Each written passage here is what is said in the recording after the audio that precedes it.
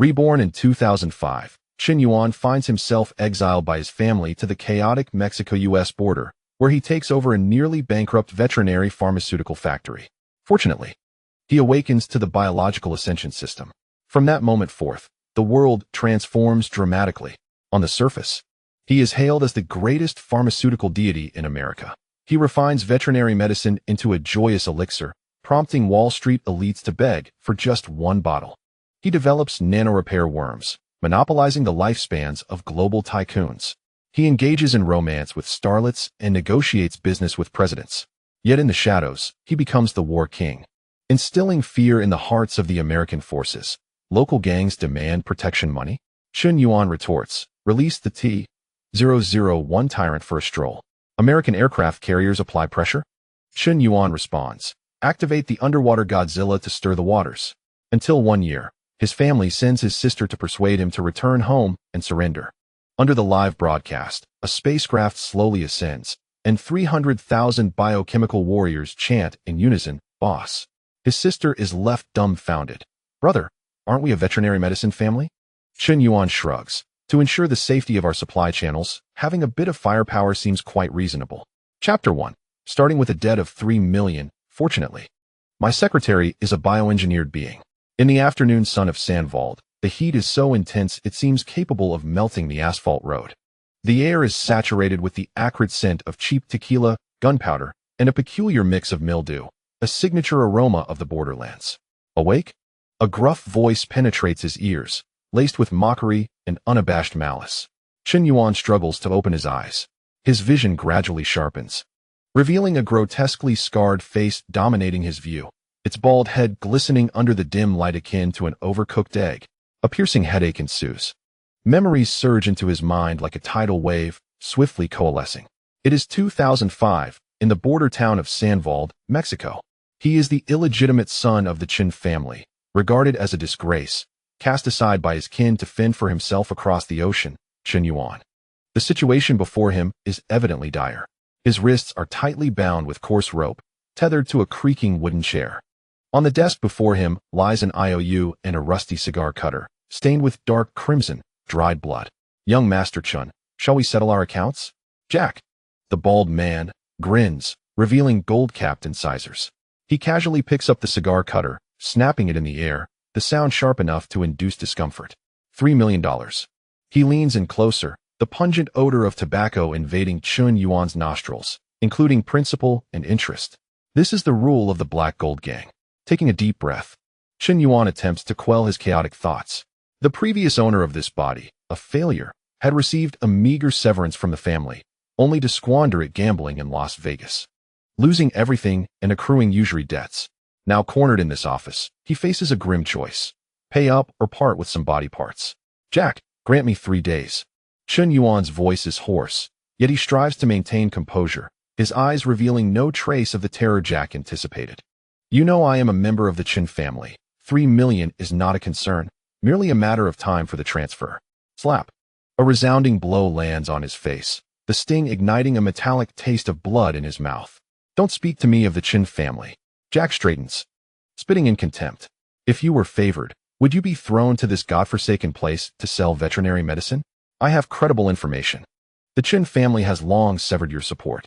You are now worth less than a stray dog here. Laughter erupts from the tattooed henchmen surrounding him.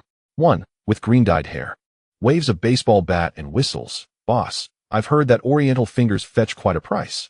Cut one off and send it back to the Chen family. Perhaps they'd pay a ransom. Excellent idea. Jack seizes Chen Yuan's left hand, forcefully pressing it onto the desk. The cold metal of the cigar cutter presses against his pinky. A sensation akin to a venomous snake slithering along his skin. Don't say I lack mercy. Jack narrows his eyes, a cruel glint flashing within. A cut here will merely sting. If you remain silent, I'll waive 100,000 in interest. Chen Yuan's heart races, adrenaline surging through him. He fixates on the rusty scissors, his mind racing. Resistance? His hands and feet are bound, and before him stand 5 armed thugs. Even if he were a reincarnated Special Forces operative, he would kneel, let alone in a body long ravaged by vice. Pleading for mercy? Jack's demeanor suggests he will not relent without bloodshed. In this moment of desperation, a cold, mechanical voice suddenly resonates within his mind. Threat to host's life detected. Biological Ascension System activating. Activation successful. Newbie gift package dispatched. Would you like to claim it immediately? Chen Yuan's pupils dilate slightly. The system. The web novel does not deceive me. The standard equipment for transmigrators has finally arrived, albeit belatedly. Claim. He mentally screams. Congratulations. Host has acquired. TX Model Liquid Metal Terminator, Bodyguard Custom Edition, X1. Note. This unit has implanted false memories, currently posing as your newly recruited personal secretary. Possessing absolute loyalty and top-tier combat, infiltration, and disguise abilities. Deployment in progress. In reality, only a second passes. Jack's cigar cutter has already penetrated Chen Yuan's skin, a trickle of blood seeping through his fingers. It seems you truly are out of money. Jack sneers. Veins bulging in his hand, preparing to exert force. Say goodbye to your finger, young Master Chen. At that moment, a soft click resonates as the heavy redwood door of the office is gently pushed open from the outside. The sound stands out starkly in the tension-filled room. All movement halts, instinctively drawing their gazes to the entrance. Contrary to expectations of a police raid or heavily armed mercenaries, a woman enters. A breathtakingly beautiful woman. Dressed in a tailored black business suit, her form-fitting pencil skirt accentuates her stunning curves, her long legs encased in sheer black stockings. And she stands tall in red-soled high heels. Cascading golden waves of hair fall casually over her shoulders, and her face is exquisitely sculpted, as if crafted by divine hands. Blending Western depth with an Eastern allure.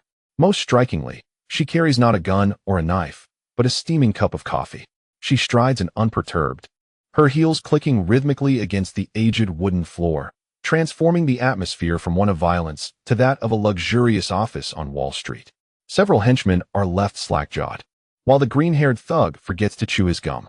Jack's hand holding the scissors freezes mid-air, his throat involuntarily swallowing. The woman approaches the desk directly, completely disregarding the intimidating gangsters and the bloodied tools of torture. Her icy blue eyes reflect only Chen Yuan's figure, leaning slightly forward, revealing a glimpse of her porcelain skin.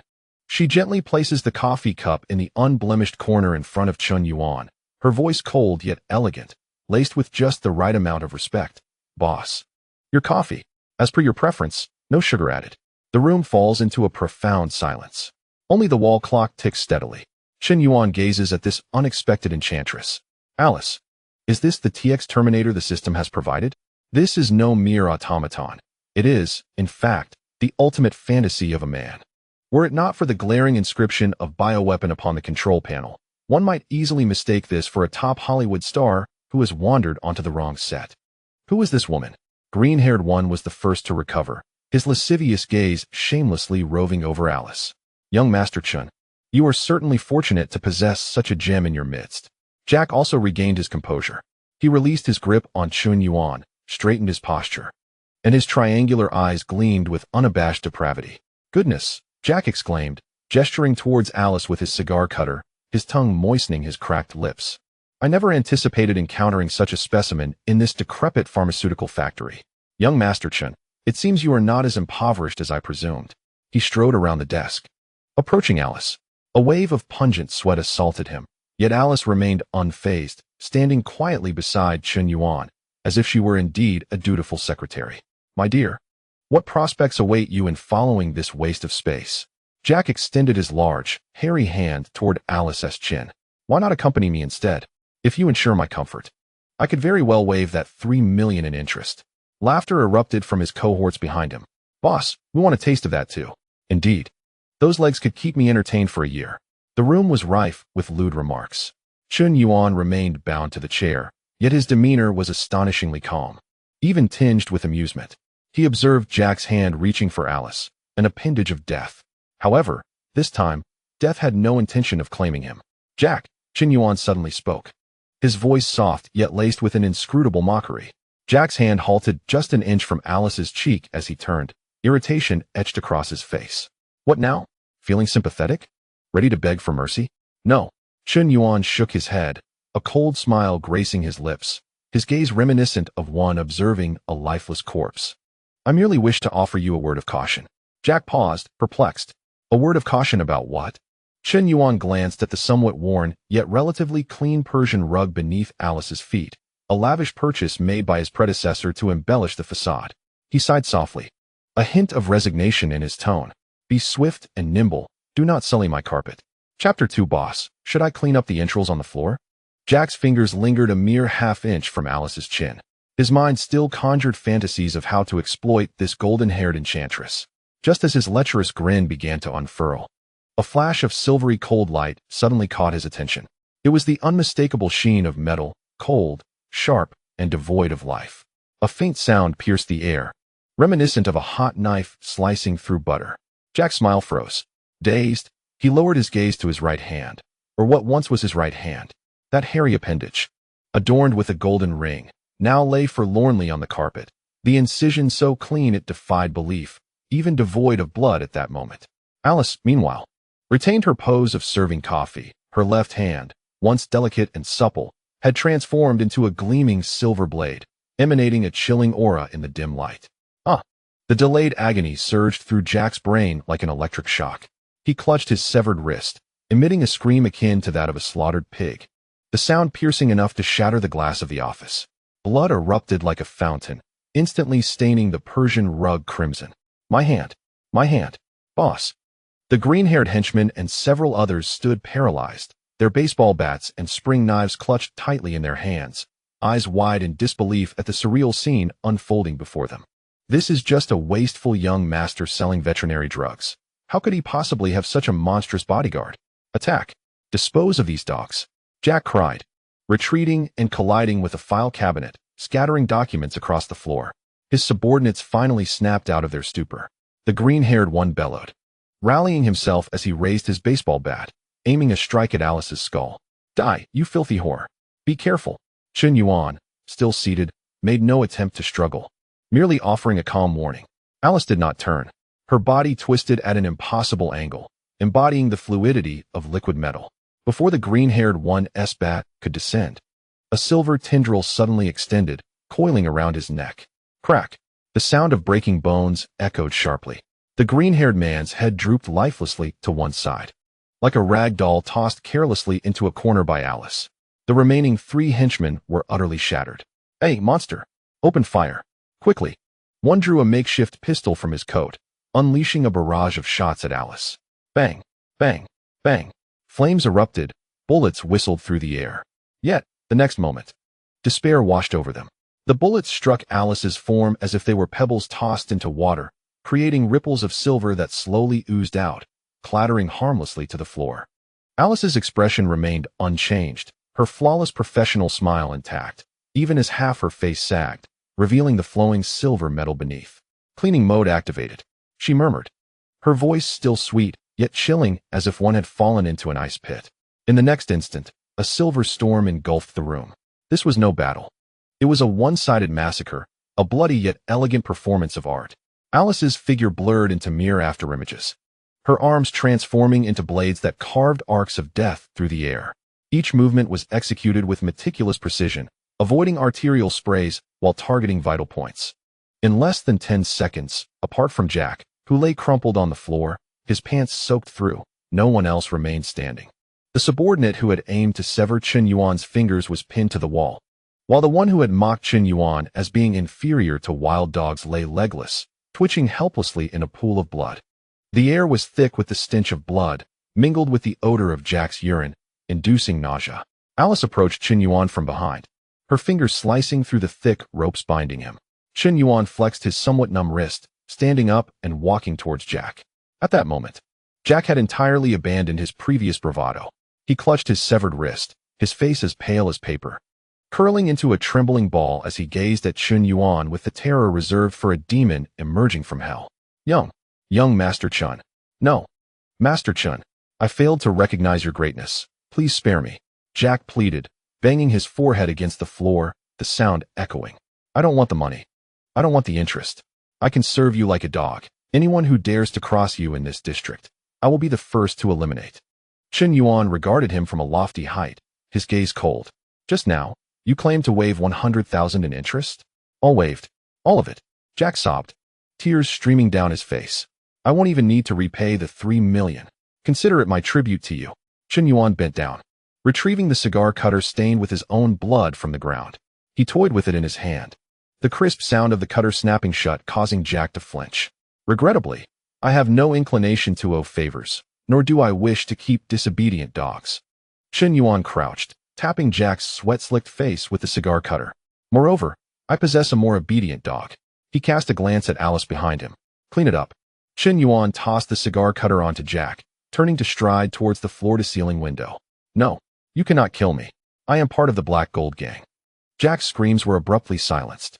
A dull thud echoed from behind, the sound of a cervical vertebra fracturing. The world finally fell silent.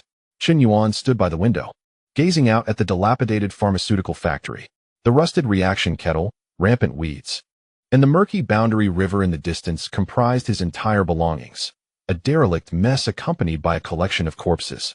Boss. A gentle voice broke the stillness. It was Alice. Chen Yuan turned around. Alice had reverted to her usual self, her expensive office attire miraculously free of any bloodstains, her hair perfectly arranged. She stood amidst the pile of severed limbs, even holding a coffee cup. She tilted her head slightly, glancing at the scattered intestines on the floor, remnants of the chaos. It seems a bit messy here, Alice remarked in a tone as casual as if she were commenting on dust on the floor. Should I clean up the intestines or replace the entire carpet? Chen Yuan couldn't help but chuckle at the surreal and absurd scene before him. Is this what the system's black technology entails?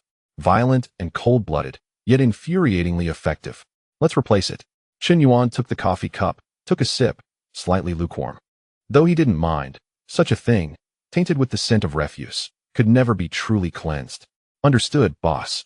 Alice nodded obediently, as if she hadn't just committed murder. Additionally, your adrenaline levels are abnormally high.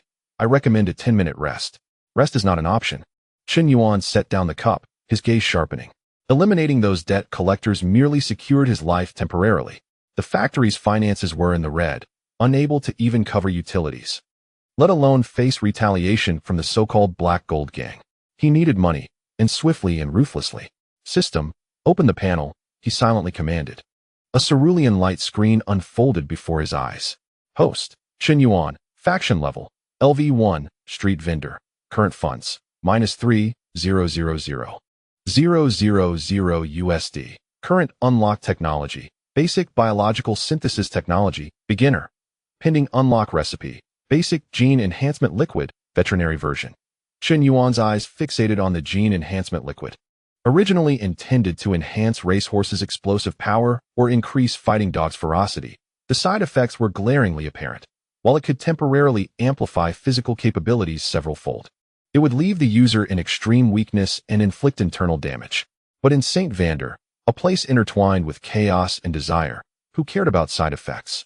Here, people needed potency, whether to survive the brutal streets or to numb themselves in cheap ecstasy. Alice, Chen Yuan approached the door leading to the underground production workshop. Forget about the intestines, follow me to the workshop. Our dilapidated factory is about to reopen. Alice inclined her body slightly, following suit. Boss, what do you need me to do?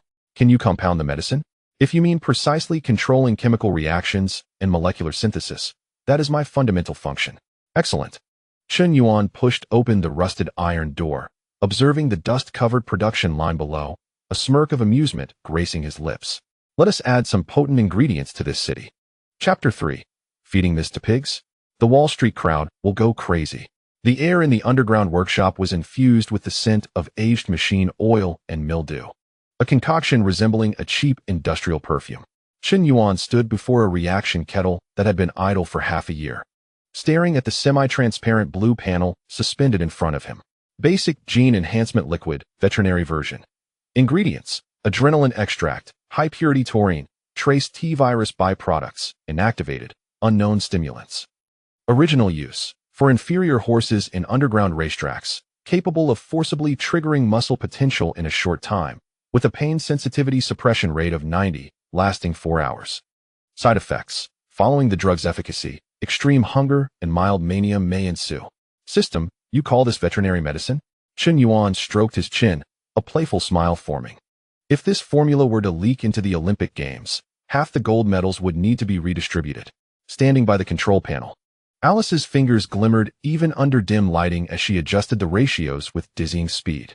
Rusty test tubes in her hands transformed into precise instruments. Boss, based on simulated calculations. If the raw liquid is injected directly into a human, the probability of cardiac arrest is 78, Alice reported, her tone as flat as a weather forecast.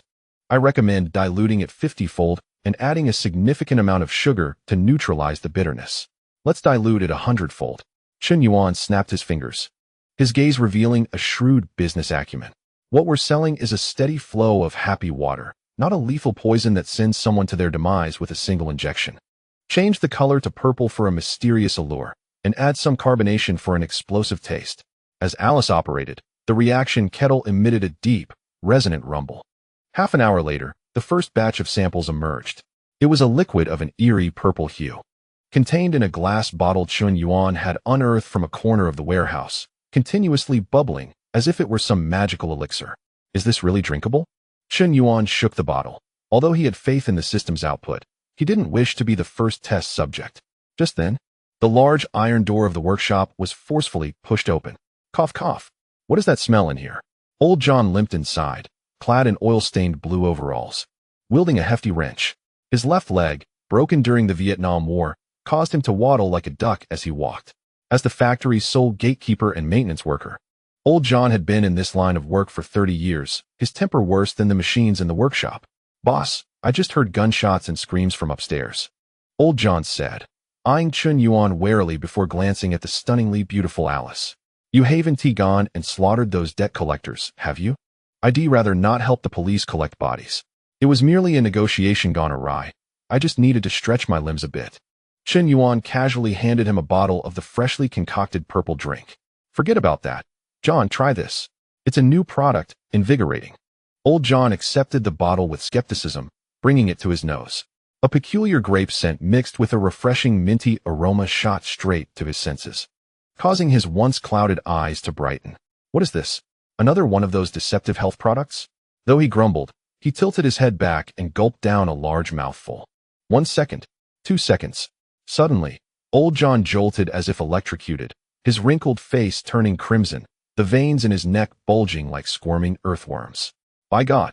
He exclaimed, tossing aside the wrench. His previously hunched back straightened with a series of cracking sounds. The sensation was akin to someone forcing a barrel of aviation fuel into the engine of his nearly obsolete body. Hot. So hot. Old John jumped in place, then stared in shock at his left leg. The limb that had throbbed agonizingly on rainy days now felt entirely devoid of discomfort, brimming with strength. He surveyed his surroundings, his gaze locking onto a derelict diesel generator in the corner. The thing weighed at least 200 pounds, typically requiring 2 strong men to lift. Old John charged toward it like a bull, wrapping his arms around the generator, bellowing, lift. Amidst the jarring metallic screeches, the cumbersome generator was effortlessly hoisted above his head. My God, I feel as though I could fell a bull. Old John bellowed with exhilaration, sprinting through the spacious workshop with the generator raised aloft. His steps as sprightly as a lad of 18. 1 lap was not enough. He completed 20 squats without even a hint of breathlessness. Leaning against the control panel, Chen Yuan observed this spectacle, his eyes sparkling with increasing brilliance. This is no mere veterinary medicine. It is akin to a money-printing machine. In this fast-paced era, who does not crave vitality? Those truck drivers who drive for 20 hours straight, the financial laborers who toil overnight on Wall Street, and the affluent youths seeking revelry until dawn. All of them yearn for this miraculous elixir.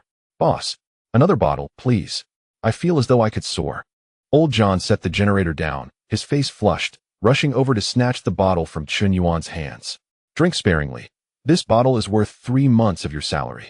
Chen Yuan sidestepped, securing the remaining potion in the safe. How do you feel? Any discomfort? Discomfort? On the contrary, I've never felt this good in my life.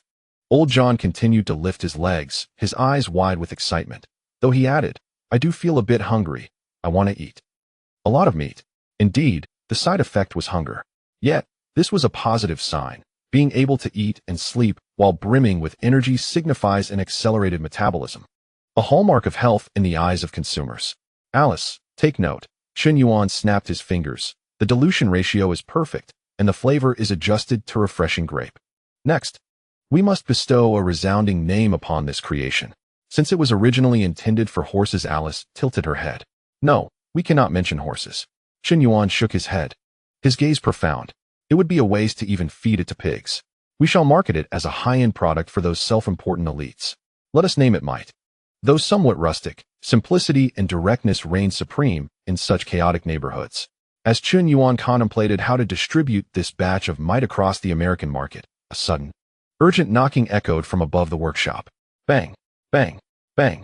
The sound resembled not a mere knock, but a battering upon the door, accompanied by a woman's fiery voice. Chun, I know you're in there. Stop hiding. If you don't open the door, I'll use my spare key. Chen Yuan paused momentarily, then broke into a wry smile. He recognized that voice all too well. It belonged to Sophia, the landlord residing on the top floor of the factory, a strikingly voluptuous woman with an equally fiery temperament. It seemed our first client had arrived. Adjusting his collar, Chen Yuan gestured for old John to tidy up the tools scattered on the floor. Let us go and meet this rent-collecting queen. Alice followed closely behind, her mechanical eyes flickering slightly. Boss, according to the data, Ms. Sophia is not only the landlord, but also the head waitress at the neighboring bar, City of Night. Head waitress? Chen Yuan halted, the amusement in his eyes intensifying. How fortuitous. Chapter 4. The beautiful landlord knocks at midnight. I heard you have a miracle drug? Bang, bang, bang. The already fragile mahogany door endured a barrage it was never meant to withstand. With a sigh, Chen Yuan rose from his chair, rubbing his throbbing temples. He had just sealed the recent batch of might into the safe, and before he could catch his breath, the creditor had arrived. Enough knocking. You'll break the door, and I'll have to pay for it. He unlatched the door. Standing outside was indeed Sophia, the landlord with a quarter Latino heritage. Clad in a delicate pink silk camisole, her feet adorned with fluffy slippers. Her chestnut waves were casually pinned up, with a few strands cascading onto her collarbone. Her porcelain skin glowing under the dim hallway lights. She crossed her arms, the already strained fabric of her attire threatening to burst, her expression decidedly displeased. Chen, if memory serves me correctly, your rent is 2 months overdue. Sophia pushed past him without hesitation, striding into the room with her long legs, and plopped down onto the leather sofa. As she settled, the hem of her nightgown rode up slightly, revealing her long, shapely legs. The total for this level and the factory below is $2,000. She extended a hand, palm up, her gaze fixed intently on Chen Yuan. Don't tell me you're broke. I heard Jack and his gang of vultures were here earlier and left with their tails between their legs. If you can handle the Black Gold gang, surely you can manage a mere rent payment. Leaning against the door frame, Chen Yuan regarded the fiery woman with a smile. Though Sophia was sharp-tongued and quick-tempered, she possessed a heart of gold. When her former partners squandered their fortune on gambling, if she hadn't turned a blind eye, Chen Yuan would have long been homeless, scavenging for scraps with stray dogs. The money will come in a few days. Chen Yuan moved to the bar, pouring 2 glasses of whiskey and handing one to her. What's this? Is City of Night not in need of your supervision tonight? Sophia, the head waitress of the largest nightclub in the vicinity, should, at this hour, be bustling about directing the bunnies to serve champagne to the patrons. Upon hearing this, Sophia deflated like a punctured balloon, downing half of her drink in one gulp and slumping into the sofa. Don't even get me started. Business is so poor I feel like cursing. She raked her fingers through her hair in frustration, exhaustion evident in her eyes. The recent economic downturn had led to a decline in clientele, with the once lavish Wall Street patrons now replaced by impoverished souls merely seeking to occupy a table. They would barely sip their drinks before nodding off or complaining about life. Are these men utterly useless? Sophia swirled the amber liquid in her glass, the contents swirling against the glass walls. And what time is it? Not yet midnight, and the dance floor is already empty. Without passion, without spending. If this week's performance doesn't meet expectations, my boss will have no choice but to fire me. Chen Yuan raised an eyebrow. Here is an opportunity knocking at your door. He set down his glass, walked to his desk, opened a drawer, and retrieved a bottle of the recently sealed purple liquid. Unlabeled, it was merely an ordinary glass bottle containing bubbling purple potion, shimmering alluringly under the light. Since you're so troubled, why not give this a try? Chen Yuan placed the bottle on the coffee table with a crisp thud. Sophia squinted her beautiful almond-shaped eyes, scrutinizing the bottle. What is this? A new type of poison? Or a cleaning agent you pilfered from some laboratory? Don't be so superficial. Chen Yuan sat opposite her, leaning slightly forward, lowering his voice to feign mystery. This is an ancient remedy from the East. I call it might. Might? Sophia nearly burst into laughter, almost spewing her whiskey onto Chen Yuan's face. That name is so corny. Are you suggesting that drinking it will transform one into Popeye? The name is merely a code name. It is the effect that truly matters. Chen Yuan remained unfazed by her mockery, gently shaking the bottle and watching the fine bubbles rise and burst. It was not a drug, nor a contraband substance, but an exceptionally potent energy drink. Even a weary donkey could run around the mill for 3 days and nights after consuming it. It specifically targets fatigue, lethargy, and... Chen Yuan cast a meaningful glance at Sophia, a lack of passion. Sophia paused momentarily, her cheeks flushing slightly. She had frequented such places for many years. What had she not witnessed? Yet, the unwavering gaze of Chen Yuan, imbued with a hint of aggression, caused her heart to race. Don't try to deceive me, Sophia said, extending her finger to lightly tap the bottle. I sell liquor, not counterfeit drugs. What if someone were to perish from it? Old John just consumed a bottle. Chen Yuan pointed downstairs. He's currently in the workshop, squatting with a generator. If you doubt it, feel free to check. Upon hearing Old John's name, Sophia's expression finally shifted. That limping old man, squatting with a generator? If that's true, then this. She bit her lower lip, her gaze oscillating between Chen Yuan and the bottle of purple liquid. The bar's business had indeed left her frazzled. If this concoction proved miraculous, even if only half as effective, it could rejuvenate her lethargic patrons. Is it truly not a drug? She sought confirmation once more. I am a legitimate businessman. Chen Yuan spread his hands. This is merely a high concentration of taurine and vitamins, with a touch of a proprietary formula. Very well. Sophia seized the bottle, as if making a monumental decision. I'll take it for a test. If it works, I'll waive your rent for a month. If anything goes awry. She rose, towering over Chen Yuan, mimicking a throat-cutting gesture, the strap of her nightgown slipping down to reveal a tantalizing expanse of skin. I'll have you castrated. With that, she clutched the bottle and stormed out in her slippers. Chen Yuan watched her sway away, a smile curving his lips, akin to a hunter reveling in the capture of its prey. He had no need to promote. In this city rife with desire and fatigue, no one could resist the relentless allure of temptation. That night, Chen Yuan slumbered soundly. Until the following morning, a barrage of knocking, more fervent than the previous night, jolted him from his dreams. Chen Yuan, open the door. Hurry. I know you're inside. Groggily, Chen Yuan glanced at the clock. It was only 6 in the morning. Irritated, he wrapped himself in a robe and made his way to the door, contemplating how to have Alice throw out this dream-disturbing intruder if it was nothing of consequence. As he opened the door a crack, a fragrant breeze rushed in. Sophia collided directly into his embrace, the impact nearly toppling him.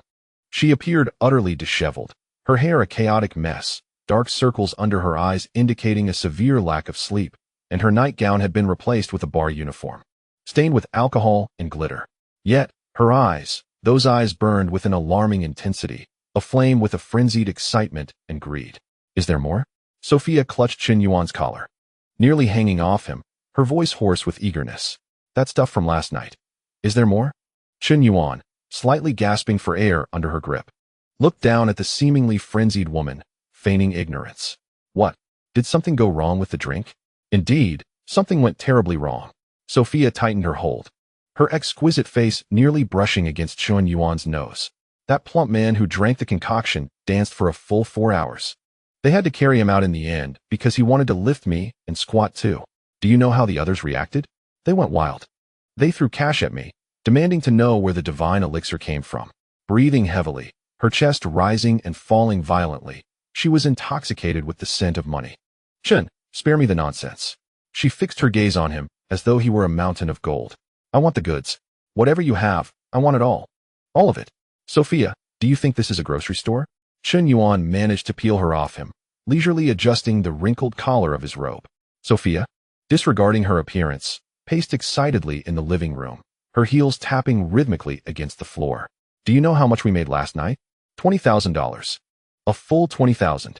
She spun around, her eyes sparkling, her bosom rising and falling dramatically. Not only did he obliterate the bar tab, but he also tipped every server generously. If his wife Henti dragged him away with 2 bodyguards, he would have tried to buy the pole from the bar as a souvenir. Chen Yuan lounged on the sofa, legs crossed, observing the frenzied woman with unperturbed calm. This had been anticipated. In this city, saturated with oppression and fatigue, dopamine was the most valuable currency. So, Chen, don't play those games of desire with me.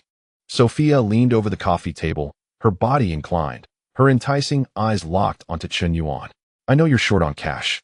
This dilapidated factory of yours needs utility payments, labor costs, and you still owe those creditors. Although Jack is dead, the others are still around. She inhaled deeply, laying her cards on the table. I can be your exclusive agent. As long as it's sold in Night City, we split the profits 50-50. What do you say? 50-50. Chen Yuan chuckled softly, toying with an empty wine glass. Sophia, are you being a bit too greedy? I have the product. I could easily distribute it at any truck stop or underground casino. Why should I give you half? Because I have the channels, Sophia replied, biting her lip as if making a crucial decision. And I can help you fend off some trouble. For instance, that insatiable Sheriff Carlos. Just as she finished speaking, a blaring siren echoed from downstairs, followed by old John's frantic shouting and the sound of hurried footsteps. Damn! Speak of the devil. Sophia's expression shifted, and she hurried to the window for a glance before turning back to Chen Yuan. It's Carlos, and he has brought at least 10 officers. It must be because Jack's affairs were left unresolved. Someone reported it. She anxiously grabbed her coat. You should escape through the back door. I'll distract them. Sit down. Chen Yuan's voice was low, yet carried an undeniable authority. He displayed no signs of panic. Instead, he retrieved a hefty black briefcase from the safe beneath the coffee table. It contained a neat sum of $200,000 in cash, the compensation he had scavenged from Jack's corpse. Sophia, in this world, only the dead need to run. He patted the case, a meaningful smile gracing his lips. The living need only negotiate. 2 minutes later, the office door was violently kicked open. A portly, brutish middle-aged sheriff stormed in, flanked by several officers with hands resting on their holsters. Sheriff Carlos, the infamous vampire of St. Vard. For the right price, he could overlook murder and arson, but deprive him of money, and he would imprison you for merely spitting on the ground. Chen, we have received reports of a severe brawl here, and allegations of illegal confinement. Carlos bellowed as he entered, his murky eyes scanning the room before landing on Sophia, a lewd grin spreading across his face. Oh, Miss Sophia is here too? It seems our young Master Chen is living quite well. Sophia grimaced in distaste, instinctively retreating behind Chen Yuan. He sat behind the desk, hands clasped, feigning innocence as he regarded the uninvited guests. Sheriff, I believe this is a misunderstanding. Misunderstanding? Carlos let out a cold laugh, striding towards the table with determination. My informant witnessed Bald Jack entering your factory with 5 men, and they never emerged again. Would you care to explain their whereabouts? Have they ascended to meet their maker? Almost. Chen Yuan shrugged, his tone as casual as discussing the weather. Mr. Jack indeed visited. We engaged in a remarkably candid business negotiation. Ultimately, he came to a profound realization regarding his misdeeds, not only absolving my debts, but also deciding to reinvent himself in a distant locale. Nonsense. Carlos slammed his hand on the table, his jowls quivering. Are you mocking me? Everyone in St. Valder knows Jack is a mad dog. Reinvent himself? Only if he is dead. Search. I want a thorough search. Even if we must dismantle this wretched factory, we will uncover the body. With a wave of his hand, the officers behind him prepared to act. Wait. Chen Yuan interjected suddenly. He placed his hand on the black briefcase and gave it a gentle push. The case glided across the smooth surface of the table, halting perfectly before Carlos. Sheriff, where's your search warrant? Chen Yuan inquired with a smile. Without one, this would be considered trespassing. Of course, if it's for the sake of ensuring local businesses maintain safety standards, as a taxpayer, I would wholeheartedly welcome it. Carlos paused, glancing at the black case and then into Chen Yuan's tranquil eyes. Years of professional intuition told him that the contents of the case were certainly not mere local specialties. He gestured for his men to halt and suspiciously cracked open a seam of the case. A mesmerizing shade of green caught his eye. Carlos's breath quickened. The thickness inside suggested at least $50,000, his salary for 2 years. Cough, cough. Carlos swiftly closed the case, his previously menacing demeanor vanishing, replaced by a practiced, albeit greedy smile. Well, Mr. Chen is indeed correct. We are here to conduct safety inspections. After all, public safety has been rather concerning lately. Understood, completely understood. Chen Yuan retrieved another case from beneath the table. This time, it contained a shipment of packaged veterinary medicine. In addition to supporting the police department's initiatives, I have prepared some small gifts. Chen Yuan produced a bottle of energy drink, twisting off the cap and offering it to Carlos. This is our factory's newly developed animal nutritional supplement for officers who must patrol for long hours. It effectively alleviates fatigue and enhances work efficiency. Carlos accepted the bottle, skeptically sniffing it. The familiar grape aroma reminded him of the rumors he had heard the previous night in Night City, tales of a mystical elixir that could invigorate one for the night. Could this be it? Animal medicine? Carlos squinted, his keen gaze revealing his shrewdness. Might it cause any adverse effects? Sheriff, you jest. Chen Yuan gestured towards the imposing yet silent Alice beside them. We are a legitimate veterinary pharmaceutical company. Every product bears a legal approval.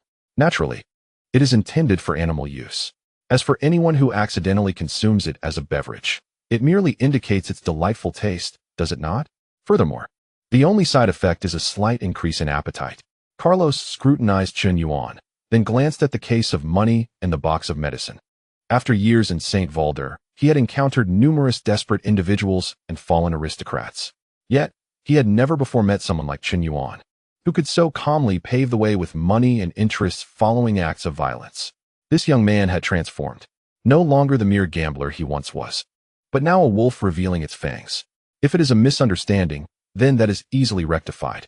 Carlos discreetly lifted the case of money, his movements so practiced that they were almost painful to watch. Jack, that scoundrel, being missing was a service to the community. As long as I do not have to see the body, as long as I am not put in a difficult position, we can consider this matter settled. He lifted the bottle of energy drink and took a swig. Moments later, a surge of energy coursed through his weary body, clearing his muddied gaze. A splendid product. Carlos couldn't help but exclaim, feeling his backache vanish, his legs no longer sore, even contemplating capturing a few drug dealers for practice. I want as much of this as you can provide. Carlos hoisted the case of medicine as well, but just before leaving, he paused and turned back to give Chen Yuan a meaningful glance. Chen, as a gesture of goodwill, I shall share a tip. The truck drivers' union at the docks is on strike. Those drivers would consume anything to hit the road. If you could sell this to them. Carlos licked his lips. It would be far more profitable than selling small amounts in a bar.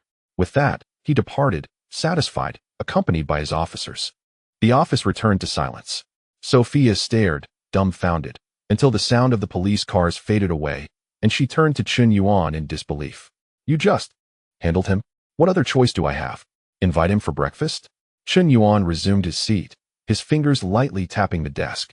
Sophia, remember this. In this place, there is nothing that money cannot resolve. If there is, it is merely a matter of insufficient funds.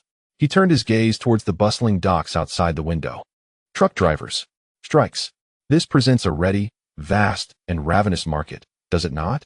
It seems our first fortune will be garnered from these truckers. Chen Yuan snapped his fingers. Is Victor here? Have him come see me. We are about to commence our endeavor. Chapter 6. Our first fortune. Selling joyful water to truck drivers. Victor is a rather unique character. Clad in a wrinkled Hawaiian shirt and flip-flops, he resembles a tourist returning from a beach holiday. Yet his eyes constantly scan the surroundings like radar, a testament to his profession. As a former CIA operative and intelligence dealer in South America, Victor found himself pursued after becoming entangled with the mistress of a notorious drug lord, ultimately landing in the desolate St. Valder. So, boss, you mean for me to sell beverages? Victor held the bottle of purple energy drink, his expression one of bemusement. I thought you sought me out for arms dealing, or at least smuggling contraband. Arms will come later. Chen Yuan, seated behind his desk, pointed to a map of the United States on the wall, tracing the major interstate highways with his finger. But for now, we must first capture the bladders and stomachs of the truck drivers. Do you know what these folks are thinking? Chen Yuan leaned forward, his voice laced with persuasion. They are paid by the mile. The longer they drive, the more money they earn, to cover car payments and support their families. They would prop their eyelids open with matchsticks if they could. Give them this bottle. Tell them that with it, they can drive nonstop from Texas to New York without sleeping, without stopping, and without even a thought for women. Only the urge to keep driving. Victor paused momentarily before breaking into a grin.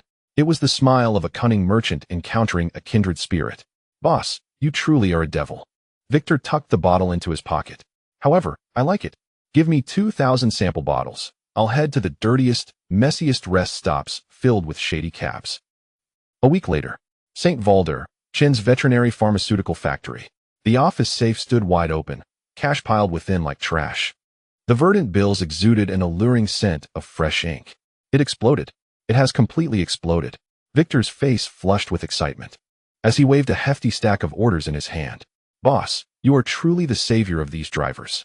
Now, when drivers meet on the I-10 highway, the first question is no longer have you eaten, but rather do we have more of that energy drink. These lunatics, some have driven for a staggering 28 hours straight after consuming it.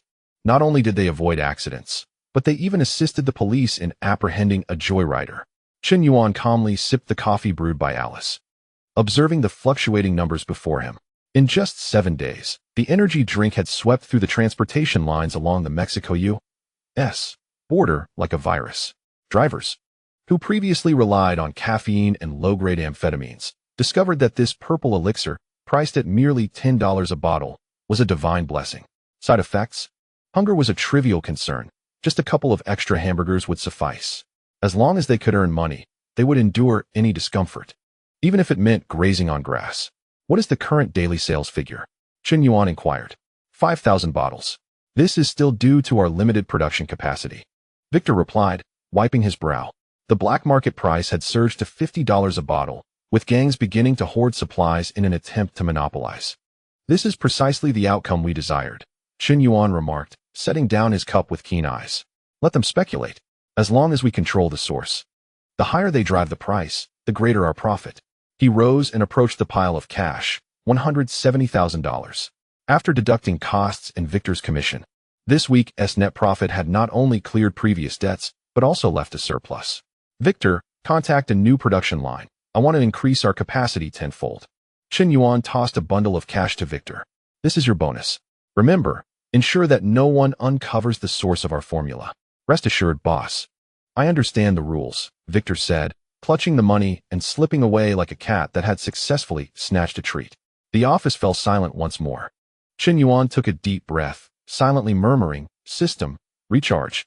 As the cash evaporated into thin air, a semi-transparent blue interface illuminated before him, shining even more brilliantly than before. Funds injected successfully. Current funds, 1,200,000 USD. Congratulations, host. Funds have met the standard, elevating your influence level to LV2, District Bully. New module unlocked. Biological Weapon Research Center, Basic. New units unlocked. T-800 Tyrant, Mass Production Model. Zombie Hound, Patrol Model. A low, mechanical voice echoed within Chen Yuan's mind, accompanied by a torrent of complex data flows, the blueprints for biological weapon manufacturing. No longer were they mere high-end goods disguised as beautiful bodyguards. These were true, pure killing machines designed solely for warfare. The time had finally arrived. Chen Yuan clenched his fists, sensing a certain power awakening within him. Though he now possessed wealth and the cash cow of energy drinks, he understood this was merely the calm before the storm. The cake was too large enough to attract the greedy wolves lurking nearby. Jack was just a minor player. The black gold gang he represented, along with the envious drug lords from neighboring districts, would not allow him to monopolize this fortune. Just then, Alice, who had been quietly standing in the corner, suddenly lifted her head. A flicker of red alert glimmered in her ice-blue eyes. Boss, detecting unusual vibrations. Her voice remained sweet, yet her pace quickened. 500 meters from the factory, 12 heavy pickups are approaching at high speed. Thermal imaging indicates approximately 50 armed personnel on board. Chen Yuan approached the floor-to-ceiling window. In the distance, a yellow plume of dust billowed along the highway. The pickups were adorned with exaggerated skull graffiti, and the truck beds were filled with thugs brandishing AK-47s and machetes. The lead vehicle even mounted a heavy machine gun. The Wolf Pack, an armed faction under the Black Gold Gang, and Jack's immediate superior. It seemed that the path to wealth was fraught with peril. Yet, rather than fear, a savage smile crept across Chen Yuan's face as he observed the approaching dust cloud. It was perfect timing. The system had just unlocked a new toy, and he had no qualms about testing it on these unsuspecting mice. Alice, he called, turning towards the elevator leading to the underground laboratory. Activate the incubation chamber. Let those two giants breathe some air. Understood, Alice replied, a cruel smile gracing her lips, incongruous with her beauty. The T-800 tyrants are ready and disengaging from sleep mode. Additionally, boss, the sheriff just sent a text inquiring if you require assistance, Alice added. Chen Yuan scoffed, pressing the elevator button. Tell him it's unnecessary. Tonight, this place will only host hunters and prey. If he wishes to live, he should keep his distance. The elevator doors closed slowly, descending Chen Yuan into the depths below. There, two towering gray-white behemoths, exuding an aura of dread, were slowly awakening their pupil-less eyes. Chapter 7. System. Is this what you call basic security? On the third underground level, once an abandoned cold storage of the pharmaceutical factory, the air was thick with the chilling mist of liquid nitrogen leaks, biting cold. However, to Chen Yuan, this was the most reassuring place in all of St. Verdel, as both his wealth and life were secured here. Biological Weapon Research Center, BASIC. The words flashed before his eyes as the heavy metallic gates creaked open, revealing a sci-fi-like space. No longer were there rusty reaction kettles. Instead, two rows of massive cylindrical glass incubation chambers filled with pale green nutrient solution illuminated the dim basement, casting the slumbering giants within in a light reminiscent of ancient deities. Is this what I wanted for basic security?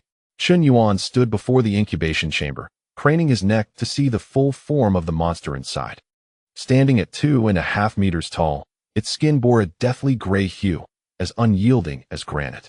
Its muscles were not exaggerated like those of a bodybuilding champion, but rather resembled steel cables twisted together, brimming with explosive power. Most unsettling was its right hand, which could no longer be referred to as a hand. Gigantic bone spikes penetrated the skin, forming a claw-like structure, a natural weapon designed for tearing through armor. System, do you have a misunderstanding of the term security? Chen Yuan couldn't help but complain. I merely wish to recruit some capable bodyguards. Even retired special forces would suffice. Are you suggesting I level St. Verdel to the ground with this? T-800 Tyrant, prototype and initial result of biosynthetic technology. Possesses basic intelligence, complete pain insensitivity, skin hardness comparable to light armor, and single-arm strength reaching 3 tons. System commentary. In a world rife with malice, an appropriate surplus of firepower is the greatest respect for life. Surplus of firepower? Chen Yuan gazed at the bald-headed monster in the incubation chamber, his mouth twitching involuntarily. Is this what you call a surplus? This is an overflow of firepower. Alice approached the control panel, her slender fingers dancing across the keyboard. Boss, while its appearance may be somewhat rugged, its practicality is undeniable. She pressed the red, awaken button, adding, considering the guests approaching outside. I believe their arrival is quite timely. With a hissing sound, the pressure relief valve opened, quickly draining the nutrient solution from the incubation chamber. The glass cover slowly lifted. The two tyrants, previously motionless like sculptures, suddenly stirred. They gradually opened their eyes, void of pupils. Only a chaotic white that emanated a suffocating sense of oppression in the dim light. Boom. The tyrant one took a heavy step, the specially crafted alloy floor groaning under the strain. It lowered its head, gazing at the human before it, barely taller than its chest, and then slowly knelt on one knee. This gesture bore an odd sense of solemnity, reminiscent of a medieval knight pledging fealty to a sovereign. Following suit, Tyrant 2 also knelt. Two colossal behemoths lay prostrate at Chen Yuan's feet, awaiting his command. Chen Yuan inhaled deeply, the exhilaration of dominion momentarily overshadowing his previous urge to scoff. This is power. In a world governed by the survival of the fittest, only such absolute force can safeguard the mountains of amassed wealth. Rise, he commanded, waving his hand nonchalantly. Though their appearance was somewhat grotesque, upon closer inspection, they possessed a certain rugged handsomeness. He approached Tyrant 1, tapping its iron-like chest, producing a dull thud. Since they were security, they ought to exhibit a semblance of security. Chen Yuan turned to Alice, instructing her to procure 2 sets of attire for them. They can't go out bare like this. Scaring the children is one thing, but disturbing the public decorum is another. In the warehouse, only a few oversized protective suits previously worn by workers and a couple of welding masks remained. Alice pointed to a pile of miscellaneous items in the corner, indicating that they could be squeezed into those. Let them make do, Chen Yuan remarked, adjusting his suit and tie, his gaze gradually growing cold. After all, they were about to attend a raucous soiree tonight. Meanwhile, below, 12 pickup trucks had breached the pharmaceutical factory's imposing iron gates, rampaging through the grounds like a herd of frenzied buffalo, stirring up clouds of dust that obscured the sun. The screech of tires filled the air. Doors flung open, and dozens of heavily armed gang members leapt out, brandishing AK-47s, shotguns, and even a few brandishing RPG launchers. Their faces alight with bloodthirsty grins. The leader, a burly man adorned with a bushy beard, known as Wild Dog, was infamous in the area as a butcher, reputedly relishing the act of decapitating his enemies to use their heads as bowling balls. Is this the pharmaceutical factory run by that kid Chen Yuan? Wild Dog spat out his cigarette, but, crushing it underfoot, his greedy eyes scanning the surroundings. Rumor had it that this kid had recently struck it rich with that so-called mighty water selling for hundreds of thousands of dollars a day. Boss, it's actually millions. A subordinate corrected him. What does it matter if it's millions? Wild Dog raised his golden Alaska, unleashing a barrage towards the office building's windows. Today, everything here belongs to me. Brothers, charge in. Men to the dogs, women to warm my bed. Empty the cash. The gang erupted in a primal howl, surging towards the office building like a tidal wave. At that moment, the office building's grand doors slowly swung open. Contrary to expectations, no bodyguards rushed out to retaliate, nor were there cries of surrender. Instead, a young man clad in a sharply tailored suit, holding a glass of red wine, stood elegantly on the steps, as if welcoming guests to a banquet. Chen Yuan. He gazed down at the pack of ravenous thugs without a hint of fear, gently swirling his wine glass as though observing a group of pigs yet to be served. Good evening, everyone. His voice, though not loud, resonated clearly amidst the cacophony of gunfire. While I would love to welcome you as guests, might I suggest that your method of entry is rather crude? Wild Dog paused, then erupted in laughter. Crude? Ha! Has this kid lost his mind from reading too much? He aimed his gun at Chen Yuan's forehead. Not only am I crude, but I'll also send you to meet your maker. Fire. The air filled with the sound of gunfire. Yet at the moment the bullets were about to strike Chen Yuan, two massive shadows surged forth from the darkness on either side of the entrance, blocking Chen Yuan like two moving walls. The bullets struck the two colossal figures, producing a shower of sparks and a metallic clanging sound. Before they fell harmlessly to the ground, the gunfire gradually ceased. Everyone stood dumbfounded. As the smoke cleared, the true forms of the two monsters were revealed. Clad in nearly bursting black protective suits and wearing welding masks adorned with skull designs, their towering heights of 2.5 meters made them stand out amidst the crowd like cranes among chickens. They were the gatekeepers from hell. What in the world are those? Wild Dog felt his throat dry, his hand trembling slightly around his gun. Chen Yuan leaned out from behind the tyrants, raising his wine glass with a slight smile at the stunned crowd. Allow me to formally introduce my newly hired security. Though they may have a temper, they are quite enthusiastic when it comes to uninvited guests. Close the door. He snapped his fingers lightly, his tone as cold as if it emerged from the abyss. Release the hounds. Chapter 8. The T-800 tyrant is unleashed. It's merely a child. With a sharp crack, the enormous floor-to-ceiling window on the second floor shattered into countless shards. The crystalline fragments rained down like a storm, clattering onto the expensive carpet, reflecting the chaotic flames outside. Shoot! Blast this place to smithereens. Below, Wild Dog's voice, akin to a broken bell, pierced through the gunfire, filled with a frenzied excitement. Turn this decrepit building into a sieve. Let us see how long that Chen kid can hide. It must be said that although these thugs from the Mexican border possessed zero tactical acumen, their ability to create noise was second to none. Dozens of AK-47s fired simultaneously, the flames intertwining in the night like an impenetrable net. Bullets rained down on the office building's facade, sending bricks flying and dust swirling. Chen Yuan stood in the shadow by the window, observing the shattered wine glass at his feet, his brow slightly furrowing. That was a fine crystal glass, worth $300. Such uncouth individuals. He brushed the dust from his suit sleeve, his gaze devoid of any fear. Only an irritation akin to being disturbed by a fly. Alice stood silently behind him, slightly leaning forward, ready to respond to any stray bullets that might breach the walls.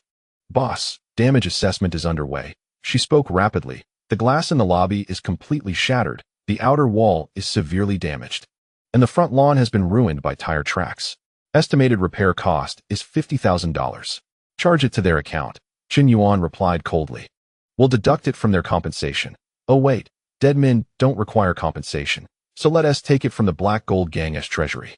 The gunfire below gradually diminished. Perhaps these thugs believed they had turned everyone inside into mush, or they needed to reload. Amidst the swirling smoke, Wild Dog arrogantly placed a foot on the hood of a pickup truck, shouting into a megaphone, "Chen Yuan, stop hiding like a turtle. Come out and bow 3 times to me. Hand over the formula, and I might consider leaving your corpse intact." In response, a chilling electric crackle filled the air. The office building's top broadcasting system suddenly activated. Then, the heavy, rusted workshop rolling door emitted a groaning sound of metal under strain. The sound was slow and deep, akin to some colossal beast from the depths sharpening its teeth. The Wolfgang's gunmen instinctively halted their fire, dozens of eyes fixated on the slowly ascending iron door. Darkness. Behind the door lay an unfathomable abyss. Quit with the theatrics. Wild Dog spat, raising his RPG rocket launcher, aiming it at the pitch-black opening. Blast it. Just as his finger was about to pull the trigger. Boom. The ground trembled. It is not an illusion. It is a genuine tremor, akin to a heavy hammer striking forcefully at the hearts of all present. Suddenly, a colossal shadow emerged slowly from the darkness. Every eye widened in disbelief, even breath forgotten. Was that a person? Standing at least 2.5 meters tall, muscles bulged like granite, straining against a clearly hastily assembled XXXL black suit that seemed on the verge of bursting. The taut fabric pressed against those terrifying muscle masses emitted a lament as if it could tear apart at any moment. Upon its head rested a ludicrous black hood, revealing only 2 pale, expressionless eyes. It moved slowly, each step causing cracks to form in the cement beneath it. What is this creature? Wild Dog stood frozen, forgetting to fire the RPG in his hand. He had encountered drug lunatics and monstrous bodybuilders from the gym, yet had never seen anything exuding such an aura of oppression. It was akin to a tank clad in human skin. Fire! What are you waiting for? Fire! Wild Dog was the first to react, instinctual fear screaming within him. The gunfire erupted once more, dozens of tongues of flame licking at the enormous figure. However, the scene that unfolded in the next moment shattered everyone's worldview. The bullets struck the creature's body, but there was no explosion of flesh. Not even a single wound remained. The sound rang out, crisp as hail striking steel.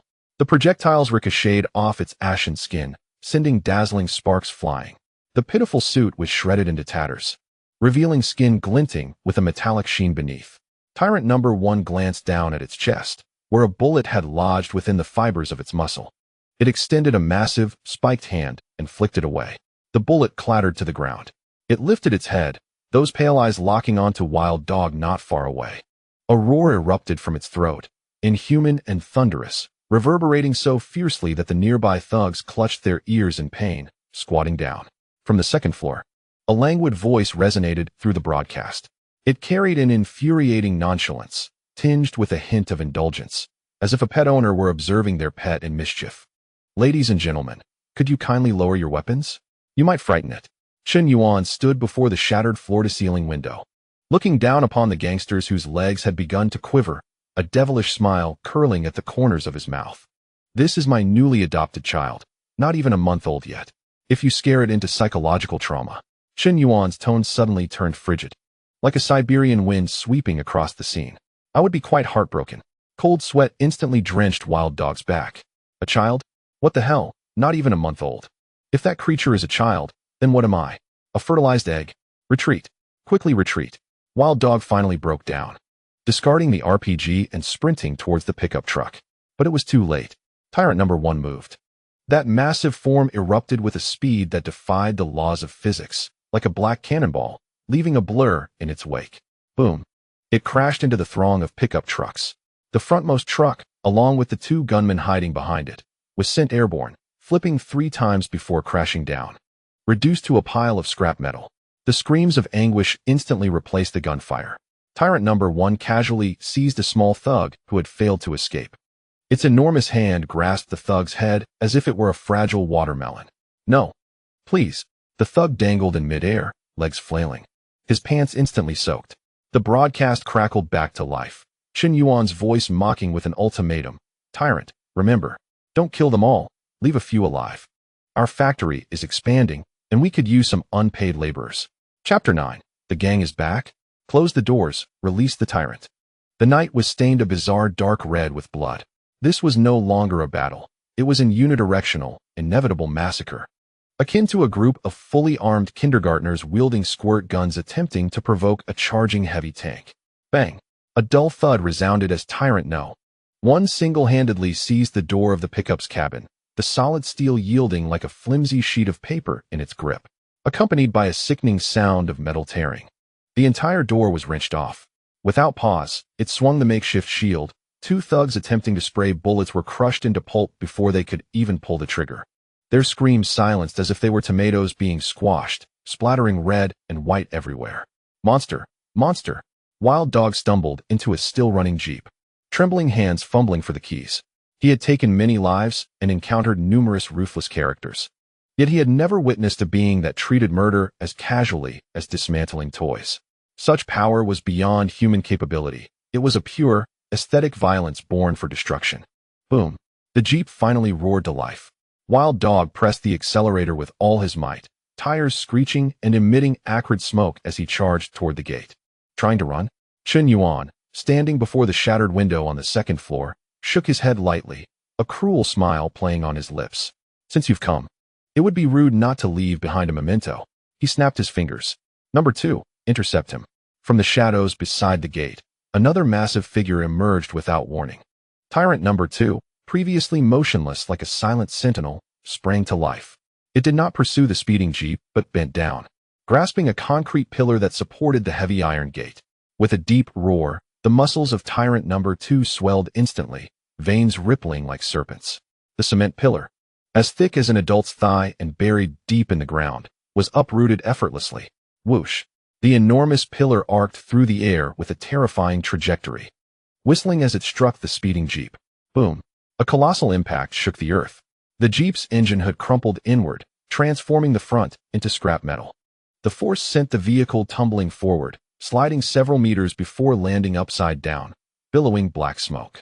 Wild Dog, bloodied and battered, crawled out through the mangled window. Before he could steady himself, a massive foot landed heavily on his chest. Cough! Blood spewed forth, mingled with fragments of his insides.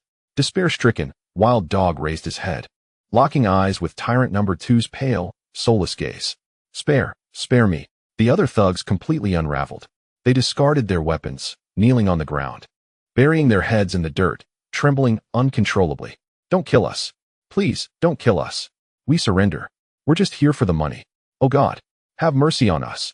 The cries and pleas echoed throughout the scene, which had transformed into a hellish battlefield. Dozens of pickups lay in ruins. 7 or 8 mangled corpses sprawled across the ground. The air thick with the nauseating stench of blood and charred. Chen Yuan slowly descended the stairs. Alice followed behind him, elegantly holding a slightly cracked wine glass as if she were surveying her own garden. He approached the Wild Dog, gesturing with his hand. Tyrant number 2 stepped aside, but the suffocating sense of oppression still enveloped the scene. So, you're the Wild Dog? Chen Yuan crouched down, observing the gang leader, who was now merely exhaling without inhaling.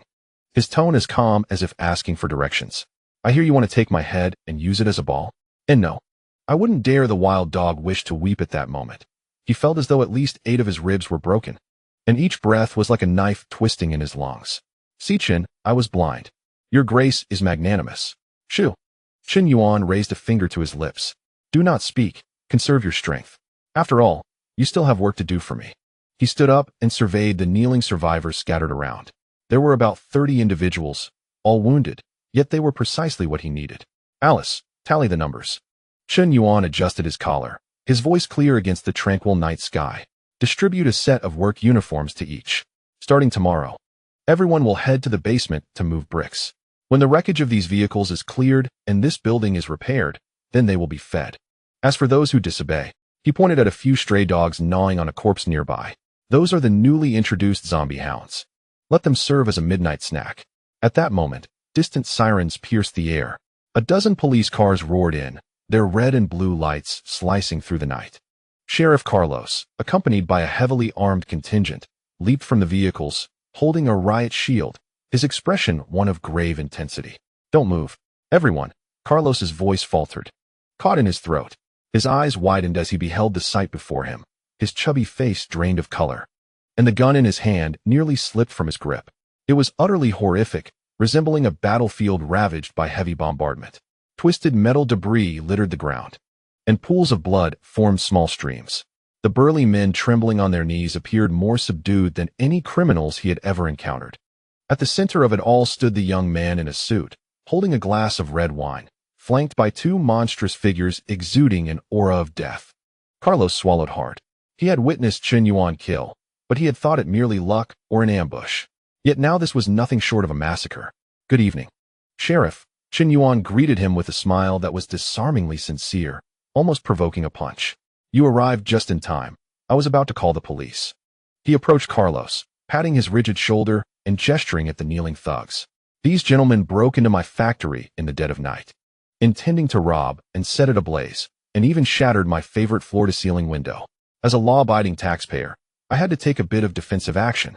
Leaning closer to Carlos's ear, his voice lowered yet imbued with an undeniable chill, he said, "Officer, this is self-defense, isn't it?"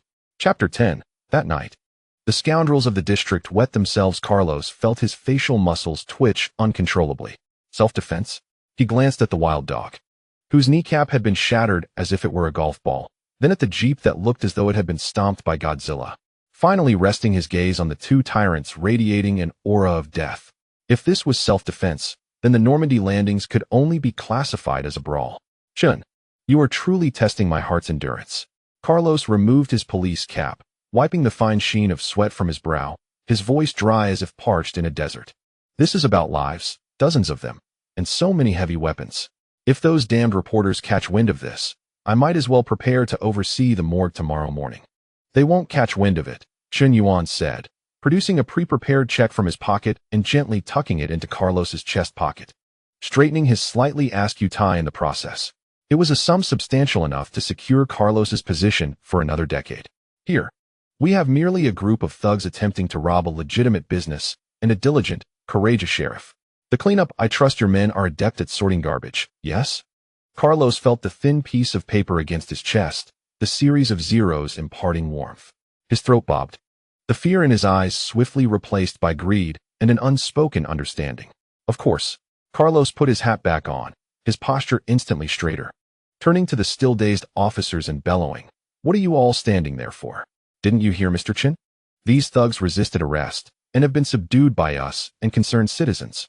Take the living away in cuffs, bag the dead, clean it up nicely. We can't let it affect operations tomorrow."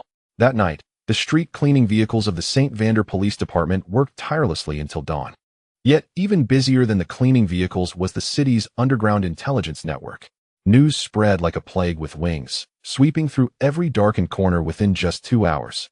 Those who had been lurking in the shadows, waiting for Chen Yuan and the Wolf Gang to exhaust each other before swooping in to collect the spoils, now shrank back into the darkness, afraid to even breathe. They had witnessed the slaughter. No, it was not merely slaughter. It was a dimensional reduction strike. In a dilapidated tavern 2 streets away from the drug factory, several small gang leaders who had just caught wind of the events huddled together, their faces more ashen than if they had lost their own mothers. "Are you saying that kid has raised 2 monsters?" A burly man with tattooed arms trembled, spilling his drink, while the wild dog had been beaten to a dead dog. "Monsters? More than that." The informant, his eyes wide with terror as if he had seen a ghost, recounted, "I saw that suit-clad giant uproot a concrete pillar with one hand. That was a concrete pillar. Even the Hulk would need to catch his breath." Silence. An oppressive stillness enveloped the table. They had initially been deliberating on how to extort a sum from Chen Yuan, considering that his recent success was akin to a gold mine. But now, it was apparent that this was no gold mine. It was merely a crematorium masquerading as one. "Let us go?" The tattooed man suddenly stood, slamming his glass down on the table. "Where to? Boss, are we abandoning our turf? To hell with that. With our lives at stake, I won't be guarding this turf." As he stormed out, he cursed, "Notify the brothers. We're moving. Southward. The further away from that Chen lunatic, the better. I'd rather sell tacos in Tijuana than risk having my head crushed by that thing." A similar scene unfolded in every neighborhood surrounding the drug factory. That night, St. Vander witnessed a spectacle. The typically brazen thugs scurried away like startled cockroaches, laden with bags and driving battered pickups, fleeing the district under the cover of night. They didn't dare utter a harsh word. fearing that the terrifying Oriental would unleash his two hellhounds to hunt them down.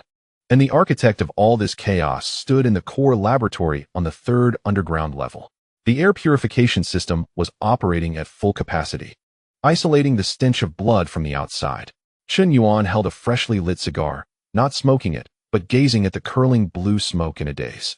Before him loomed mountains of cash in U.S. dollars. On the left lies the revenue amassed from selling powerful elixirs, while on the right is the ill-gotten wealth scavenged from a few wrecked pickup trucks belonging to the Wolf Gang. Together, they amount to a staggering $3 million. Behind this mountain of money, the Tyrant 1 and Tyrant 2 stand silently, their wounds visibly healing at an astonishing rate, fresh tissue burgeoning beneath the bullets-riddled skin. This formidable self-healing ability sends a shiver down the spine of Chen Yuan, the mastermind behind it all. "Boss, here is tonight's battle damage report." Alice approached, holding a tablet. The screen's glow illuminating her flawless visage with a cool elegance. The two tyrants have consumed 30 of their energy and require a replenishment of high-energy nutrient solution. Additionally, the zombie dogs may need deworming due to their consumption of unsavory items. Deworming? Chen Yuan chuckled to himself, flicking the ash from his cigar. "Let us give them the finest medicine. They are our heroes." He stepped forward to the pile of money, casually grabbing a bundle of cash and inhaling its intoxicating scent. In the past, he might have used this fortune to indulge in luxury cars, chase after starlets, and revel in a life of opulence. However, now, gazing at the two silent war machines behind him, a grander ambition was surging within him. Once, he merely aspired to be a wealthy gentleman, trampling over those who looked down upon him from the Chen family. But now, he realized he could achieve so much more. In this chaotic, lawless land, the law serves merely as a tool for the powerful, while violence is the sole passport. As long as he wielded this advanced biotechnological prowess, he was a god in this realm. "Alice," Chen Yuan turned, his gaze fiery.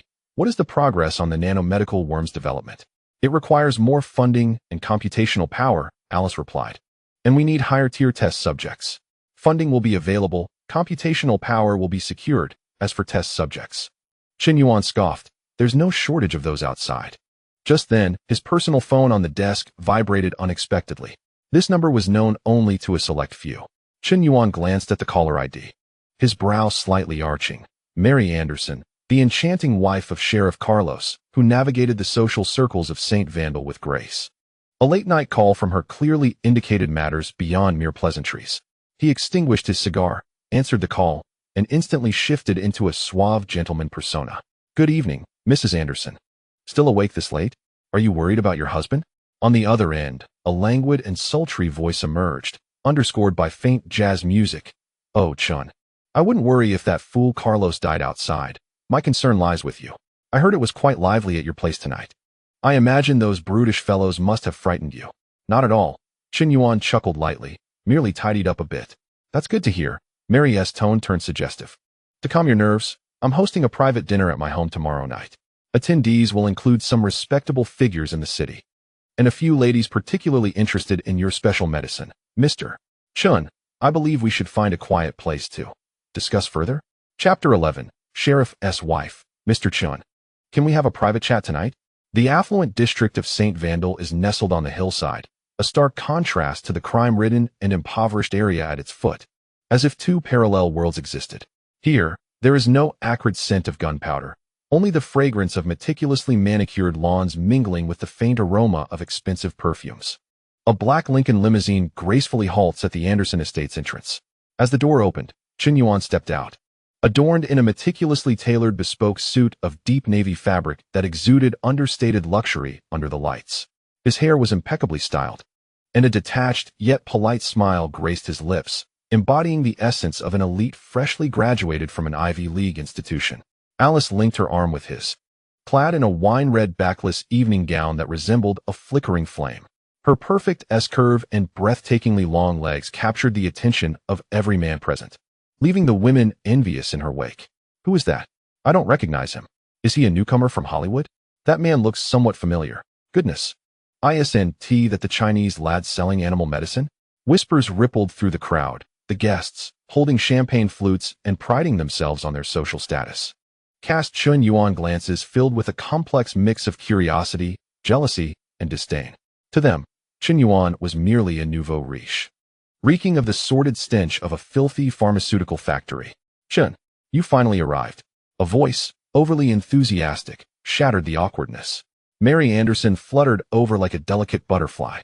The nearly 40-year-old sheriff's wife, still retaining her allure, had evidently dressed with great care tonight. The low-cut lace gown hugged her form tightly, showcasing her ample assets. She completely disregarded Alice, affectionately linking her arm with Chen Yuan's, unabashedly pressing against him. "Everyone has been waiting for you." Mary's voice dripped with sweetness akin to melted honey.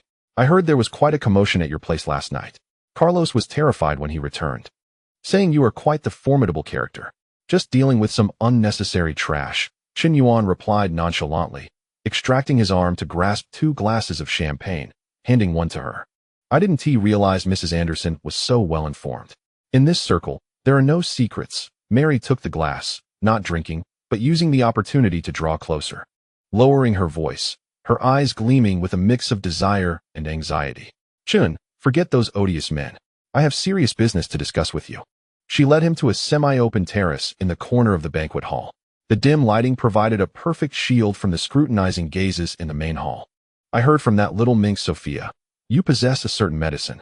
Mary nervously clutched her skirt, her eyes flickering. "Not only does it enhance men's performance, but it can also restore women's skin to their youthful state." Chen Yuan studied the woman before him, who was now approaching middle age with fine lines beginning to etch her face, and couldn't help but smirk inwardly.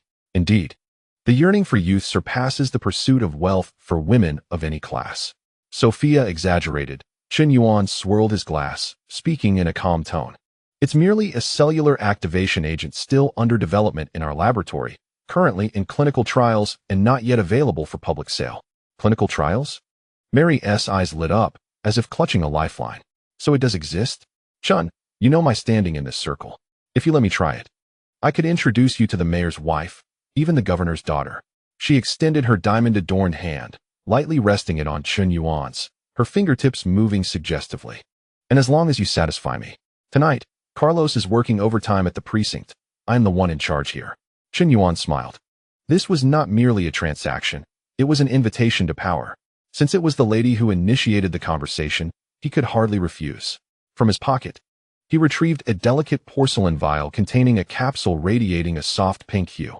This was the system's reward, a beginner's beauty pill. Essentially a high-purity detoxifying beauty agent with a hint of hallucinogenic properties, capable of making one feel rejuvenated. "Take it before bed tonight. Tomorrow morning, you will witness a miracle."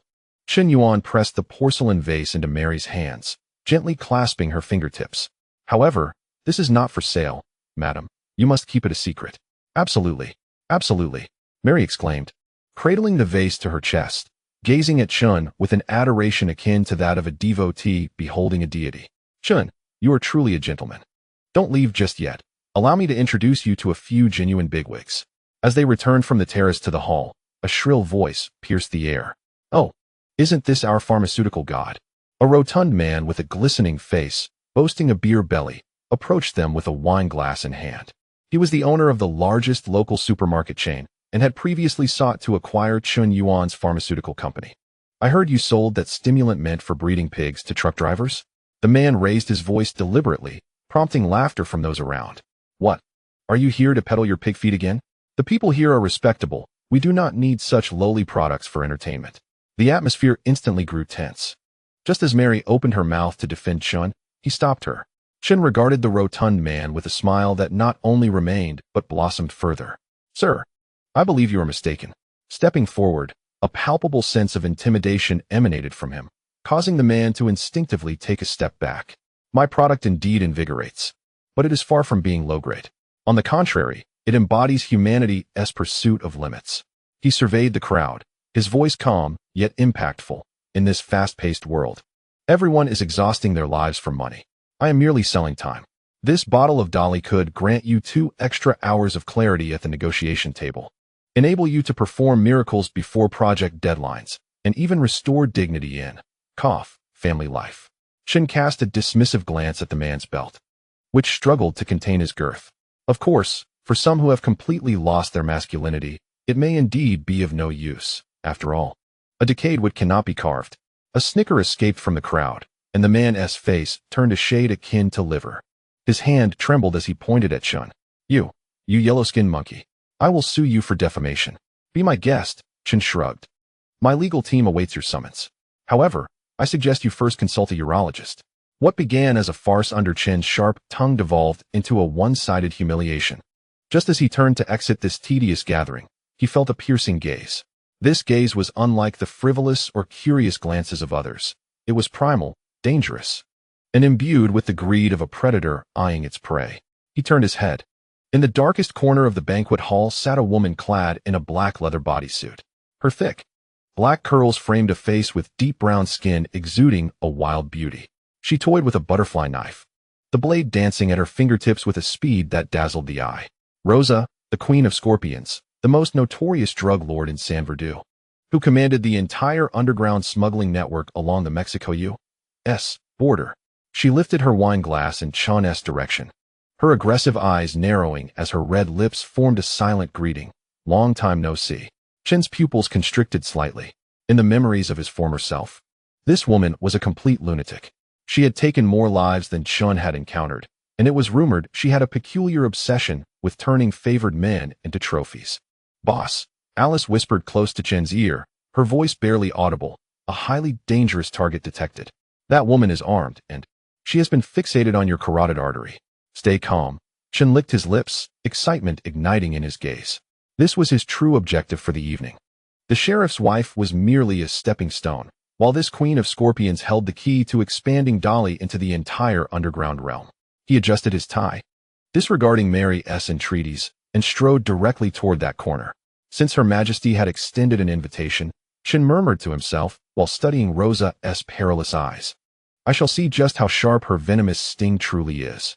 Chapter 12. Transforming cough syrup into liquid gold. I am a professional in the shadow of the terrace. The air seemed to solidify. Only the sound of the butterfly knife slicing through the air echoed, like a silver serpent poised to strike. Chen approached confidently, sitting down in the sole vacant chair, as relaxed as if he were sunbathing in his own garden. Alice positioned herself a half-step behind him. Her icy blue eyes locked onto Rosa's wrist. You know, Chen, Rosa did not lift her gaze, still focused on the blade. The last man who dared to look me in the eye now has his eyeballs preserved in a formaldehyde jar in my office. That is likely because he did not possess my charm. Chen raised his wine glass to his lips, his tone flippant. And I trust that Her Majesty summoned me not for the sake of collecting eyeballs, but for something of far greater value, such as US dollars? Ding. The butterfly knife abruptly halted, its tip mere centimeters from Chen's Adam's apple. Rosa raised her head, her wild eyes ablaze with fury. US dollars? You dare mention money to me? She leaned forward, the scent of gunpowder mixed with potent perfume enveloping him. Your purple syrup is ruining my business. Those junkies who should be buying flour have all flocked to your dolly instead, because you sell it cheaper and stronger. In just a week, my sales volume has plummeted by 40%. Rosa's voice was as cold as ice shards. Chen, you are stealing my livelihood. In San Verdu, stealing a livelihood can lead to the demise of an entire family. Victor, standing nearby, instinctively recoiled, fully aware of the woman's tactics from his past as an intelligence dealer. If Jack was a rabid dog, then Rosa was a venomous rattlesnake. Let me clarify. Chen extended a finger, gently pushing the knife away from his throat. This is not theft, it is market evolution. Your product is outdated, Rosa, expensive, harmful, and under constant scrutiny by the DEA. In terms of user experience and risk cost, you are utterly outmatched. Rosa's eyes flared with lethal intent. Do not rush to anger. Chen set down his wine glass, his gaze sharpening. The shrewdness of a businessman intertwined with the audacity of a gambler in his eyes. If you cannot defeat them, why not join them? Rosa hesitated, her knife gradually retracting. You want me to help you sell that purple syrup? To become your distributor? No. That is a low-tier game. Chen shook his head, revealing a knowing smile. I do not sell finished products. I sell raw materials. He snapped his fingers. Victor promptly retrieved an unmarked brown glass bottle from his briefcase, placing it carefully on the table. The liquid inside was thick as blood, presenting a deep, purplish-black hue. What is this? Rosa frowned. A high-concentration compound cough syrup. Of course, that is the public narrative. Chen twisted off the cap, and an unusual sweet aroma wafted through the air. This was the concentrated essence of Dolly. One bottle of this, mixed with Sprite, ice, and fruity candies, could concoct 50 servings of Dolly. Rosa, an expert in her field, merely inhaled and her expression shifted. This level of purity is akin to liquid gold. Listen, Rosa. Chen leaned back slightly, exuding an air of control. I am responsible for producing this legitimate veterinary cough syrup. I possess the necessary licenses, tax records, and if the FDA investigates, they will find that I am merely selling medication. You, on the other hand, are responsible for sourcing from me. You take it back, mix it into cheap soda, rebrand it, call it Blood of God if you wish. Then, through your extensive sales network scattered throughout the city, sell it to those addicted souls. Chen Yuan spread his hands, a smile both radiant and cruel upon his face. If you are caught, that will be due to your illegal mixing and selling of substandard beverages. What relation does that have to me, a legitimate pharmaceutical dealer? I merely sold a batch of raw materials to a client. Risk is isolated, while profits are shared. I will take the cleanest portion of the money, and you will reap the channel fees and premiums. Although the unit price is lower, your customer base will expand tenfold. Those who previously could not afford flour will become your loyal clientele. This speech left Rosa astounded. Even Victor, standing behind, was sweating profusely. The boss's scheme was too nefarious. It was as if he had offloaded all the blame onto Rosa while sitting back to count his earnings. Is this what they call a capitalist? Rosa stared at the bottle of dark purple liquid on the table, her expression inscrutable. She was calculating. As a drug lord, she understood better than anyone the terrifying nature of this model. Not only did it mitigate her greatest source risk, but it also transformed her into a beverage distributor.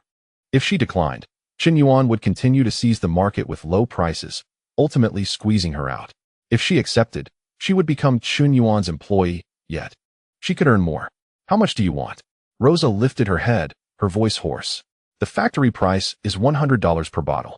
Chen Yuan raised a finger. As for how much you sell it for after diluting it, that is your prerogative. I suggest you create a limited edition, add some ice, and sell it for $20 a cup. Those fools will be clamoring for it. $100? Rosa bit her lip. Your heart is darker than mine. The cost of this must be less than $5, right? Technical value is priceless, dear. Chen Yuan stood up, straightened his suit, and added, only I can produce this. This is monopoly. He extended his hand, looking down at the woman known as the Scorpion Queen. So what do you say? Will you engage in this business? Rosa gazed at that slender, fair hand, then glanced at Chen Yuan's handsome yet cold face. Suddenly, she smiled, a wild and appreciative grin. She sheathed her butterfly knife and extended her gloved hand, firmly shaking Chen Yuan's hand. Chen, you are a devil. Rosa licked her red lips. Her eyes no longer held murderous intent, but a more dangerous allure. Yet, I relish trading with devils, especially one as handsome as you. I accept this deal. However, Rosa did not release her grip. Instead, she pulled him closer, her fiery figure nearly pressing against Chen Yuan. She whispered in his ear, her voice low and enticing. Talking business is rather dull. Since we are already partners, would you care to see my territory? It is the most liberated place in San Verda, where neither law nor morality can reach. Chen Yuan looked down at this dangerous woman. To venture into the lair of a drug lord? To anyone, this would appear as an act of folly. Yet, he merely smiled slightly and grasped Rosa's wrist, gently rubbing his fingertip over her pulse. Since Her Majesty the Queen has extended such an invitation. Chen Yuan turned to the dazed Victor and snapped his fingers. Prepare the car. Tonight, we shall explore hell. Chapter 13. That night, I discussed life with the drug queen in the cornfield. Rosa sat beside Chen Yuan, swirling half a glass of red wine. Her gaze dreamy as she pointed at the crops swaying in the night breeze outside the car window. To you, this is a poison plant. Here, it is currency harder than gold. One leaf can be exchanged for an AK-47. Chen Yuan glanced at the so-called cornfield, his expression indifferent. Indeed, it is gold, albeit stained with blood. Chen, do you know why I am called Scorpion? Rosa leaned against the railing, the night wind tousling her curls. She had consumed quite a bit tonight. Her wild eyes shimmered like a female leopard in courtship. She slowly approached Chen Yuan, her long legs clad in leather almost brushing against his suit pants. Because I am poisonous. Rosa extended her finger, lightly tracing Chen Yuan's chest, sending a jolt of electricity through the air. Yet, the more toxic something is, the more addictive it becomes. Wouldn't you agree? She tiptoed, her red lips brushing against Chen Yuan's ear, her warm breath caressing his neck. since we are already partners. Why not delve deeper? Chen Yuan looked down at this perilous woman. It must be said, Rosa possessed a primal and savage allure. She resembled the opium that blossomed from this land, beautiful, deadly, yet irresistibly tempting to pluck. Rosa, business is business. Chen Yuan raised his hand, capturing her restless wrist. A signature aloof yet polite smile gracing his lips. I am not accustomed to conflating business with personal affairs. Hypocrite. Rosa chuckled lightly, undeterred, pressing herself closer. Her voluptuous form compelled Chen Yuan to lean back slightly. I know what you desire. Money? Power? Or? Suddenly, a sharp sound sliced through the night air without warning. Chen Yuan recognized it all too well. It was the ominous whistle of an RPG rocket. Get down. Chen Yuan's reflexes surpassed even his own expectations. Before Rosa could react, he swiftly clasped her waist, tackling her sideways. Boom. A massive fireball erupted in the center of the terrace. The shockwave swept through, carrying shards of stone and glass like a tempest. The once opulent terrace was instantly reduced to ruins. The table they had just occupied was obliterated into fragments. Cough, cough. Damn it. Who is it? Rosa, pinned beneath Chen Yuan, felt a deafening ringing in her ears. She raised her head, her earlier desire replaced by a furious bloodlust. It seems you have many enemies. Chen Yuan brushed the dust off his suit, urging her as he crouched toward the railing's edge. Enough chatter, jump. This is the second floor. If you don't want to die, jump. Chen Yuan provided no opportunity for her to hesitate, wrapping his arms around her waist and leaping. The two landed heavily in the flowerbed below, the soft earth cushioning much of the impact. Before they could regain their footing, a barrage of gunfire erupted from all directions. Rat-a-tat-tat. Countless bullets struck the walls, sparking like fireworks. It's Guzman's men. Rosa drew her beretta from her waist, firing blindly into the darkness with gritted teeth. That Mexican bastard is trying to double-cross us. Run that way. Chen Yuan pointed towards the dense cornfield outside the estate. The manor was already breached. Engulfed in flames and cries of horror, Rosa's subordinates were evidently caught off guard, flailing about like headless chickens. Only the towering plants offered any semblance of cover. The two crouched low, using the night as their cloak as they dashed into the coca field. The half-grown leaves were as sharp as blades, stinging their faces. The muddy ground was slick and treacherous, each step demanding tremendous effort. Huff, huff. Rosa gasped for breath, her high heels long lost. Now barefoot in the mud, appearing utterly disheveled. I can't go on. She leaned against a plant, her chest heaving violently. There are too many of them. We are doomed. Shoo. Chen Yuan suddenly covered her mouth. He squinted at the darkness ahead. His enhanced hearing captured the faint crunch of dry twigs snapping underfoot. Someone is coming. 3, at 9 o'clock. Chen Yuan's voice was chillingly calm, as if they were not fleeing for their lives, but rather engaged in a hunting game. Hand me the gun. He took the beretta from Rosa's hands, deftly ejected the magazine, inspected the barrel, and chambered around, his movements fluid and rhythmic, instilling a sense of reassurance. You. Rosa stared at him in disbelief. At that moment, the commercial air that once clung to Chen Yuan had vanished. He removed his dirt-stained suit jacket and unbuttoned 2 buttons of his shirt, his gaze sharp as a blade, resembling a wolf king finally revealing its fangs. Bang! Without any aiming, Chen Yuan raised his hand and fired. A muffled grunt echoed in the darkness, followed by the sound of a heavy body hitting the ground. What are you waiting for? Run! Chen Yuan grabbed Rosa and weaved through the coca fields. The pursuers behind them were evidently enraged by the gunshot, their fire intensifying. Bullets sweeping through the foliage above like a scythe, green juice splattering everywhere. To the left, Chen Yuan suddenly changed direction, pressing Rosa down into a dirt ditch. Almost simultaneously, a flurry of bullets struck the ground where they had just stood, dirt flying. How did you know there was someone over there? Rosa's eyes widened, gazing at him as if he were a monster. Instinct. Chen Yuan did not elaborate on the system's danger perception function. He knelt in the ditch, gripping the gun, locking onto the shifting silhouettes through the gaps in the vegetation. Bang, bang, bang. The 3 gunshots rang out in perfect rhythm. 3 gunmen flanking them fell. Bullets lodged in their foreheads, collapsing lifelessly. A sharpshooter. Rosa felt her heart skip a beat. She had seen many skilled marksmen, but never anyone who could shoot with such precision under these poor visibility and high-speed conditions. Was this truly the merchant who sold veterinary medicine? Don't dawdle. Chen Yuan switched to a fresh magazine and glanced back at her. The moonlight filtered through the leaves, casting a cold silvery glow on his handsome face. It seemed this conversation would need to take a different turn tonight. He yanked Rosa up and plunged back into the darkness. The next 10 minutes became a nightmare for the pursuing group. Chen Yuan moved like a phantom, utilizing the dense coca fields to maneuver, flank, and ambush. Each gunshot claimed a life. The elite assassins sent by Guzman, familiar with this terrain, were taken down one by an Eastern man in a shirt and leather shoes, as easily as if he were slaughtering chickens. Finally, when the last pursuer fell, silence enveloped the surroundings. The only sounds were the rustling of leaves in the wind and the heavy breathing of the two. Rosa collapsed in the mud, her expensive leather jacket tattered and revealing large patches of skin smeared with dirt. Yet, she paid it no mind. Her gaze was fixed on Chen Yuan, who stood a short distance away, wiping down the muzzle of his gun. The man, silhouetted against the moonlight, stood tall and imposing, his foot resting on the corpse of the head assassin, the now warm gun in his hand making him appear as elegant as if he had just finished a grand ball. This was power, absolute, suffocating power. In that moment, the Scorpion Queen, who had roamed the borderlands for years, felt her heart struck by an unseen force.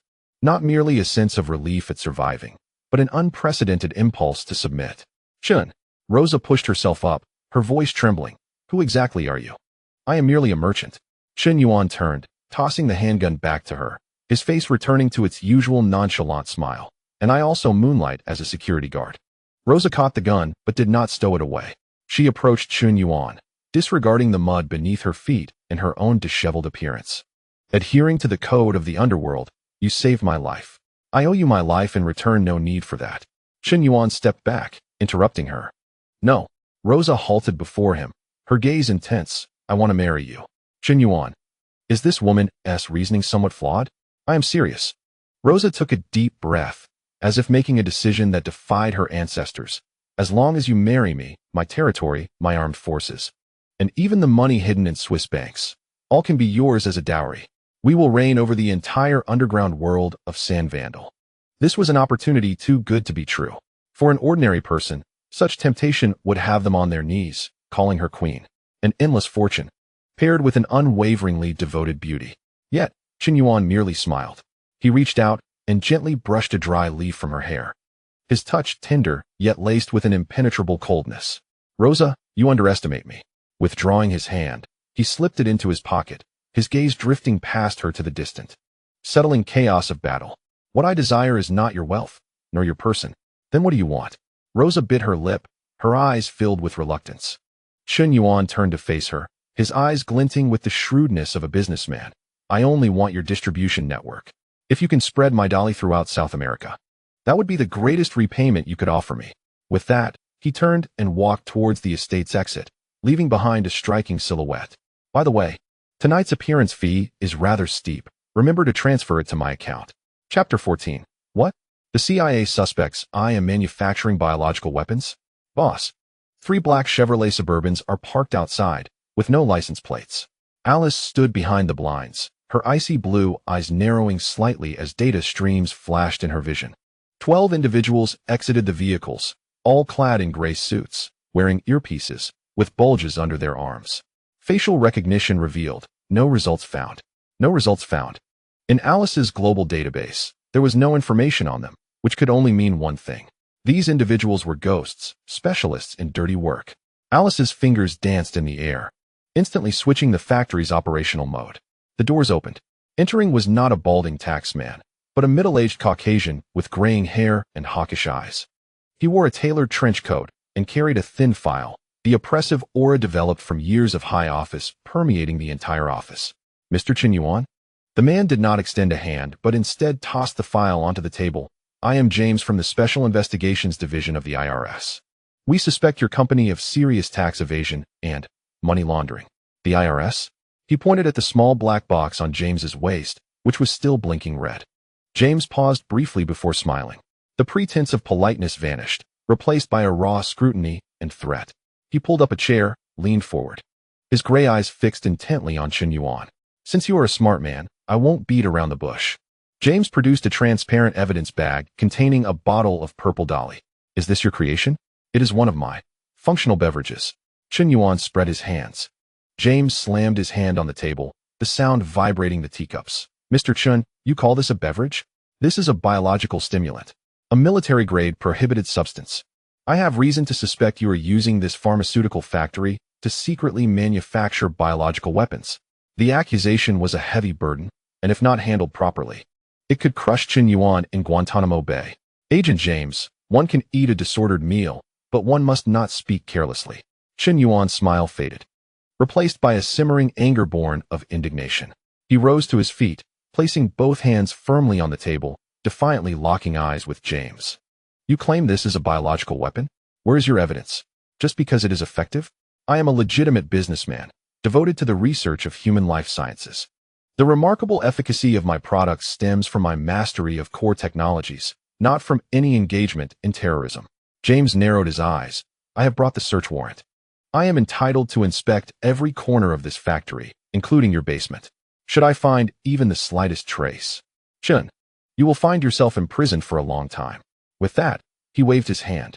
The dozen or so agents outside dispersed immediately, armed with a variety of sophisticated detection instruments, resembling a pack of trained hounds as they surged into various areas of the factory. Chen Yuan did not intervene. Instead, he stepped aside and gestured invitingly. Search as you wish. He turned to Alice, a glint of barely perceptible cunning in his gaze. Alice, please escort Mr. James to our core laboratory for a tour. Let him witness what true, high technology looks like. James cast a skeptical glance at Chen Yuan, but followed nonetheless. He could not believe that this young man could hide his tracks so thoroughly in such a short span of time. In any biological experiment, remnants, waste, and unsightly anomalies would undoubtedly remain. However, when the elevator doors opened on the second basement level, James was left dumbfounded. There was no gruesome dissection table, no petri dishes containing grotesque creatures, and not even a whiff of formaldehyde. Before him lay an immaculate, futuristic top-tier biological laboratory.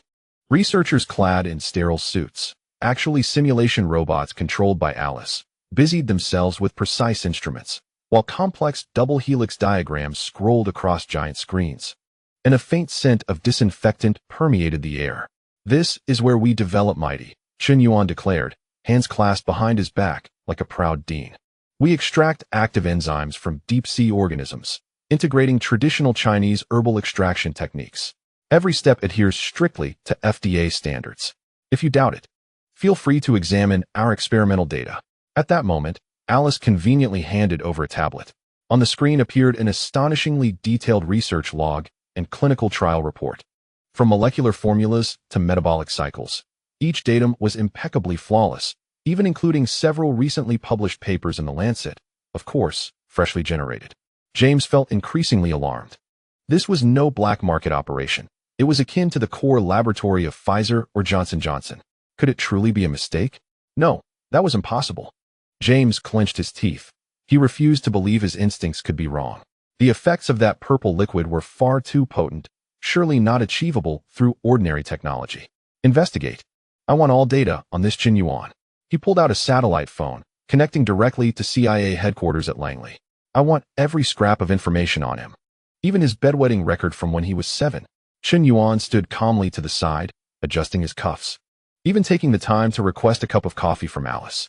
In his mind, the system interface was flashing madly. Warning, external data intrusion detected. Countermeasure procedures initiated. Red Queen AI has taken over the target network, modifying foundational data. Thousands of kilometers away, within the CIA's server room, red lights suddenly blinked frantically before returning to their normal green glow. In a mere second, a massive amount of data was altered, overwritten, and rewritten. Director. A technician's trembling voice crackled in James's earpiece. We found it. This umbrella biotechnology is legitimate. What? James was taken aback. Not only was it legitimate, but it had also been added to the Defense Department's whitelist of potential partners just a week prior. Many of their technical patents were even a generation more advanced than what we currently possess. The technician's voice was filled with awe. Director, you may truly be investigating a bona fide high-tech company. James's hands fell limply to his sides. He gazed at the sci-fi laboratory before him, then at the seemingly innocent young man. Feeling as though he had struck a punch into cotton, frustrated enough to want to spit blood. He knew there was something amiss, yet he could not find any incriminating evidence. The The sensation was unbearable. Agent James, do you have any further questions? Chen Yuan approached with a smile, taking a sip of coffee. If this pertains to tax matters, my financial director would be happy to discuss it at length with you. As for product inquiries, I would be more than willing to serve our nation by providing our agents with a little pick-me-up gift. This was a blatant provocation. James inhaled deeply, forcibly suppressing his rising anger. He was seasoned enough to recognize that he had already lost today. To press further would only make him appear more foolish, potentially leading to disciplinary action for harassing a Defense Department partner. Very well, Mr. Chen. James collected his instruments, straightened his coat, his expression returning to the cold detachment characteristic of an agent. It seems this was all a misunderstanding. Your technology is indeed impressive. However, he stepped closer to Chen Yuan, their faces almost touching, his voice low and chilling. Do not think this matter is settled. I will be watching you. The moment you slip up, I will personally ensure you face the consequences. At your service, Chen Yuan shrugged, extending his hand politely. But I must insist you take your leave. I won't see you out. James did not shake hands. He merely scoffed and turned away, leading his cadre of black-clad agents out. Only when the elevator doors had fully closed, confirming their departure from the factory premises, did Chen Yuan exhale deeply, his back slick with cold sweat. That was close. Had Alice been even a second slower, or if the laboratory's disguise had a single flaw, he would have been on a plane by now. Boss, they have left. Alice's voice returned to calm. However, James did exhibit some suspicious behavior on his way out of the office. Chen Yuan smirked as he hurried back to his office, striding directly to his desk. On the underside of the tabletop, in a corner undetectable to the human eye, lay a miniature listening device, no larger than a button. It continued to emit a faint red light, like a prying eye. A dog cannot change its nature. Chen Yuan did not remove the listening device. Instead, he gently caressed the cold little gadget, his eyes glinting with a dangerous light. You wish to eavesdrop on me? Then let me give you a show. Alice. Chen Yuan settled back into his chair, addressing the listening device with a coded language only they could comprehend. Since our guest has left a gift, we must reciprocate. Prepare for our new product launch. It is time to move this initiative forward. Since the CIA is so interested, let them be our first audience. Chapter 15. It was merely an herbicide, though capable of corroding tanks. Deaths?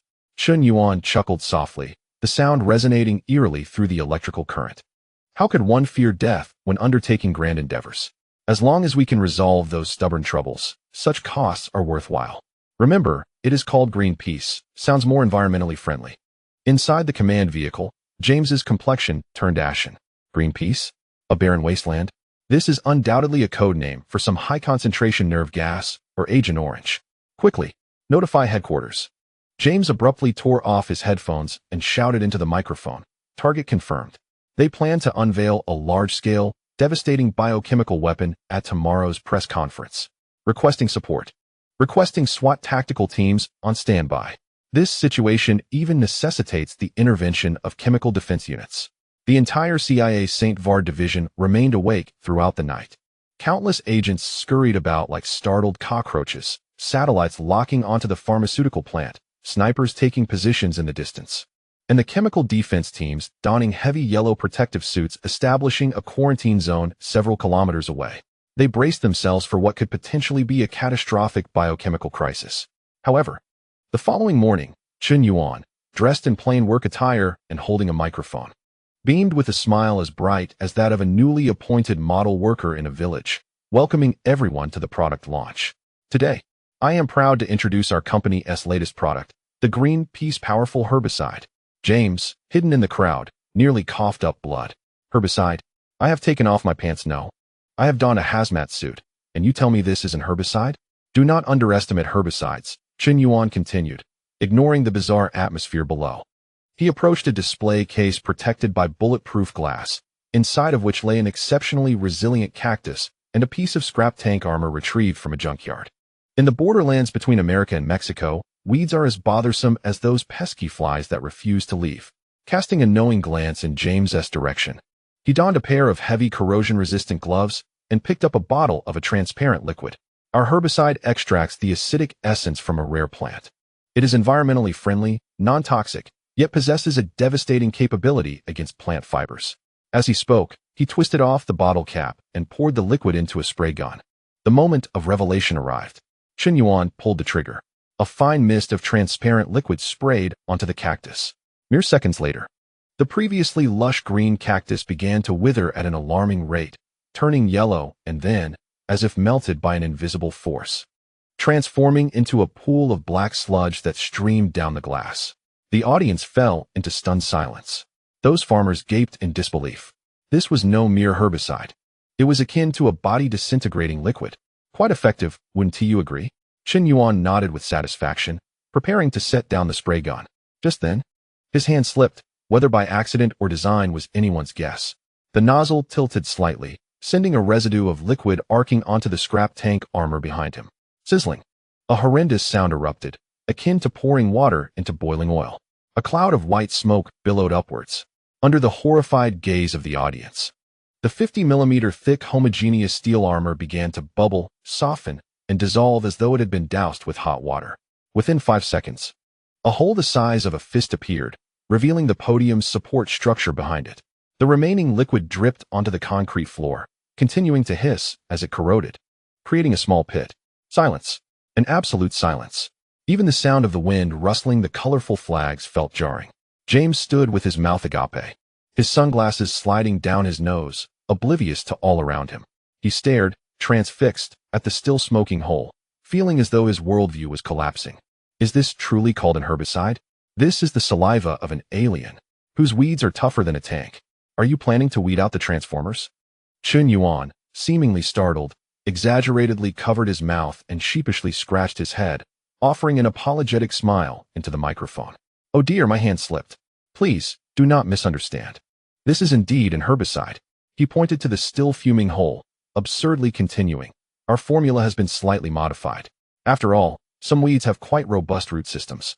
And given the severe heavy metal contamination in the soil, we need a bit of penetration. Just a bit, right? The audience remained frozen in disbelief. A bit? What a joke. If this were loaded into a watering truck and driven into Washington, the White House would turn to a puddle of mud. Mr. Chen, a burly man in a dark green jacket, suddenly stood up. He pushed aside the dazed agents beside him and strode onto the stage. His eyes held a fervor akin to that of a man encountering a breathtaking beauty. I am Colonel William from the Pentagon's Procurement Department. Ignoring Chen Yuan's extended hand, he approached the burned steel plate, gently running his fingers over the smooth, precise cut, undeterred by the lingering warmth. What a perfect chemical reaction. Colonel William turned to Chen Yuan, his eyes sparkling like two bright bulbs. You mentioned this substance is non-toxic?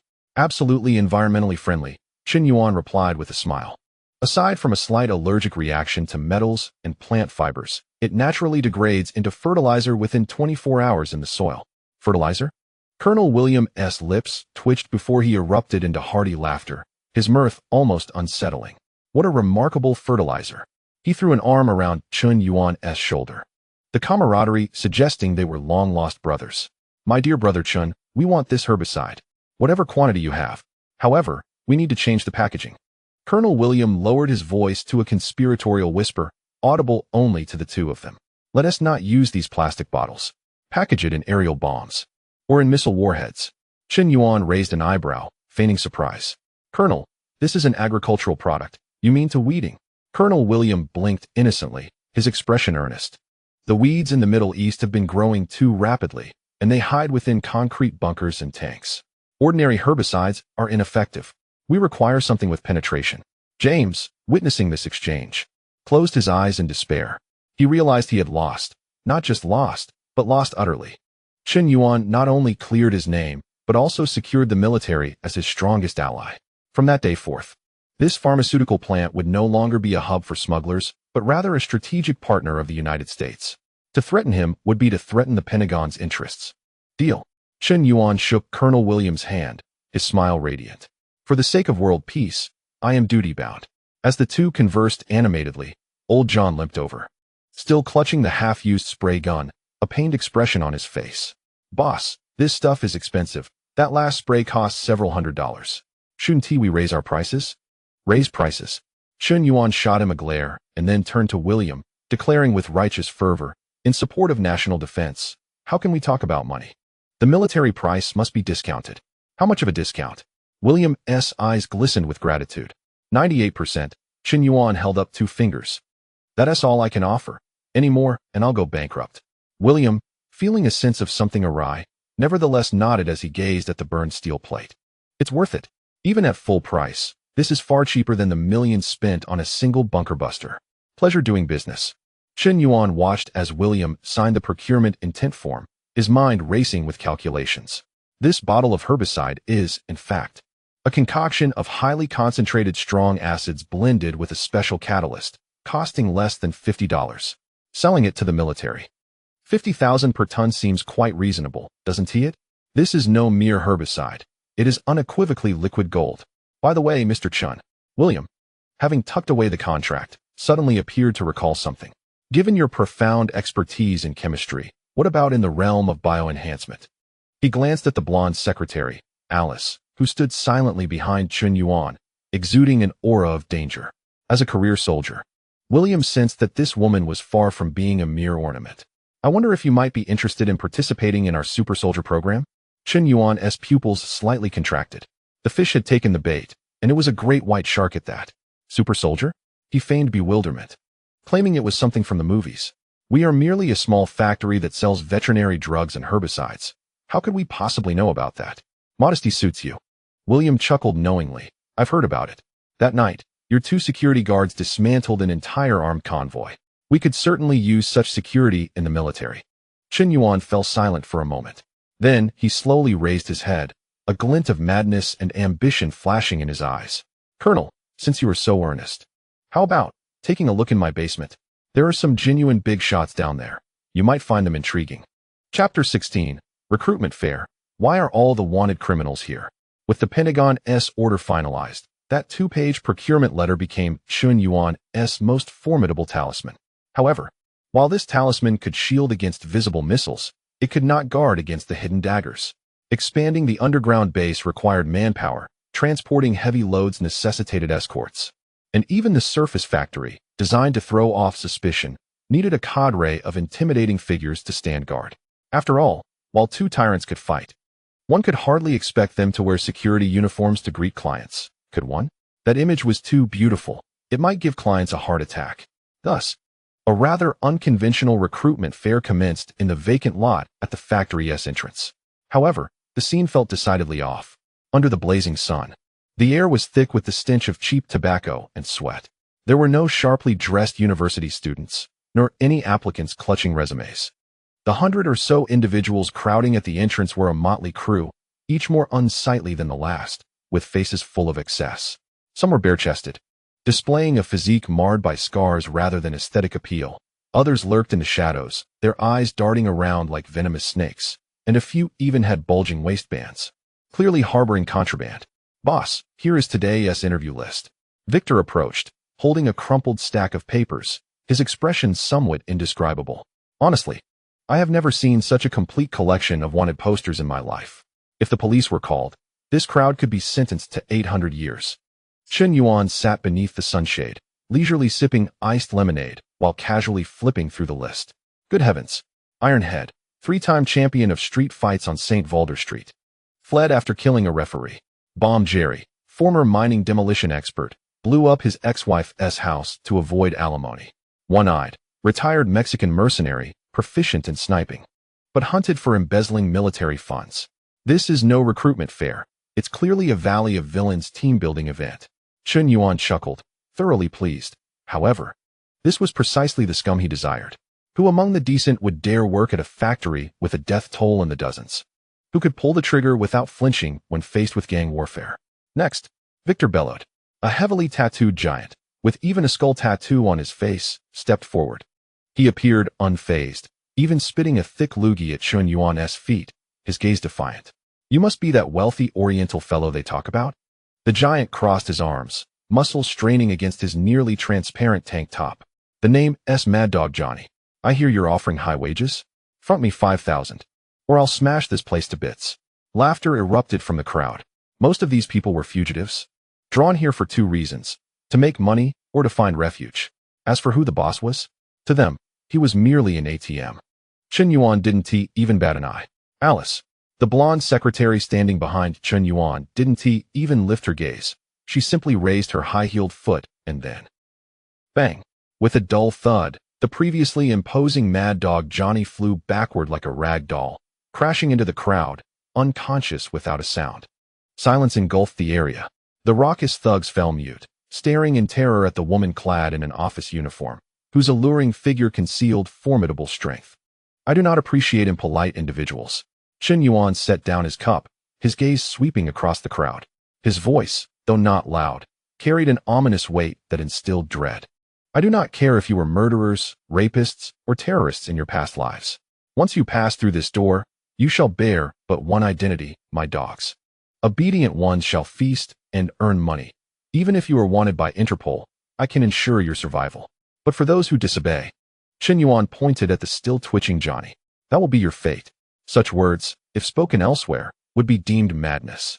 Yet here, in this place that had just witnessed a massacre, where even the sheriff bowed low, such declarations held the weight of divine decree.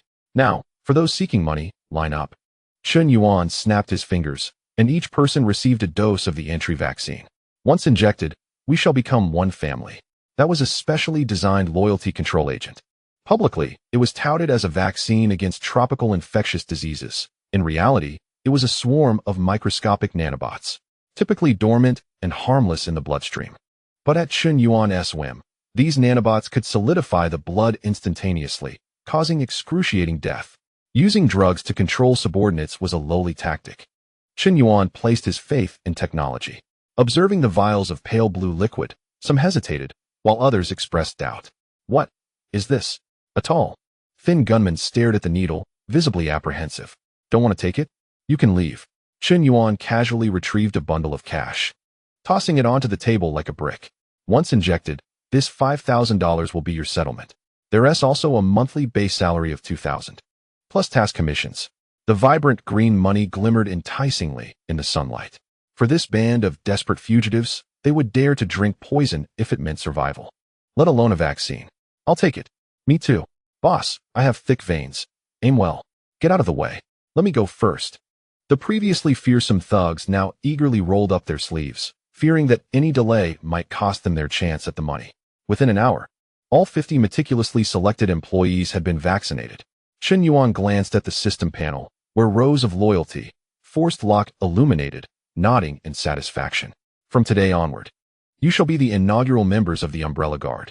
Chen Yuan stood, and Alice promptly handed over a prepared training plan. A hellish regimen modified from Special Forces training guidelines. Victor, take them to receive their gear. The batch of heavy artillery I ordered has arrived. Yes, boss. Victor rubbed his hands in excitement. He had sneakily glanced at the list. The equipment could arm an enhanced platoon, even including experimental exoskeleton armor. As the crowd dispersed, only Chen Yuan and Alice remained in the vacant lot. Just as Chen Yuan prepared to return to his office for some air conditioning, a figure obstructed his path. It was a woman. She did not join the queue like the others to collect her money. Instead, she quietly stood in the corner. Dressed in a form-fitting black leather outfit that accentuated her breathtaking curves, with her long hair elegantly tied up, she revealed an extraordinarily cold and stunning visage. She held no weapons, yet an aura of inherent danger emanated from her, far more intense than the group of thugs moments ago. You haven't been vaccinated, Chen Yuan observed, raising an eyebrow as he too refrained from collecting his money. What? Do you disdain this paltry relocation fee? I have no need for relocation funds, the woman replied icily, her voice reminiscent of two ice blocks scraping against one another. Nor do I wish to join the guard, serving as mere fodder for senseless gunfire.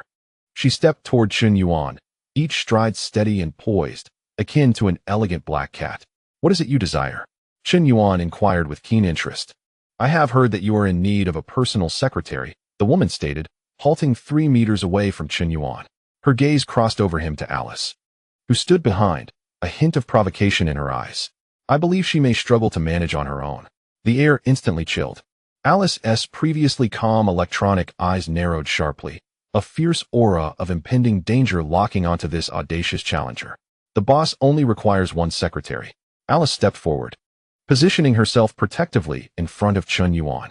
Her voice remained sweet, yet her right hand had transformed into a gleaming blade, and she continued, your heartbeat is rapid, and your adrenaline is surging. You are lying. You did not come to apply for a position, you came to kill. Unfazed by the revelation, the The woman merely smirked coldly. Indeed, someone has offered $500,000 for your boss's head. With a flick of her wrist, 2 razor-sharp daggers appeared in her palms, glistening like venomous fangs. However, I have changed my mind. Rather than take that $50,000, I would prefer to eliminate you and assume that position. After all, serving as secretary to this lunatic seems far more promising. Wouldn't you agree? Chen Yuan observed the 2 women, both poised for confrontation, and instead of fear, a whistle escaped his lips.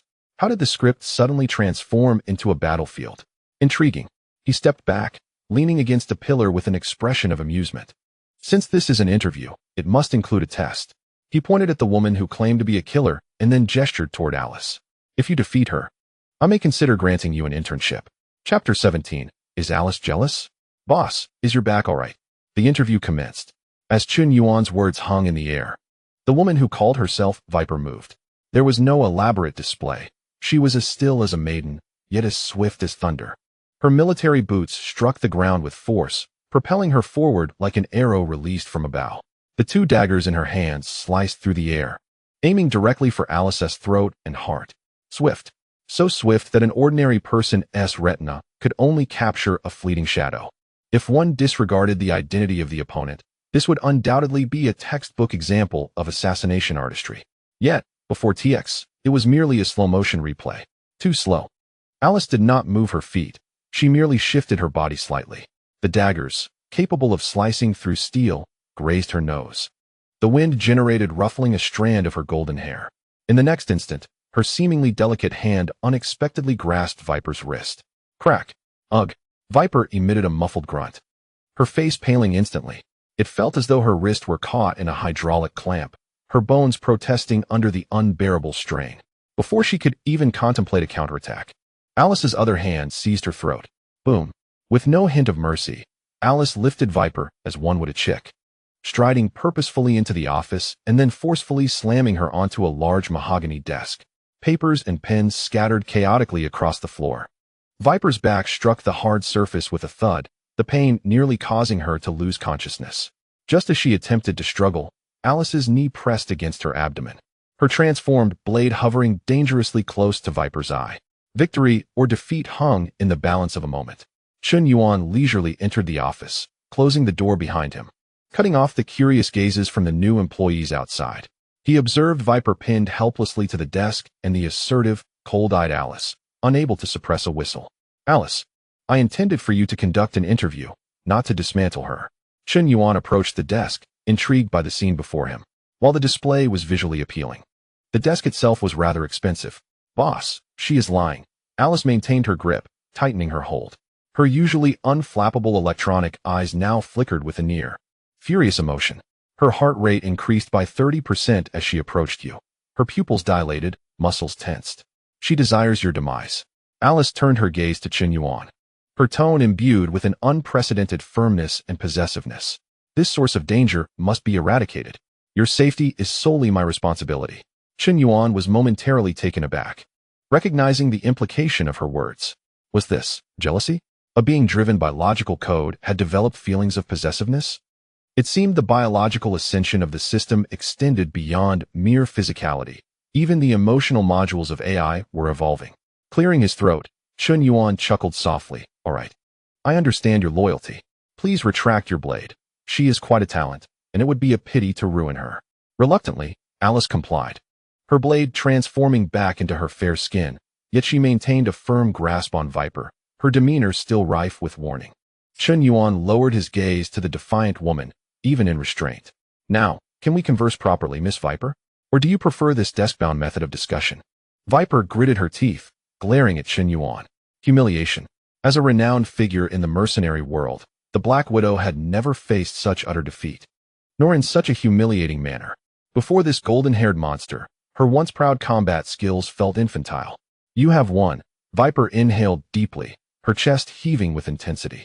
Do as you will. I am at your mercy. But do not think to humiliate me. Humiliate? No, no. I am a legitimate businessman. Chen Yuan turned to sit in the executive chair, crossing his legs as he retrieved a syringe filled with a striking blue vaccine from the drawer. I stated that I am here to hire. Since you have failed the interview, you must take the special route. He tossed the syringe before Viper. Will you administer it yourself, or shall Alice assist you? Viper gazed at the blue liquid, a flicker of struggle passing through her eyes. She recognized what it was. Moments ago, she had witnessed those thugs, post-injection, engulfed in a blind fervor. It was undoubtedly some form of neurotoxin or nanocontroller. Once injected, her life would no longer belong to her. And if I refuse, then you may die? Chen Yuan's response was succinct and unwavering. I possess many secrets, but only the dead and my own can safeguard them. Which will you choose? As he spoke, he made a snipping motion with the cigar cutter in his hand. That gesture reminded Viper of the rumors surrounding Jack. This man was a devil. Very well. Viper, being astute, understood the necessity of choice. She grasped the syringe firmly and plunged it into her carotid artery. As the blue liquid coursed into her veins, a chilling sensation spread throughout her body, coalescing in her cerebral cortex, transforming into a peculiar sense of belonging. The previously intense animosity and vigilance towards Chen Yuan inexplicably dissipated in that moment, replaced by a primal instinct to submit. This felt right. Chen Yuan observed the notification of Viper's submission that emerged on the system panel, nodding in satisfaction. Alice, release her. Alice loosened her grip, but remained positioned between Chen Yuan and Viper like an insurmountable barrier. Viper rose from the table, rubbing her nearly severed wrist. Her gaze towards Chen Yuan filled with complexity. Now that she was on his side, it was time to converse. Chen Yuan lit a cigar, exhaling a smoke ring, and inquired, "Who sent you? Or rather, who desires my head?" The vultures. Viper adjusted her disheveled leather attire, her voice regaining its icy edge. One of Mexico's largest mercenary groups, the Vulture Legion. Their leader, Carl, accepted $500,000 to deliver your head within 3 days. 500,000. Chen Yuan raised an eyebrow, somewhat dissatisfied. Am I truly worth so little? It seems these Mexicans are quite impoverished. That's merely the deposit, Viper clarified. Moreover, their objectives extend beyond assassination. They also intend to demolish your pharmaceutical plant and seize the formula for strength. The name Vulture Legion echoed in Chen Yuan's mind, a recollection from his previous life. They were a band of true war hyenas, well-equipped, even boasting armed helicopters and light armored vehicles. They thrived in various war-torn regions of South America, willing to kill even presidents for the right price. When do they arrive? I serve as the advance scout. Viper glanced at the wall clock. According to the plan, if I do not respond by midnight tonight, the main forces will initiate the attack. Main forces? 300 men. Viper's tone grew serious. Fully armed, equipped with RPGs and heavy machine guns, and possibly mortars as well. Boss, I must say, your recently recruited rabble won't hold them off. 300 men. Heavy weaponry. This was no mere gang skirmish. It was akin to a small-scale localized war. Any ordinary person would likely be terrified by such news, hastily purchasing a plane ticket to flee. Yet, Chen Yuan only smiled. He turned to Alice. Did you hear that? 300 guests. A glimmer of excitement sparkled in his eyes. Our new toys can finally unleash their full firepower. Alice slightly inclined her head, a cruel yet elegant smile gracing her exquisite face. Boss, the ammunition in the warehouse is ample. The tyrant is fully charged and ready for a thorough cleaning. Chen Yuan rose and approached the floor-to-ceiling window, gazing at the darkening sky. The sunset resembled blood. Let us prepare a grand gift for these vultures. He glanced back at the still-dazed Viper. Since you are the advance scout, send a signal back. Inform them that the defenses here are weak, and the boss is celebrating with champagne. They should hurry. Viper was taken aback. You intend to ambush them? But the numbers. Numbers? Chen Yuan chuckled lightly, his fingers tapping on the bulletproof glass. In the face of absolute technological superiority, numbers are merely figures to fill a mass grave. He turned, extending his arms towards the two women, his tone as casual as if inviting them to dinner. Moreover, it may get a bit noisy tonight. Alice, please ensure soundproofing in my office. After all, he glanced at Viper's long legs and then at Alice's S-shaped figure, still tense from jealousy. A meaningful smile playing on his lips. The long night ahead offers more than just combat. We must find other diversions, do we not? Chapter 18. The Female Assassin. Long legs. Leave a survivor. A vial of liquid emitting an eerie blue glow penetrated her veins, akin to a cold serpent slithering into her bloodstream. Viper shuddered involuntarily. The chilling sensation did not persist long, replaced by an unsettling clarity stemming from her cerebral cortex. The intense animosity she once harbored towards Chen Yuan melted away under the sun's heat, ultimately transforming into a sense of inevitable submission. This feeling was dreadful. As a top-tier assassin, she was acutely aware that her thoughts had been altered, yet her body and subconscious were utterly powerless to resist. Do not look at me with such eyes. Chen Yuan sat in his expansive office chair, toying with the empty syringe, his gaze brazenly roaming over Viper's form. From her striking visage, down her tightly clad torso, and finally resting on her long, slender legs. Though your glare is fierce, you couldn't harm a single hair on my head now. Viper clenched her teeth, attempting to summon her lethal instincts, but the moment her gaze fell upon Chen Yuan's neck, her brain instinctively blocked all commands to attack. Defeated, she released her fists. What have you done to me?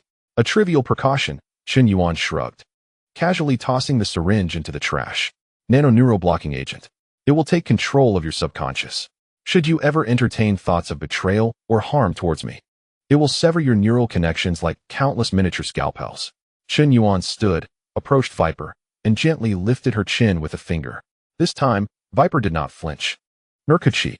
Alice just suggested I kill you outright. After all, dead men tell no tales. His fingertip grazed her taut skin, laced with mockery. But I am soft-hearted, especially towards beauties. He leaned down, his warm breath brushing against her neck. These long legs would be a travesty to bury as fertilizer, would they not? Viper's body trembled. Not from fear, but from a mix of shame and an uncontrollable instinct. She inhaled deeply, forcing herself to regain composure. If you will not kill me, then give me a task. As a professional assassin, she understood that her value must be demonstrated in this new allegiance. Precisely, Chen Yuan snapped his fingers. Returning to his desk, he retrieved the satellite phone he had taken from Viper. Call your old employer. Now. Immediately. What should I say? Viper took the phone, her eyes sharpening. Inform them that you have successfully infiltrated. Chen Yuan smirked, resembling a cunning wolf plotting against a fox. Tell them the defenses here are abysmally weak. That the so-called Eastern boss is currently celebrating with 2 women in the office, drunk to the point of being unable to hold a gun. And emphasize this. Chen Yuan pointed towards the new recruits patrolling outside. Let them know that my recently recruited crew are merely a ragtag bunch, easily spooked. Once the gunfire erupts, they will scatter. Viper regarded Chen Yuan, her expression complex. You intend to lure them in? Indeed, Chen Yuan spread his hands. 300 men, with heavy weaponry. In open terrain, even with the tyrant, I would suffer losses. But if they enter this factory, his smile turned sinister, then this will be their grave. Viper ceased her chatter, inhaling deeply to steady her breath and voice. In the next moment, the cold female assassin vanished, replaced by the eager and greedy tone of one who had found an opportunity. The call connected. Commander, this is Viper. A cacophony of background noise erupted on the other end, seemingly beneath the whirring of helicopter blades. A rugged voice, thick with a Mexican accent, replied, What is the situation? Have you secured the Easterner's head? Not yet, but I have infiltrated the core area. Viper cast a glance at Chen Yuan, speaking with remarkable haste. The situation is far better than we anticipated. This fellow is nothing more than a nouveau riche. Aside from 2 bodyguards who appear somewhat competent, the rest are utterly useless. He is currently hosting a party, and the entire factory is as lax in its defenses as a neglected public restroom. Oh, the Vulture captain seemed intrigued. Confirming there were no ambushes? An ambush? He doesn't even possess a decent radar. Viper sneered. That's acting worthy of an award-winning actress, Captain. There's no need to wait until tomorrow. Tonight is the optimal moment to strike. Once you charge in, I will immediately sever their power supply, and then... She glanced at Chen Yuan, who gave her a thumbs up. Then I shall personally sever the head of that Oriental and present it to you as a night pot. There was a brief silence on the other end of the call, as if weighing the situation. Excellent. Finally, the greedy laughter of the Vulture captain echoed back. Since this fat sheep has been cleaned up, we shall not be polite. Stay in contact, we will reach the designated position in an hour. Remember, do not hoard the formula. Understood. After hanging up, Viper felt a chill of sweat soaking her back. She tossed the phone onto the table and looked at Chen Yuan. They have taken the bait. 300 main forces, fully mechanized, arriving in an hour. An hour? Chen Yuan glanced at the wall clock, furrowing his brow. Time is a bit tight, but it should suffice. Are you truly confident? Viper couldn't help but ask. The Vulture Corps not only possesses RPGs, but also modified armored vehicles. If you expect those two big guys to withstand it, they might be reduced to rubble. The tyrant is indeed powerful, but it is still flesh and blood. In the face of anti-material weapons and sustained heavy fire coverage, there remains a risk of being obliterated. Chen Yuan did not respond. Instead, he approached the pile of cash that had yet to be entered into the system. That amounted to a full 3 million. If we are to go to war, we must at least appear to be prepared for it. Chen Yuan picked up a bundle of bills, weighing it in his hand. Previously, he was poor and could only rely on his fists. Now that he has wealth, who would still engage in hand-to-hand combat with them? He closed his eyes, and his consciousness delved deep into his mind. System Mall activated. A dazzling array of options unfolded before him, a veritable arsenal that would make any arms dealer envious. From individual equipment to strategic missiles, everything was available. Of course, the prices for those larger items were exorbitantly high. Chen Yuan's gaze skimmed over those expensive high-tech toys, directly locking onto the heavy weapons defensive structures section. He was not dealing with regular troops, but rather a group of mercenaries who sold their lives for money. To confront such individuals, precision strikes were unnecessary. What was needed was overwhelming firepower. System, I wish to make a purchase. A manic smile curled at Chen Yuan's lips. A confidence unique to those who spend lavishly. Provide me with 4 M134 miniguns in the infinite ammunition variant. Additionally, 2 120mm mortars, along with 50 high-explosive shells. Oh, since they have armored vehicles. Chen Yuan's gaze settled on an icon labeled Man-Portable Anti-Tank Missile, Javelin, Modified Version. Give me 5 rounds. Lastly, reinforce the factory walls and create a few bunkers. As Chen Yuan's thoughts flowed, a substantial portion of the $3 million vanished in an instant. In its place, a collection of cold, metallic weapons gleamed in the system's space. He opened his eyes, looking at the two women before him, each displaying different expressions. His smile radiant as a child's. Alice, summon Victor, have them head to the warehouse to collect the new equipment. Chen Yuan adjusted his collar. His eyes glinting with a bloodthirsty light, informed the newly arrived rookies that tonight is a live-fire drill. Whoever manages to shoot down a helicopter will be rewarded with $100,000. Chapter 19. Selling Drugs in Mexico. You can't go without heavy firepower. The night sky resembled a tattered cloth soaked in ink, pressing heavily upon San Vandal. At this moment, the warehouse of the drug factory was brightly lit, the atmosphere as lively as an underground carnival. However, the ruffians wielded not beers and glow sticks, but heavy weaponry capable of plowing through the city. Snap! A rough hand pried open the lid of a wooden crate with a crowbar. As wood shavings flew, a thrilling scent of gun oil instantly permeated the air. Victor peered in, frozen in place as if struck by lightning, his eyes nearly popping out. My God! Boss, are you planning to attack the White House? Inside the crate lay not an ordinary AK-47 nor a common M4.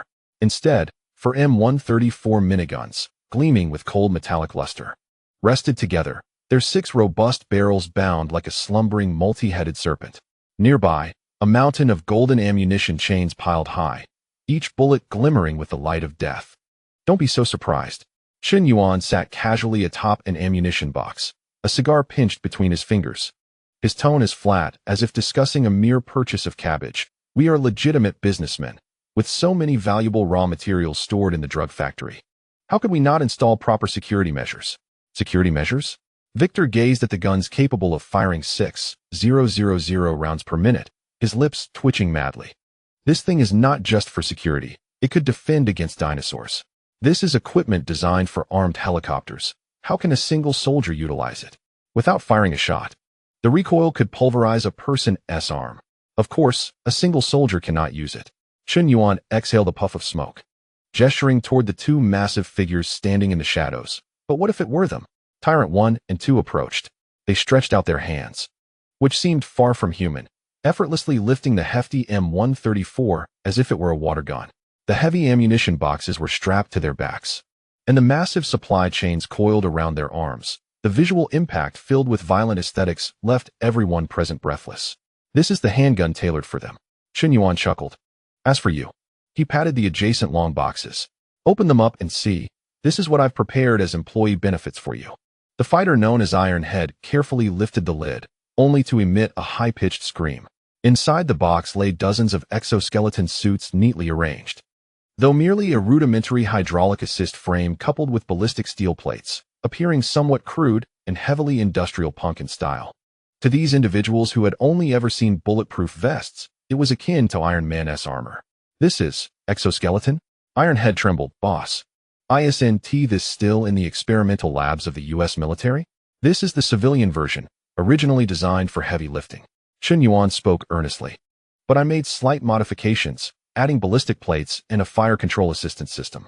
Once donned, you'll be able to run with a load of 200 kilograms and single-handedly manage the recoil of a heavy machine gun. Most importantly, he tapped the thick chest plate. It will allow you to survive a few more minutes amidst a hail of bullets. The crowd erupted. The initially anxious new employees felt their fear dissipate, replaced by a near-manic excitement. For those who live on the edge, guns represent courage, and equipment signifies life. With these tools, not even the Vulture Corps, nor the King of Heaven himself could intimidate them. Put them on. Everyone, put them on. Victor shouted. Snatching a suit for himself, feeling an instant surge of power. Long live the boss. Long live Umbrella.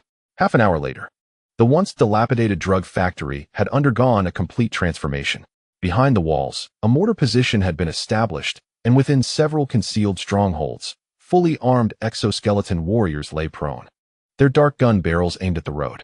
At the vantage point of the office building, two tyrants stood like sentinels, their rotary machine guns glinting ominously in the moonlight. This was no mere pharmaceutical factory. It was unequivocally a military fortress, heavily fortified.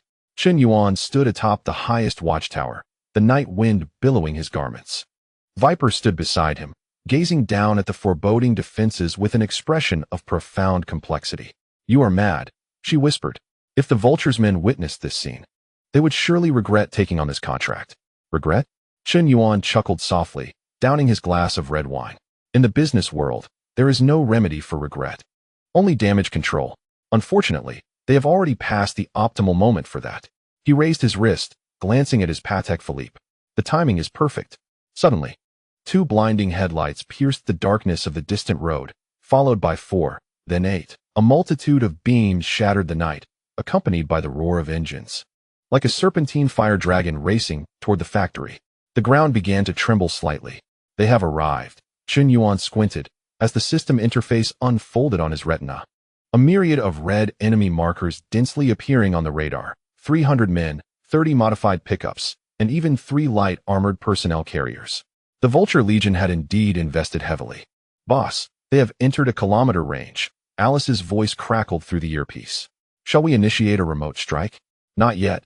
Chen Yuan leaned against the railing, a mischievous smile curling at the corners of his lips. Our guests have traveled a long way. We must at least offer them a cup of tea upon their arrival. It would be quite impolite otherwise.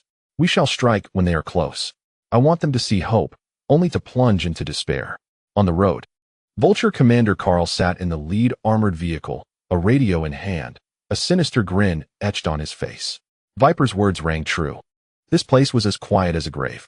He surveyed the shadowy factory, illuminated only by a few dim streetlights, with not a single patrolling figure in sight. These fools must still be dreaming of riches, he thought, licking his dry lips. Listen up, everyone. No tactics, no cover. Charge straight in. Secure the office building at the fastest speed.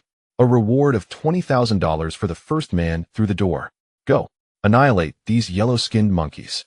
The convoy surged forward like a pack of ravenous wolves sensing blood, fiercely pouncing upon their seemingly defenseless prey.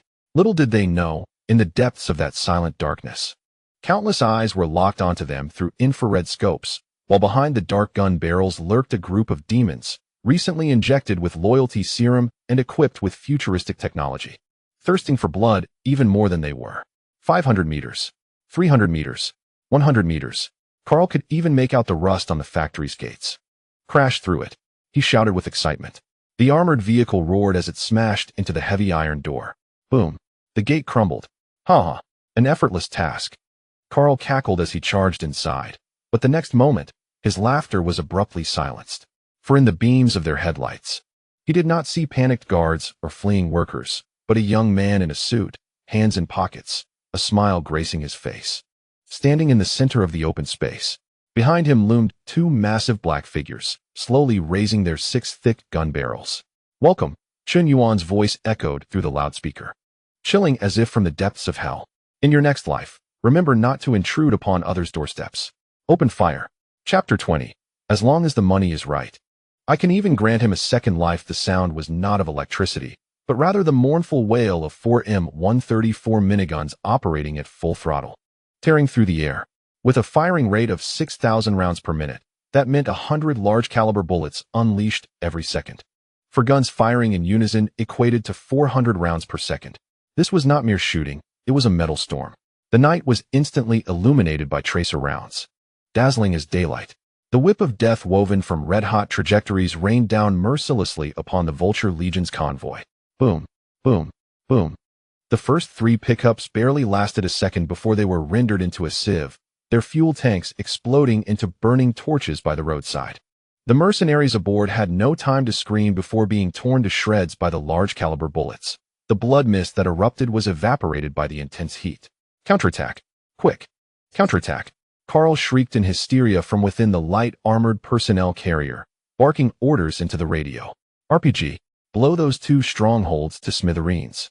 "Commander, we can't destroy them," came the frantic cries from his men. "Those 2 monsters, they are moving." Carl was taken aback. Through the bulletproof glass, he witnessed a scene that shattered his worldview.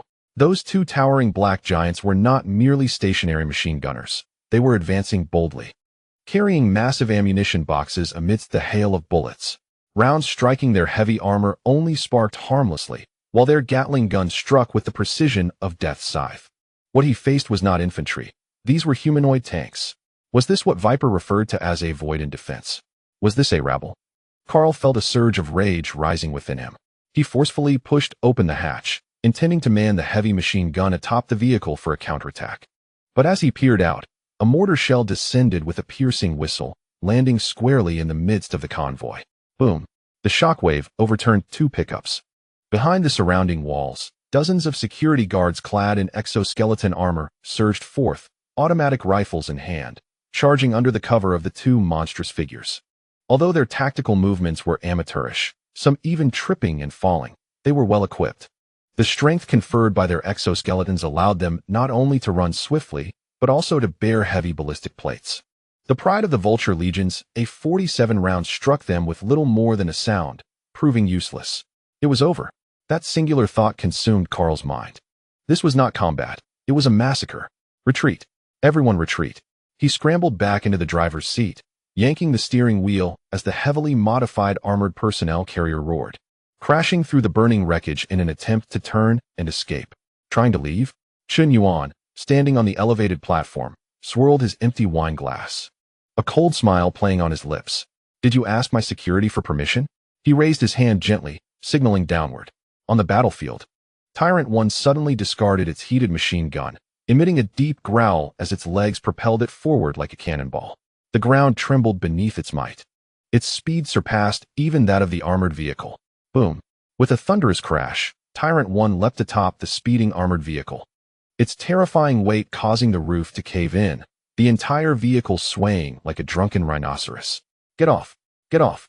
Carl screamed frantically within the vehicle, pulling out his handgun and firing wildly at the roof. The sound of metal tearing was excruciating. That 2-centimeter thick bulletproof hatch was effortlessly ripped apart by Tyrant 1's massive bone claw, as though opening a sardine can. The night air rushed in, mingled with the pungent scent of blood. Carl raised his head, locking eyes with the Tyrant's pale, vacant gaze devoid of any emotion. God! The gun slipped from Carl's grip and fell to the ground, his trousers instantly soaked. A large hand reached in, seizing his neck as one would grasp a chick, lifting him from the vehicle and suspending him in midair. The gunfire around them gradually diminished. The remaining members of the Vulture Legion, witnessing their leader being hoisted like a dead dog, utterly lost the courage to resist and began discarding their weapons, kneeling in surrender. Tyrant 1, holding Carl, strode towards the watchtower where Chen Yuan stood, kneeling on one knee and presenting this prize. Chen Yuan looked down from his elevated position at the mercenary leader who once rampaged through South America. "Captain Carl, a pleasure to make your acquaintance." Chen Yuan's voice was soft, yet clear in the silence of the battlefield. "I am quite dissatisfied with your service. You promised ahead, Yet you delivered yourself first. Who? Who are you? Carl gasped, his face turning purple. This is not a pharmaceutical factory. It is a military base. You have violated the mercenary code. Code? Chen Yuan laughed, genuinely amused. This is Saint Vandal, my friend. Here, I am the code. He turned away, no longer casting a glance at this defeated man. Alice, dispose of him. Make sure to clean the scene thoroughly. I do not wish for a fly to remain when the sun rises tomorrow. A crack echoed behind him, the sound of bones shattering. The reign of a once great tyrant had come to an end. Chen Yuan returned to his office, the clamor outside seemingly isolated in another realm.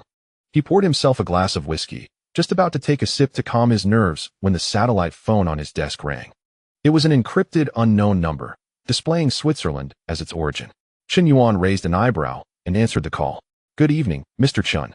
The voice on the other end was aged and frail, yet bore the gravitas of someone accustomed to power, speaking with a distinct London accent. I apologize for disturbing you at this hour. I just witnessed a spectacular fireworks display via satellite. Chen Yuan glanced out the window at the still-burning wreckage. I must apologize for the commotion. A few mice have infiltrated my home, causing a bit of a stir. No, quite the opposite. Those two bioweapons. Truly impressive. The elder's voice carried a hint of urgency. But I am not interested in war, Mr. Chen. I am solely concerned with one matter. I have heard you possess a drug that can restore youth. Chen Yuan's eyes narrowed. News traveled fast. It seemed Lady Mary's soiree had yielded results beyond his expectations. Just a rumor, Chen Yuan replied nonchalantly, swirling his glass. It is merely a semi-finished product still in the experimental stage, with significant side effects. Side effects? The elder chuckled dryly on the line, his laughter reminiscent of a dying owl. For one nearing death, the greatest side effect is death itself. As long as one does not die, I would gladly embrace even the form of a devil. Mr. Chen, I represent the Rothschild family. Money is merely a number to me. Chen Yuan replied coolly. However, since you were so sincere. He paused, infusing his tone with a hint of charlatanism. I can reserve a spot for you. But my drug is not for sale. It is only available for exchange. Exchange for what? For resources, for channels. For those privileges that money cannot buy. There was a prolonged silence on the other end. Deal. The elder's voice now carried a note of reverence. Mr. Chen, you are truly a greedy devil. No, you misunderstand, Chen Yuan said, gazing out at the tyrant's busy transporting corpses, a smirk of utter arrogance gracing his lips. I am not a devil. As long as the payment is satisfactory, even if that old fellow god himself were to come, I could extend his life. Hanging up the phone, Chen Yuan downed his drink in one gulp.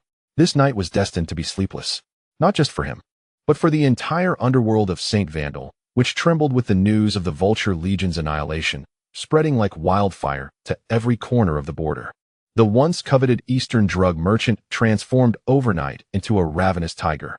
In the southern part of the city, within a heavily guarded estate, a luxurious crystal ashtray shattered against the floor, splintering into pieces. Guzman, the notorious drug lord controlling half of the Mexican border, paced the room like an enraged lion. 300 men, fully armed, with armored vehicles. He pointed at the kneeling subordinate, spitting with fury. And just like that, they are gone. Not even a splash of water. Are you trying to tell me that Chen Yuan wields magic? Be boss. The subordinate trembled, reporting that scouts had returned with news of monsters at the pharmaceutical factory. Impervious to blades and capable of tearing tanks apart. Damn those monsters. Guzman kicked the subordinate down. Those are biological weapons. High-tech from the Americans. What the hell is that yellow-skinned monkey? He inhaled deeply, forcing himself to calm down. Chen Yuan's rise was alarmingly rapid, instilling a sense of dread. If this continued unchecked, that Eastern man would inevitably reach into his territory and devour him as well. There was no more time to waste. Guzman approached the map pinned to the wall, his gaze fixated on the location of the pharmaceutical factory, his eyes glinting with malice. If the vultures cannot do it, then I shall seek out more formidable allies. He picked up the red phone on the desk and dialed a long uncontacted number. Hello, is this the Black Sun Alliance? Please connect me with the heads of the other families. Inform them that a dragon has crossed the river into Saint Vandal, and if we do not unite to eliminate him. Guzman's voice was as cold as a serpent's tongue. We will all perish. Chapter 21. The neighboring drug lord scheme to prey on prey? Deliver him a taste of devourer. We will all perish. Guzman's venomous voice echoed in the air, like the final venomous breath of a dying snake. Yet, unbeknownst to him, this phrase was heard not only by his allies, but also by the Eastern man he viewed merely as prey. In the pharmaceutical factory, the underground command center displayed Guzman's image in real time on a vast holographic screen. The extensive data tendrils of Red Queen had already infiltrated every corner of St. Vandal via the phone line. Quite self-aware, Chen Yuan mused, seated on a leather sofa, swirling the unfinished whiskey in his glass, a cold smile gracing his lips. Since you are so enlightened, I shall oblige. He turned to Alice. While I would love to let the Tyrant Legion trample through directly, that would create too much commotion. After all, we are civilized businessmen. Disturbing the peace at night is uncouth. Alice understood immediately, her fingers flying over the console as she accessed a new bioweapon file. Codename, Devourer, status, Hungry Boss. This thing hasn't undergone practical testing yet. Its uncontrollability exceeds that of the Tyrant by 40, Alice cautioned, though her tone brimmed with eager anticipation. However, it is adept at clearing out rodents from the sewers. Then let it out for a stroll. Chen Yuan downed his drink, his gaze turning bloodthirsty and cruel. Tell it tonight is an all-you-can-eat buffet. Guzman's estate was situated on a hillside in the southern outskirts of St. Vandal, a strategic location that was easy to defend. Following the news of the Vulture Legion's destruction, the drug lord had recalled all security forces. Every few steps, guards stood watch, and fierce Doberman dogs patrolled the grounds, ready to pounce on any intruder. The night was deep, and the estate was brightly lit. Guzman sat in his study, gripping a gilded desert eagle tightly. Every few minutes, he cast a glance outside, his heart racing with anxiety. Boss, rest assured. The captain of the bodyguards pushed the door open, cradling a cup of coffee. His comrades were already awake.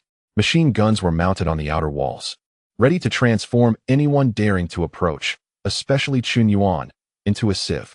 Shut up, Guzman bellowed irritably. You know nothing? That kid wields a monster. Do you understand what a monster is? One that can shred tanks to pieces. The bodyguard captain scoffed, dismissing the notion. What monster? Likely just an excuse fabricated by those incompetent vultures to mask their failures. At that moment, the barking of the dogs in the yard abruptly ceased, not fading gradually, but stopping as if an invisible hand had severed all throats at once. A deathly silence enveloped the estate. What is happening? Guzman leapt to his feet, cold sweat soaking his back. The captain sensed something amiss, drawing his gun and shouting into his earpiece. At the entrance. Respond. Why have the dogs fallen silent? All that answered him was a crackling static, accompanied by an unsettling, wet-chewing sound. I glanced over. The captain approached the window, cautiously lifting the edge of the curtain. Outside, the searchlights still shone brightly, but the 4 guards who had been patrolling were nowhere to be seen. The pack of Doberman pinchers had vanished as well, leaving behind a pool of blood slowly spreading across the lawn. Where are they? Before he could process it, a fleeting crimson shadow darted past the window, followed by the sharp sound of shattering glass. Crash! The captain felt a chill at his neck as his vision began to spiral. In the last moment before losing consciousness, he glimpsed a skinless, crimson figure, akin to a gigantic gecko, hanging from the ceiling. Its exposed brain pulsed with each breath, while 2 massive claws were deeply embedded in the concrete. Guzman let out the most chilling scream of his life. He watched as a headless corpse fell from the ceiling, blood gushing and staining the expensive carpet, causing him to collapse in despair. Fire! Fire! He frantically squeezed the trigger, the deafening roar of his desert eagle echoing in the study. Yet the red monster was too swift, darting like a flash of crimson lightning, ricocheting between walls, bookshelves, and chandeliers. Bullets struck only shadows or shredded wood from the shelves. The creature emitted a spine-chilling hiss. It did not rush to kill Guzman. Instead, it slinked in the corner like a cat toying with a mouse. Its eyes, degenerated to mere white membranes, could not see, but its acute hearing had already locked onto the prey's heartbeat. Guzman discarded his empty gun and scrambled towards the corner bookshelf, where a hidden door led to an underground safe house. Constructed from 30-centimeter thick steel plates, it was an absolute sanctuary. If he could just hide within, not even a missile could breach it. Help! Someone! He cried, pressing the switch. The bookshelf slowly moved aside, revealing the heavy steel door. Seeing it was a beacon of hope, Guzman rushed inside, frantically turning the winch to secure the door. Click! The sound of the lock clicking into place finally allowed his heart, which felt as though it might leap from his throat, to settle back down. Safe at last. This place had its own ventilation system, ample food and water, and a satellite phone connecting him to the outside world. As long as he stayed here, that monster could not enter. Guzman collapsed to the floor, gasping for breath, a grotesque smile of survival spreading across his face. Chen Yuan, just wait. When I get out, I will tear you to shreds. He struggled to rise, intending to retrieve a first aid kit for his injured knee. Drip. A warm, viscous liquid suddenly dripped from above, landing squarely on his prominent nose. Guzman froze. This was an underground chamber. How could it leak? And the smell? It had a nauseating, putrid odor, reminiscent of decaying entrails mixed with potent acid. A fear that clawed at the depths of his soul rendered his neck as stiff as rusted gears. Slowly, inch by inch, he lifted his gaze. The ventilation duct, a mere bowl-sized opening, had been forcefully torn open, the metallic edges curling outward as if a monstrous force had crudely wrenched it apart. At that darkened opening, a 2-meter-long, barbed and slimy crimson tongue hung down, like a greedy viper, quivering just inches above his head. Chapter 22. That day, under the setting sun, he elegantly smoked a cigar atop a pile of corpses. The moment that droplet of viscous liquid fell, Guzman's world crumbled. Yet, he did not die immediately. The red monster seemingly relished the fear of its prey, dismantling this once mighty drug lord piece by piece, much like a mischievous child tearing apart a newly acquired toy. The screams persisted for a full 10 minutes before succumbing to an eerie silence. As the first rays of dawn pierced the darkness, illuminating the hillside manor, the air remained thick with suffocating humidity. The stench of blood lingered heavily, attracting countless green flies that buzzed in the morning light, orchestrating a nauseating symphony. Several black SUVs brazenly crashed through the shattered gates of the estate. Rosa, clad in her signature tight leather attire, leapt from the vehicle, flanked by 5 trembling men, leaders of the few remaining small factions in St. Valder. Just last night, they had been pally with Guzman, plotting the division of Chen Yuan's pharmaceutical empire. Yet this morning, upon receiving images of the Guzman estate, they had scurried over like chickens with their necks grasped. Oh God, a corpulent mob boss, his face bloated, faltered upon entering the courtyard. This was no battlefield, but a slaughterhouse. There were no intense bullet holes or signs of explosions, only limbs and severed body parts scattered across the ground. Those trained bodyguards appeared as though they had been rent asunder by some colossal beast, not a single body remaining whole. Especially the supposedly nuclear-proof steel door to the basement. Now, that 30-centimeter thick alloy door resembled tinfoil ripped apart by a mischievous child, twisted, warped, with a massive, irregular hole torn through its center. The sharp edges curled outward, indicating that the monster had clawed its way in from the outside. Rosa felt her throat dry, the familiar sensation of fear creeping up her spine once more. She recalled that night in the cornfield and Chen Yuan's despairing marksmanship.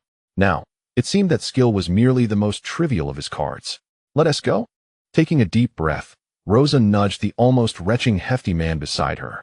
Mr. Chen is waiting for us. The group stepped into the once symbolic underground chamber of supreme power in St. Valder, now stained by the horrors within. The chamber was brightly lit. Yet no one dared to raise their gaze to the ceiling or walls, for they were smeared with remnants of what had once belonged to Guzman. Their eyes could only, and must only, focus on the center of the room. There sat an opulent European-style velvet high-back chair, originally meant for Guzman to receive his subordinates and bask in their reverence. At this moment, Chen Yuan occupied it.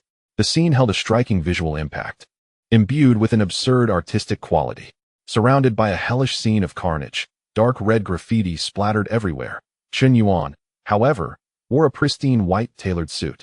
His trousers sharply creased, shoes polished to a shine, not a single hair out of place. He sat with his leg crossed, delicately holding an exquisite golden cigar cutter, meticulously trimming a hefty Cuban cigar. The crisp sound of the cut echoed in the silent chamber, startling the rotund figure beside him, who trembled at the sound. Is it time?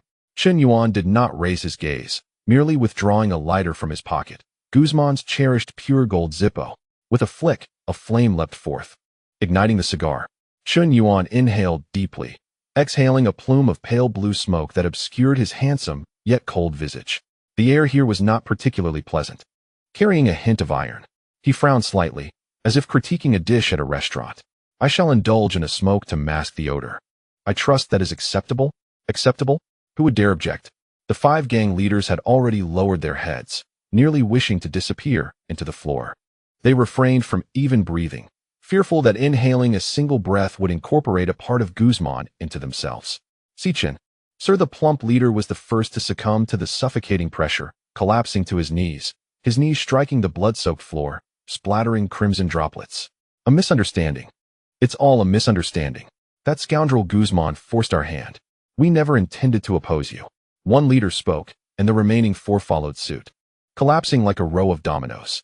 Yes. Chen, sir, we were merely here to count ourselves. From now on, you shall be the ruler of Sandwald. We shall follow your lead. Cries of desperation and pleas filled the air. Chen Yuan leaned back in his chair, peering through the smoke at these once mighty figures, a mocking smirk curling at the corners of his lips. This was the survival code of the underworld. Loyalty was but a facade. Only strength mattered. When your power is sufficient to shatter the rules, you become the new rule. Do not be alarmed. Chen Yuan flicked the ash from his cigar, the remnants landing on Guzman's priceless Persian carpet, conveniently covering a dark red stain. I did not summon everyone here to listen to such drivel. He rose, cigar in hand, strolling leisurely to the kneeling figure of the plump leader. The man stiffened, eyes fixed on the polished shoes before him, his teeth chattering in fear. Guzman is dead. Chen Yuan's voice was soft yet struck like a hammer upon the hearts of all present. His territory, his routes, and his vast sales network now lay vacant. It was a colossal void, akin to a grand feast. Chen Yuan bent down, gently tapping the perspiring face of the plump leader with the hand holding the cigar. I possess a modest appetite. I favor meat and have no taste for bones. Thus, I wish to inquire. He straightened, his gaze sweeping across the room, his eyes sharpening like blades. Is there anyone else who wishes to unite against me? If so, now is the time to step forward. I'm in a hurry. I could use a meal for my pet. Dead silence ensued. An absolute stillness. Not a single soul dared to emerge. They would have preferred to retract their heads into their chests. The pet he referred to was evidently the beast that had torn Guzman asunder. Merely envisioning that scene tightened their bladders. And no, Chen, sir, your rules shall be the rules of Sandwald. Rosa stood aside, gazing at the man who conversed nonchalantly amidst a sea of corpses, her admiration nearly spilling over. This was the man she had chosen, powerful, elegant, and ruthless, like a king emerging from the depths of hell. Excellent. Chen Yuan nodded in satisfaction. Since we have reached a consensus, the specifics of the takeover shall be entrusted to you, Rosa. Should anyone dare to extend their hand at this juncture, he mimed a throat-slitting gesture. Understood, boss. Rosa licked her lips, her gaze turning perilous. Just as Chen Yuan prepared to conclude this enlightening morning meeting and catch up on some sleep, his personal phone abruptly rang. The jarring ringtone shattered the silence of the chamber, a lively jazz tune. The kneeling leaders flinched, nearly mistaking it for a signal of execution. Chen Yuan retrieved his phone. Glancing at the caller ID, his previously icy demeanor melted away, replaced by a mask of genteel charm. Hello, Mrs. Marie. He answered the call, his tone as relaxed as if engaging in casual banter with a neighbor. Calling so early? Did last night's medication keep you awake? On the other end, Marie Anderson's excited voice resonated, tinged with a hint of cracking. Chen, marvelous news. Are you still asleep? Hurry up. Forget your trivial business. A Hollywood superstar has arrived. She specifically requested to see you, claiming it's regarding that elixir of youth. Chen, you're famous. Truly famous. Chen Yuan raised an eyebrow. He surveyed the room strewn with corpses and the kneeling gang leaders, then glanced at the half-finished cigar in his hand, unable to suppress a chuckle. On one side lay the bloody and ruthless conquests of the underworld. On the other, the intoxicating allure of high society's invitations. This was precisely the life he desired. A Hollywood star? Chen Yuan extinguished the cigar on Guzman's expensive desk, leaving a charred mark. Inform her that I am busy. Should she wish to see me, let her join the queue. Chapter 23. No way. Even Hollywood actresses are queuing for medicine? Beep. The call ended. Chen Yuan casually tossed the phone onto the desk, where it slid across the smooth mahogany surface, colliding with the humidifier containing the Cuban cigars. He leaned back, sinking into the plush leather chair. The faint scent of blood lingered in the office, remnants of the earlier meeting. Yet, at this moment, Chen Yuan felt the atmosphere had shifted. It carried a sweeter, more frantic scent, yet one that was intoxicatingly maddening, the scent of money. Boss. The office door burst open. Victor rushed in, This man who often boasted of having weathered many storms now resembled a cat with its tail stepped on, his face quivering with each hurried breath.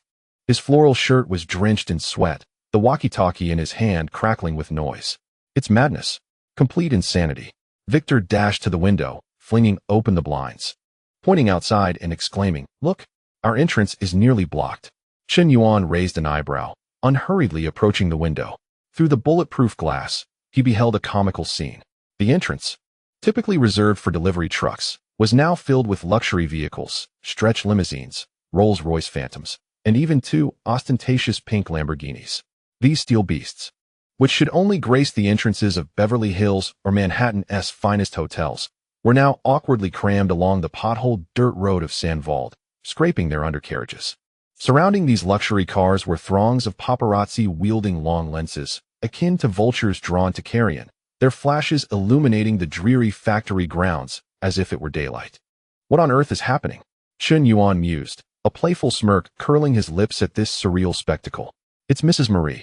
Victor wiped the sweat from his brow, his voice a mix of shock and elation. Last night was real. The medicine you gave her had explosive effects.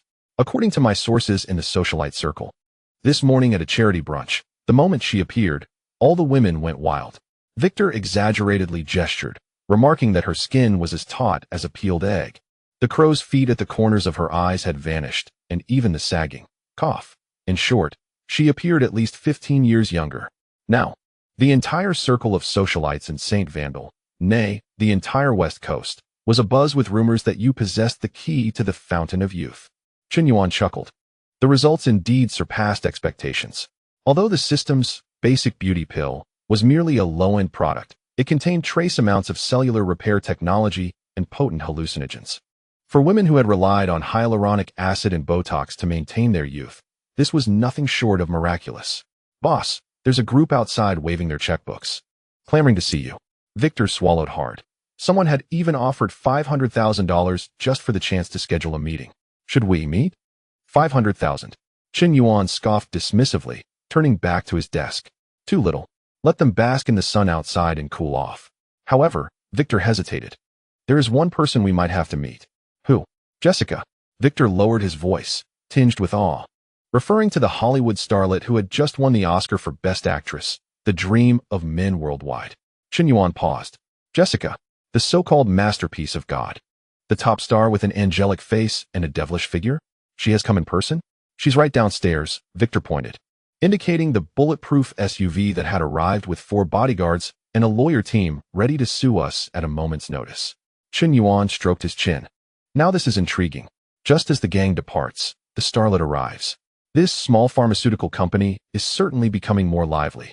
Let her come up, he instructed, adjusting his collar and returning to his chair, resuming an air of cold detachment.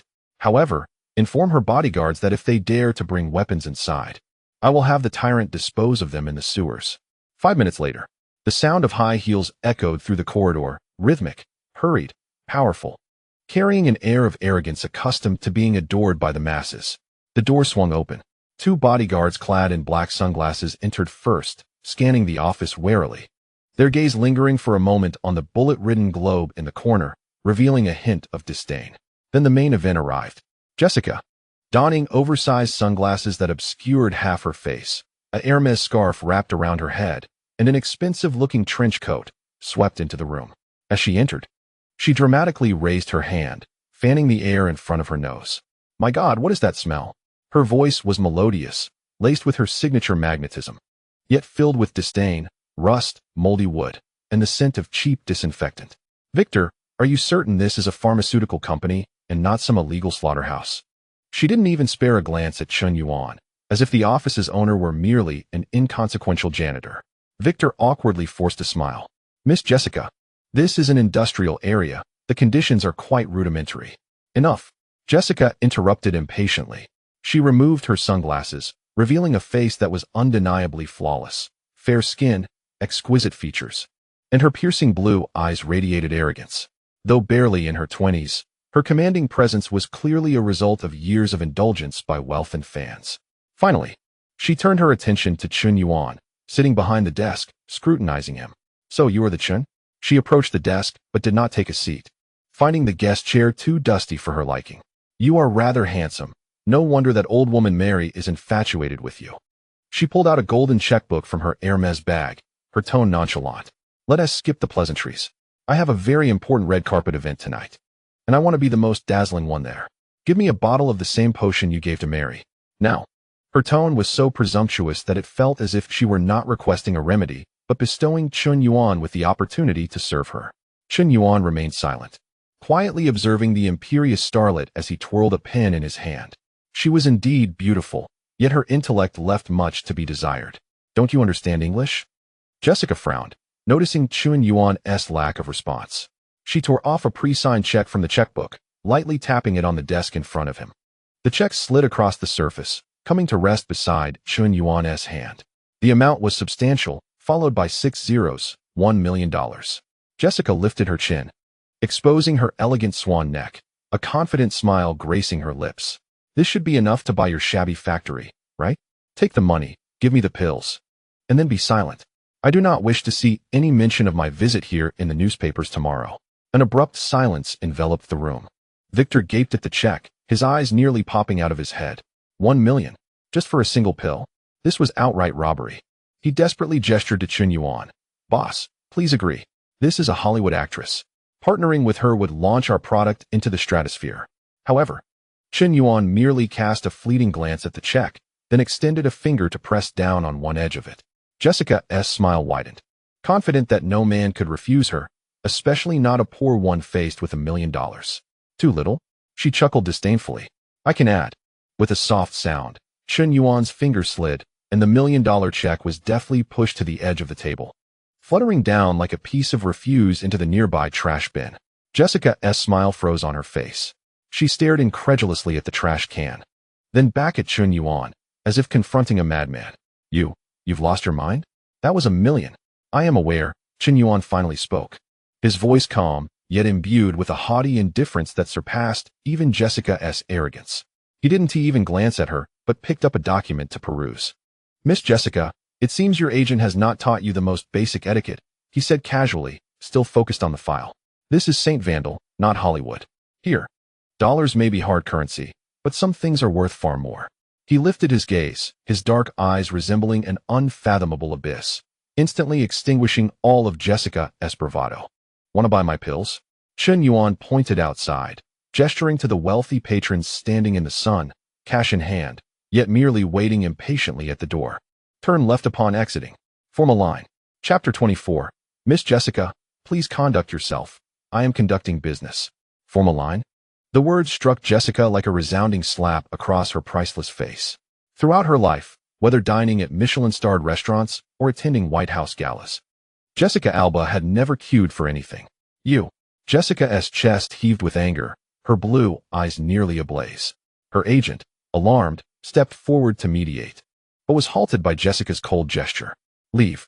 She glared at Chen Yuan, commanding her bodyguards and agent to exit without turning back.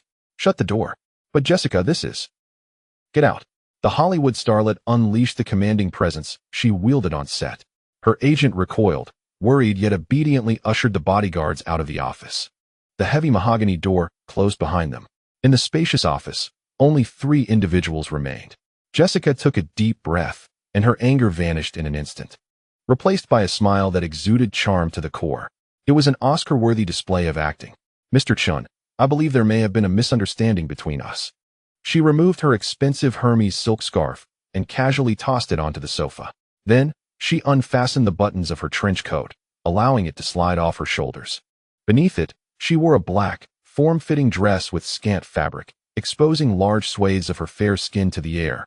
A visual impact potent enough to quicken the pulse of any ordinary man. She circled around the desk, striding towards Chen Yuan with a feline grace. The air became infused with the intoxicating scent of Chanel No. 5, a heady blend of wealth and desire. I understand that for a man like you, ordinary money may not sway you, Jessica said, approaching Chen Yuan's grand chair. She did not sit, but leaned slightly forward, her hands resting on the armrests, enveloping Chen Yuan within her shadow. Her exquisitely beautiful face drew nearer, close enough to count his eyelashes. The queue is too slow, she purred, her voice sweet as molten chocolate. I never stand in line because I possess a faster pass. As she spoke, one of her hands glided slowly down the lapel of Chen Yuan's suit, her fingertips laden with unmistakable seduction. As long as you provide me with the medicine tonight, I am yours. You can have your way with me, here or in my RV. This was nothing short of blatant seduction. For an ordinary man, surrender would have been inevitable at this moment. After all, here was the dream woman of millions, now presenting herself so eagerly. Even a decade less of life would seem worth it. Yet, Chen Yuan's expression remained as calm as still water. He even took a sip of the coffee on the desk, as if the enchanting figure before him were merely a wisp of air. Just as Jessica's fingers were about to touch Chen Yuan's chest, a sudden flash of silver sliced through the air before her fingertips. It was the sound of a scalpel cutting through the atmosphere. Jessica recoiled in fright, her eyes wide with terror as she turned her head. There stood the blonde secretary, Alice, who had been silent in the corner, now at her side. Alice toyed with a remarkably sharp scalpel, the delicate blade spinning rapidly between her fingertips, resembling a blossoming silver flower of death. Miss Jessica, Alice's voice was soft, yet carried a chilling undertone. Please remove your hands. The boss's suit is custom-made. If you soil it, you won't be able to afford the damages. Jessica gazed into Alice's emotionless, electronic eyes and felt the unsettling sensation of being preyed upon by a top-tier predator. It was a woman's sixth sense. This secretary intended to kill her. What are you? Jessica forced herself to maintain her composure, puffing out her chest. I am conducting business with your boss. This is an adult game. And who are you? A mere servant. To interrupt? A servant? A dangerous smile curled at the corners of Alice's lips as she halted the scalpel spinning, its tip aimed directly at Jessica's proud face. Get any closer to the boss by even a centimeter, and I will perform a permanent cosmetic surgery on you. Free of charge. Jessica's complexion turned pale, and she instinctively took a step back. You lunatic. Everyone in this pharmaceutical company is insane. Just as the atmosphere reached a breaking point, the previously silent Chen Yuan finally moved. He extended his hand, not roughly, yet imbued with an undeniable authority, directly grasping Jessica's wrist as she leaned in closer. And then he unceremoniously pushed her away. Miss Jessica, please maintain your dignity. Chen Yuan retrieved a tissue, methodically wiping his fingers as if they had touched something unclean. I am here to conduct business, not to indulge in a brothel. Jessica stumbled back a couple of steps, steadying herself against the edge of the desk, her disbelief evident as she stared at Chen Yuan, her face flushed with humiliation and anger. You, what did you say? I am a Hollywood star. How dare you compare me to those? Is there any difference? Chen Yuan interrupted, his gaze cold. It's all about exchanging bodies for resources. Yours just comes at a higher price and with fancier packaging. You. Jessica trembled with rage, tears welling in her eyes. Stop acting. Tears mean nothing to me. Chen Yuan rose, looking down at her. My pharmaceutical supply is limited. Those who desire it queue all the way to Washington. You wish to cut in line? Fine. But not through such base tactics. He walked to the floor-to-ceiling window, facing away from Jessica, observing the bustling crowd outside. I aim to penetrate the North American market, but I do not wish to squander time on tedious advertising and public relations. I require a spokesperson, someone of sufficient weight to make the entire nation, indeed the world, go wild. Chen Yuan turned, his gaze piercing as it fixed on Jessica. Can you achieve that? Jessica was momentarily taken aback. She was a clever woman. Her ascent to the top of Hollywood was not solely reliant on her looks. Quickly, she wiped away the few crocodile tears, adjusted her disheveled dress, inhaled deeply, and transformed back into the shrewd queen of the social scene. You want me to help you sell your products? No, I need you to pave the way for me. Chen Yuan extended a finger. 3 years. I want you to be the global spokesperson for Chen Biotechnology. Utilize all your resources in Hollywood and the fashion industry to elevate my products to the highest tier market. In return, you shall receive the youth you desire, and it will be an unlimited supply. He paused, casting out an even greater bait. Furthermore, should I choose to venture into the entertainment industry in the future, you will be my sole partner. Jessica's heart raced. The allure of youth and partnership held more temptation than any paycheck, especially with the mysterious and affluent aura exuded by the man before her. She saw an unprecedented possibility. Deal. Without hesitation, she extended her hand. But I want the product first. Of course. Chen Yuan retrieved an exquisite porcelain vial from the drawer and tossed it to her.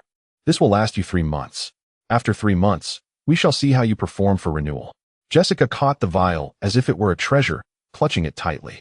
She gazed deeply at Chen Yuan, her expression complex, mingling resentment, awe, and a hint of a desire for conquest. Chen, you are the most ruthless man I have ever encountered. She donned her trench coat again, regaining her proud demeanor, yet exuding an undeniable allure. We shall see. With that, she turned and strode out, her heels clicking rhythmically against the floor. Once Jessica had departed, the tense Alice sheathed her scalpel. Boss. Her heart rate was quite rapid just now, Alice remarked, a hint of dissatisfaction in her tone. This type of woman is dangerous. She harbors ulterior motives towards you.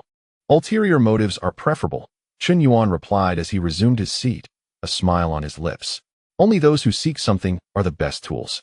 Just then, the office door burst open once more. Victor tumbled in like a meatball, his expression more sorrowful than tears could convey, clutching a recently signed agreement. Boss, this is bad. A major issue has arisen. He gasped, struggling for breath, gesturing toward the floor below. While you were conducting business, the other gang leaders in the city arrived. They said they wanted to discuss rules, and now they're all seated in the large conference room on the first floor. Victor swallowed hard, his voice trembling. They brought many people, and it appears they do not come with good intentions. They demand that you pay. What is it? A protection fee. Chapter 25. Monopolizing the borderline. Who is in favor? Who opposes? The grand conference room on the first floor of the pharmaceutical plant, originally designated for employee rallies, now resembled a dreary underground casino. A gathering of over 20 gang leaders from St. Vandal encircled a long conference table. Some propped their feet on the table, while others sharpened their nails with daggers. The air was thick with the nauseating scent of cheap tobacco, alcohol, and body odor. Where is Chen? A burly, bald man with a face full of brutish features and a heavy gold chain impatiently crushed his cigarette on the table, leaving a charred mark. Why do we have to wait for him? Does he think he is the Emperor of St. Vandal? Exactly. Just because he took out the vulture doesn't mean he can trample on us, chimed in a lanky figure, resembling a monkey. Today, we have 500 brothers surrounding this place. If he dares to be uncooperative suddenly, the door swung open. Contrary to expectations, there was no apology or hurried footsteps. Chen Yuan strolled in, donned in a deep gray suit, holding his signature wine glass, moving with the ease of someone returning from a casual stroll in their garden. Following him was Victor, his dutiful steward, cradling a thick stack of documents. The door remained ajar, allowing two towering black figures to enter with heavy steps. The tyrants. Standing at an imposing height of 2 meters and 5 centimeters, they seemed to threaten the very structure of the door frame. Clad in specially tailored suits, their prehistoric presence silenced the room instantly. The previously boisterous bald man instinctively withdrew his feet from the table. Chen Yuan approached the head of the table, the position of honor. He gracefully pulled out a chair, seated himself, took a sip of red wine, and leisurely surveyed each individual present. His gaze resembled that of a butcher assessing livestock rather than that of a leader confronting armed adversaries. Apologies, everyone, he began, setting down his wine glass, a cryptic smile adorning his face. I was preoccupied with a personal matter with Miss Jessica, and it took a bit longer than expected. After all, matters involving women can be rather intricate, especially with beautiful ones. This seemingly ostentatious opening remark pierced the ears of those present. They had been waiting downstairs like subordinates while he indulged in trivialities with a Hollywood starlet. Mr. Chen, we are not here to listen to your love life. The voice belonged to a middle-aged man in a floral shirt and sunglasses, seated at the leftmost position. He was Johnny, the notorious leader of the Mad Dog Gang, the most influential troublemaker among the group. He rapped on the table, his tone menacing. We are here to discuss the rules. You have made a fortune in St. Vandal without paying tribute or dues. That is not how things work. Rules? Chen Yuan raised an eyebrow, accepting the stack of documents from Victor. Perfect, I too wish to discuss the rules. He tossed the documents onto the center of the table. The pages fanned out, sliding before everyone. What is this? Someone exclaimed, their complexion shifting dramatically upon seeing the words Umbrella Business Alliance Agreement. 30% of your shares? You want control over all smuggling channels. Not only that, Chen Yuan leaned back, his hands crossed on his knees, his voice calm, as if unveiling a profound truth. From this day forth, all underground businesses in St. Vandal, be it flour, arms, or human trafficking, must route through my channels. I will launder your funds, facilitate official connections, and even provide necessary armed protection. In return, I will take a 30% cut. That is my rule. A loud thud echoed as Johnny slammed his hand on the solid wooden table, causing it to tremble. He removed his sunglasses, revealing bloodshot eyes that fixated on Chen Yuan. Are you out of your mind? 30%? You want to control our channels? Are you attempting to swallow us whole? Who do you think you are? God. Exactly. This is outrageous. You're treating us like dogs. I've been in this game for 20 years and have never encountered such blatant extortion. As one. The room erupted in anger, their indignation palpable. These men, who would readily resort to violence over trivial sums, now felt their dignity and wallets gravely insulted. Chen Yuan remained silent, merely observing the farcical display of outrage, the temperature of his gaze steadily dropping to a frigid chill. Have you finished? He finally spoke, his voice emerging only after the clamor had subsided slightly. He rose, sauntering towards Johnny, whose imposing stature seemed diminished in the presence of the slender Eastern figure. Mr. Johnny, it appears you have strong objections to my proposal. Of course I do, Johnny retorted, drawing a gold-plated Colt revolver from his waist and slamming it onto the table. Chen Yuan, don't think that just because you have 2 monsters at your side, you are invincible. I have 200 brothers outside, with a single command. This factory will be reduced to rubble. Wise up and hand over your strong formula, and pay us 5 million in protection fees each month, or else what? Chen Yuan tilted his head, a mocking glint in his eyes. Or else today next year will mark your death anniversary. Johnny snarled. Chen Yuan chuckled, turning away without casting another glance at Johnny, returning to his place of authority. Leaning on the table, he inclined forward, an oppressive weight settling over the room. His voice, though soft, penetrated every ear with an unsettling chill. I am a man who values democracy. He surveyed the room, and every gaze skittered away from his. Now, I wish to monopolize this border. Who is in favor, and who is against? The atmosphere thickened, as if time itself had halted. Johnny's hand, gripping the gun, trembled with rage as he witnessed Chen Yuan's demeanor, treating them like mere insects beneath his heel. I oppose, Johnny roared, raising his weapon. 2 other gang leaders, usually allies, stood up, brandishing their guns. I oppose too. Chen Yuan, don't be too arrogant. Kill him. If it comes to it, let us perish together. 3 guns were now aimed at Chen Yuan's head. The tyrant at the door stirred, as if to intervene, but was halted by a raised hand from Chen Yuan. With a smile that had not faded, Chen Yuan regarded the 3 men standing defiantly, his expression morphing into one of cruel delight. Excellent. He nodded appreciatively, as if satisfied with the outcome. 3 men. Not too many, just enough for a meal. Meal? What meal? Johnny stammered, momentarily bewildered by Chen Yuan's cryptic words. Without elaboration, Chen Yuan raised his right hand and snapped his fingers with a sharp crack. Since there are dissenters, we shall conduct this according to procedure. Chen Yuan gestured toward the unremarkable decorative wall of the conference room, his tone as gentle as a host inviting guests to dine. The zombie hounds are hungry. Let the feast begin. With that, the seemingly innocuous wall slid open, revealing the grim fate awaiting the dissenters. In the depths of darkness, the roar of beasts was absent, replaced only by the faint scratching of claws against the floor. The sound was subtle yet dense, akin to countless fingernails scraping across a blackboard, sending shivers down one's spine and causing teeth to ache. Johnny's hand, gripping the gun, froze in midair. Before he could pull the trigger, 3 shadowy crimson figures lunged forward.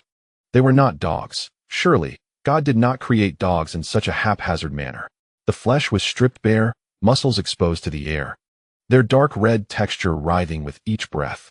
Massive jaws opened wide, revealing interlocking, serrated fangs. There were no eyes, only keenly sensitive nostrils and auditory organs twitching incessantly. The T-virus-infected zombie hounds, MA-39. Bang! Johnny finally pulled the trigger. Yet, the bullet merely penetrated one of the zombie hound's shoulders, splattering a bloom of dark green blood. The creature emitted no sound, and the sheer force of the impact sent Johnny, chair and all, crashing to the ground. A scream erupted, but it lasted only half a second before it was cut short by the sound of a crushed throat. The 2 gang leaders who had just risen in opposition barely had time to move before being seized by the other 2 zombie hounds. Their thighs and shoulders locked in a deadly grip. They were dragged away, much like 2 ragdolls. The hounds did not consume their prey on the spot. Instead, they clamped down on their necks or limbs, forcibly pulling them into the pitch-black door. Claw marks were etched into the hardwood floor, accompanied by desperate whimpers and the sound of bodies scraping against the ground. "Help! Save me! Mr. Chen! I was wrong. I will sign." The voice faded, ultimately vanishing into the depths behind the dark door. Following that, a chilling sound of chewing echoed. Crunch, crunch.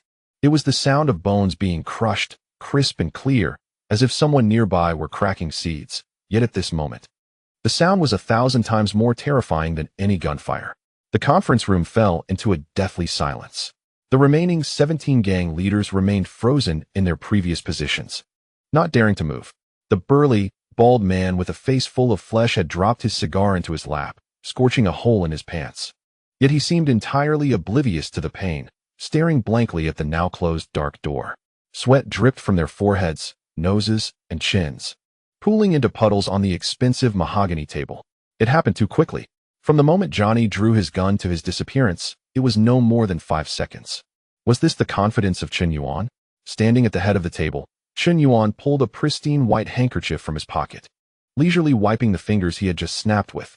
It was as if he had not commanded a killing, but merely swatted a bothersome fly. "All right." He tossed the handkerchief onto the table, the white cloth starkly visible in the oppressive silence.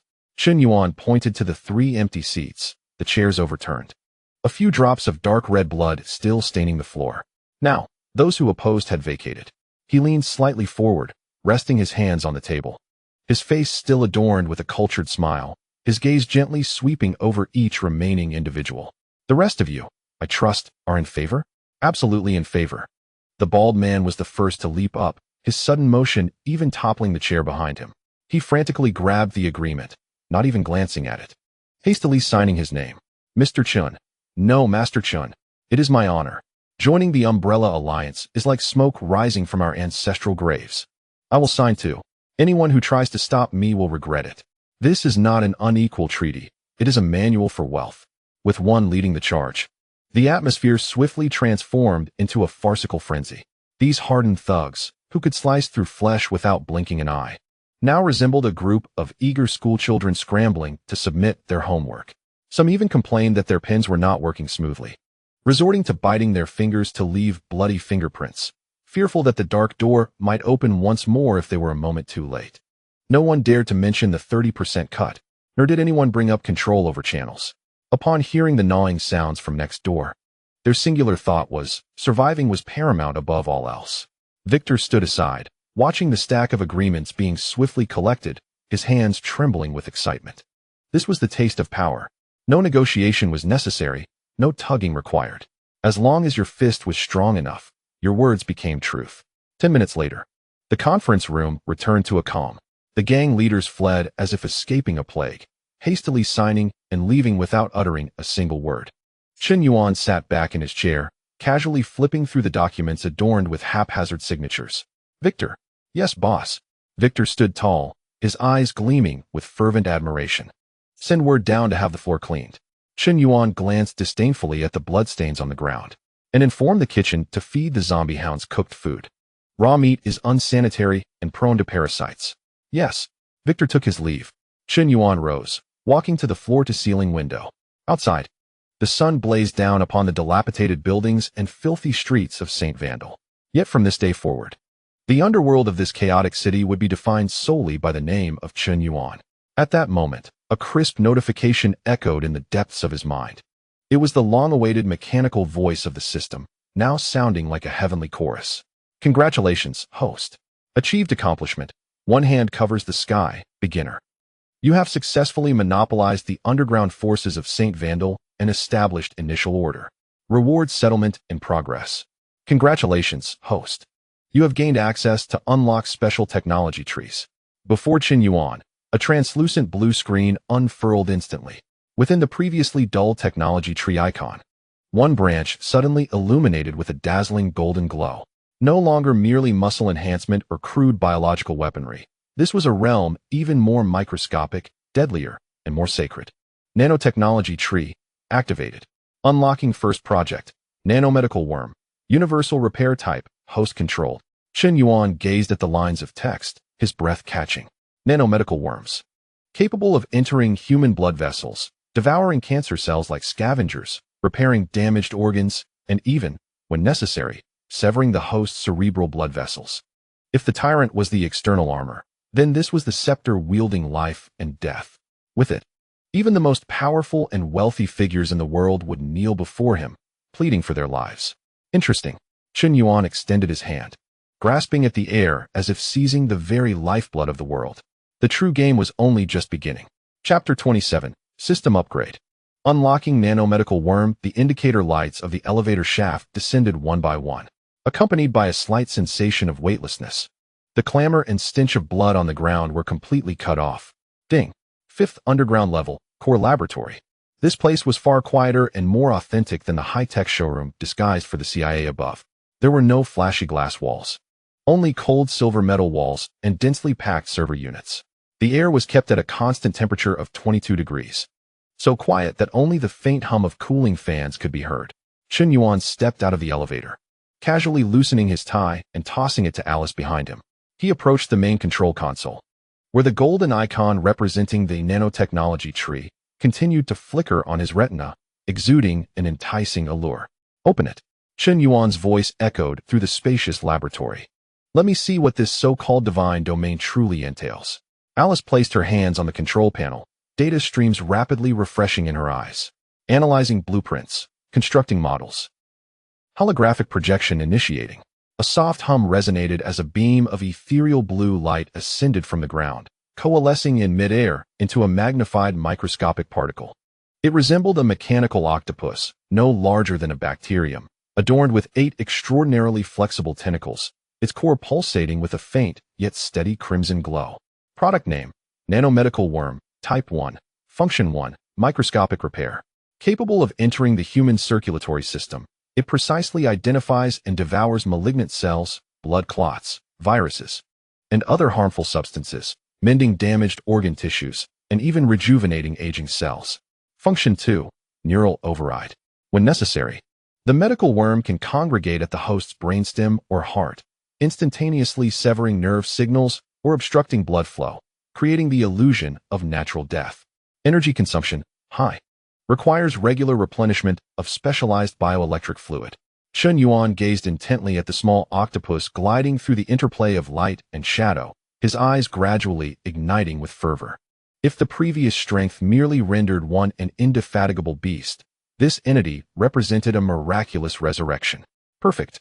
Chen Yuan extended his hand, fingers passing through the illusory holographic projection, as if grasping the fates of countless individuals. Alice, do you comprehend what this signifies? Alice tilted her head, analyzing rationally. It signifies our entry into the high-end medical market.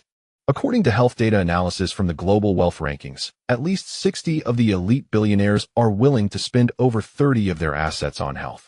No, your vision is too narrow. Chen Yuan shook his head, a mocking smile curling his lips. This transcended mere financial gain. He paced beside the console, the sound of his polished shoes striking the floor resonating melodiously. For those perched atop the pinnacle of society, money was merely a number. Luxurious mansions, yachts, private jets, these possessions had long since lost their allure. Their sole fear was death. Time, the most impartial entity in this world, would unflinchingly claim both beggars and kings alike.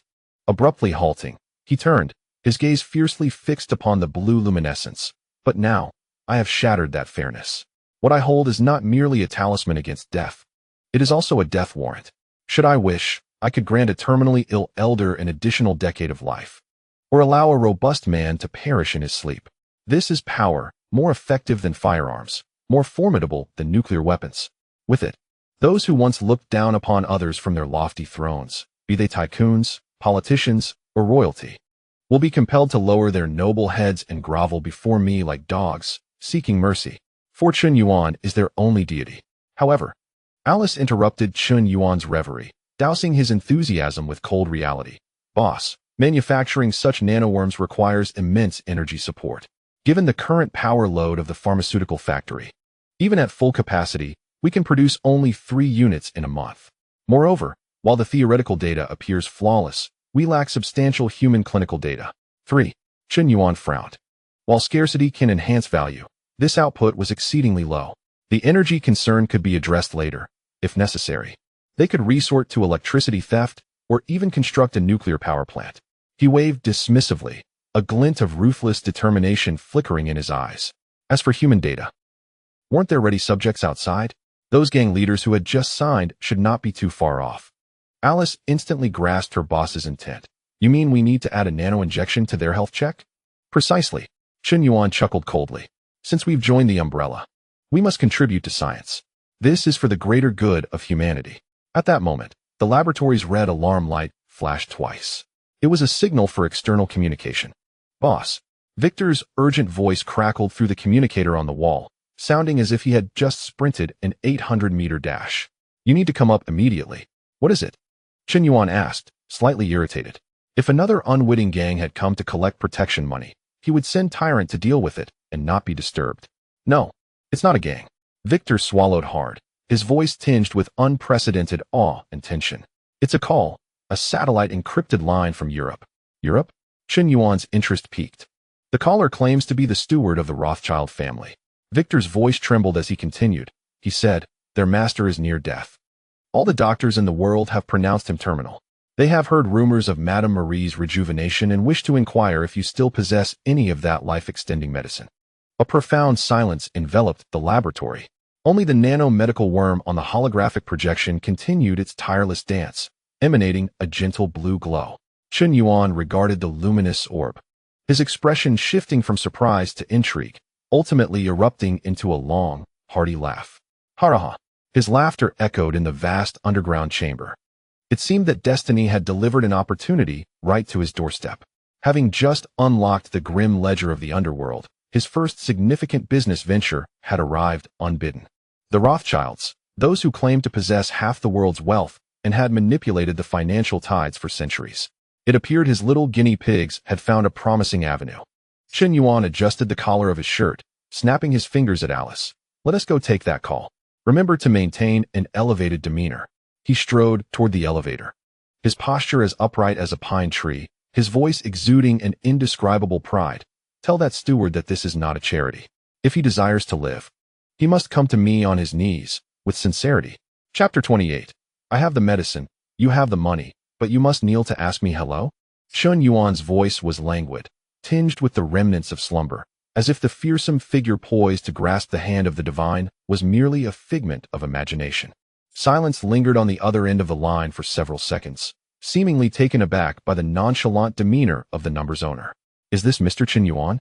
An elderly, hoarse yet articulate British accent emerged, imbued with a centuries-old arrogance that, even through the ether, conveyed a condescending scrutiny. I am Humphrey, the steward of Sir Jacob Rothschild. Oh, steward. A yawn escaped Chen Yuan. What brings you to me? Long-distance calls are quite costly. Humphrey was evidently taken aback by this unorthodox manner of conversation.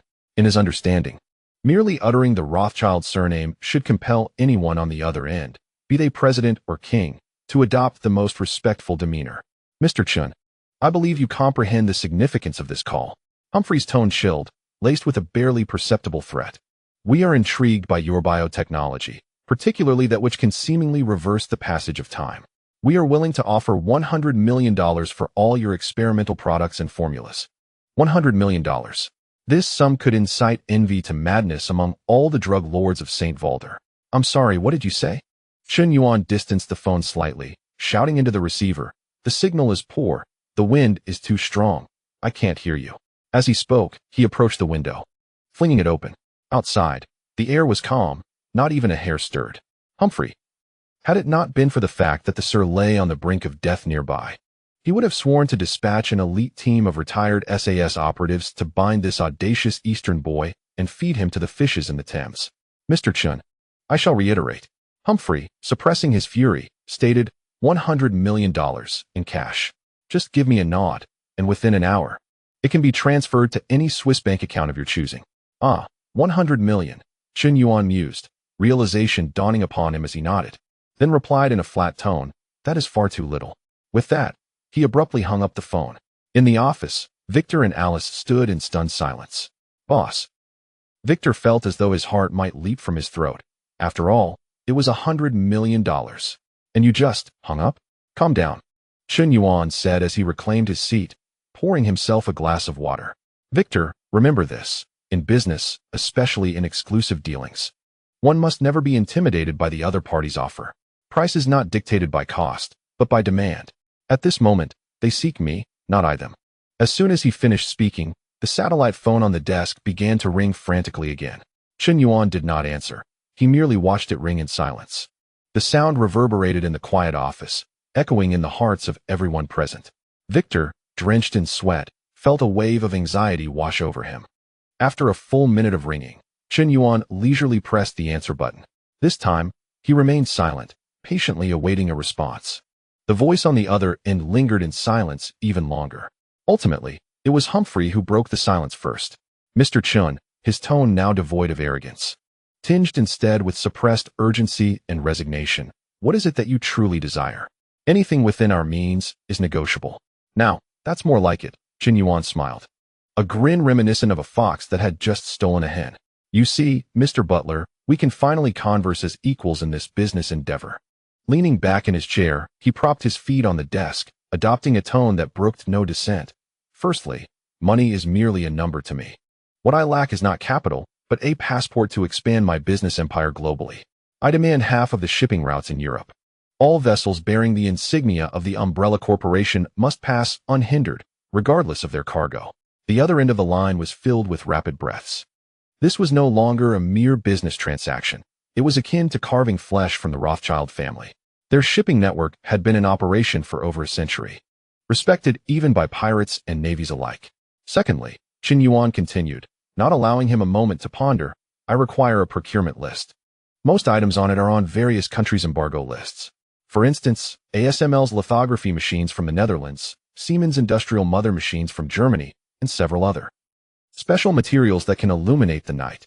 I expect these items to be delivered intact to my port within 1 month. Humphrey's voice trembled. Mr. Chen, you are forcing us to make enemies of the entire world. That is your concern, Chen Yuan replied coldly, his tone as frigid as ice. How much time remains for your lord? A month? A week? My nanomedical worms may reverse life and death, but they are not omnipotent. If the host has already succumbed, even God can only arrange a memorial service. Standing, Chen Yuan approached the floor-to-ceiling window, gazing out at the land that belonged to him. His voice filled with unwavering confidence and control. Mr. Butler, return and inform your master. He must decide whether to enter the grave clutching his rotting privileges and gold bars, or to kneel and humbly kiss the tips of my shoes in exchange for another 20 years of life. The other end fell into a profound silence. Chen Yuan could even hear the nobleman's labored breaths, akin to a wheezing bellows. After a long pause, Humphrey's aged and weary voice returned, this time stripped of any arrogance, replaced by a humble plea. We agree to your terms. The Lord wishes to know when treatment can commence. At my discretion, Chen Yuan icily replied, hanging up once more. This time, the office remained quiet for an extended period. Victor stared at Chen Yuan, his expression transformed from admiration to reverence. If previously, the boss had seemed to him a ruthless tyrant, now this man appeared as a devil playing with the hearts of men. Even the legendary Rothschilds were but puppets in his hands. Consider it done, Chen Yuan stretched, feeling invigorated. With the Rothschild family's channels and resources, his umbrella empire was finally poised for global expansion. In a good mood, he decided to take a leisurely drive. Grabbing his car keys, he prepared to relish this hard-won peaceful afternoon. Just as he exited the pharmaceutical factory and settled into the armored Lincoln, a loud thud echoed. A small, filthy figure suddenly burst from a nearby alley, colliding with his car door before crumpling to the ground like a rag doll. Moments later, a group of menacing Mexican thugs emerged from the alley, brandishing steel pipes and knives. Damn it, you little brat. Trying to run. The leader, a scar-faced thug, spat menacingly. Reaching for the girl sprawled on the ground. Chen Yuan frowned. He had no intention of getting involved. But the instant the girl lifted her head, his pupils constricted sharply. It was not her cuteness that caught his attention, but rather the necklace dangling from her neck. It was no mere trinket, but a USB drive, crafted from a special alloy, glimmering with a faint blue light. Or perhaps it was some form of advanced storage chip. Hey kid. The scar-faced thug noticed Chen Yuan in the car, arrogantly rapping on the window with his pipe. Get lost if you don't want to die? This girl belongs to our boss. Chen Yuan rolled down the window, glancing at the trembling girl by the car wheel before surveying the foolish thugs. He sighed. It appeared that today's outing would not proceed as planned. He opened the car door and stepped out, casually adjusting his wind-tousled collar. You see, I absolutely detest being disturbed during my moments of leisure, especially in such an unattractive manner. Chapter 29. In order to save a young girl, I obliterate a gang. The streets of Sandwald follow simple rules. First, do not provoke the police unless you can afford to feed them. Second, do not anger drug lords unless you wish to become fertilizer for cacti in the desert. Third, and most importantly, do not confront those Easterners driving black armored Lincolns. Unfortunately, there are always a few fools whose brains have been pickled by tequila, oblivious to the third rule. Hey, yellow-skinned kid. The scar-faced thug clearly underestimated Chen Yuan. To him, this man in an expensive suit, appearing delicate and refined, was merely a young master from a prominent family experiencing life. This girl is property of our bloody hand gang. If you know what's good for you, you'd better retreat to your air-conditioned room and sip champagne. The thug brandished the blood-stained pipe, adding, otherwise, I wouldn't mind giving your pretty face a little makeover. His companions let out a chorus of laughter, their greedy eyes roving over Chen Yuan's expensive suit and luxury vehicle. Chen Yuan remained silent. He merely turned his head to glance at the girl curled up beside the car wheel. She appeared to be around 10 years old, with long golden hair that looked dry and dusty. Her face was grimy, obscuring her features, but those deep blue eyes held a defiance and wariness beyond her years. Like a wounded young wolf. What truly captured Chen Yuan's attention was the necklace around her neck. The pendant is far from merely an ornament.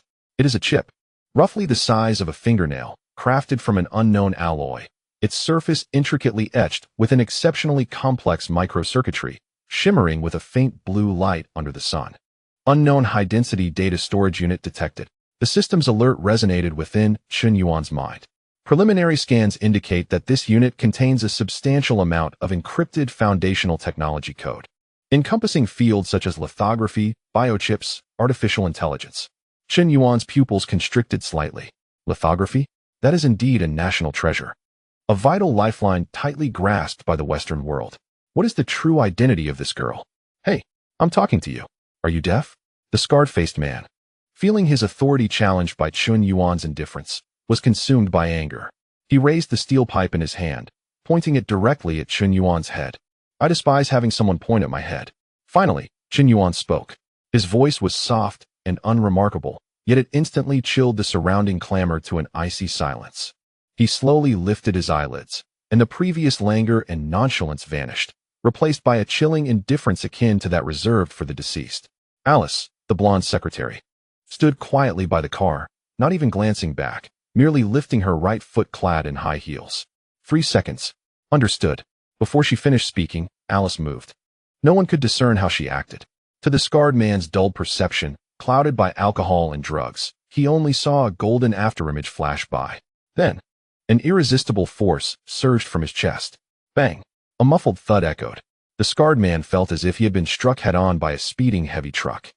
The sound of his ribcage shattering resonated in his ears as his body uncontrollably flew backward, toppling over 2 of his bewildered subordinates. Upon landing, he became a pile of mush, blood frothing from his mouth, his survival now in grave doubt. The remaining thugs were rendered speechless, their minds paralyzed by fear. They hadn't even comprehended what had transpired before their leader was sent flying. Monster! Someone screamed in terror, discarding their machete and fleeing. But it was too late. Alice's figure glided through the crowd like a specter. Her movements were neither exaggerated nor frantic, possessing a balletic grace. Each hand raised, each kick executed with precision, struck at an enemy's vital point. Crack! A neck snapped.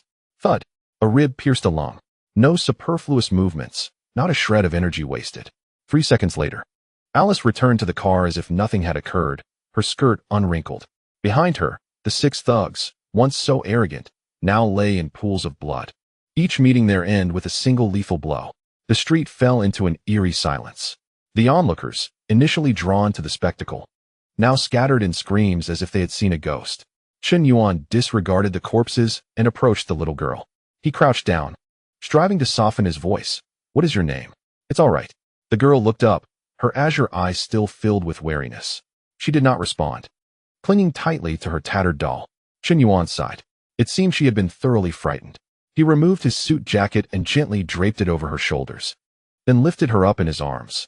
The girl's body felt light, like a feather, and she trembled slightly. Let's head back to the car. Carrying her towards the Lincoln. He opened the door. This place is unsafe. Back in the luxurious office on the top floor of the pharmaceutical company, Chen Yuan placed the girl on the soft sofa. Alice brought a cup of hot milk and a freshly baked cake. The little girl, seemingly starved, hesitated for a few seconds before devouring it ravenously.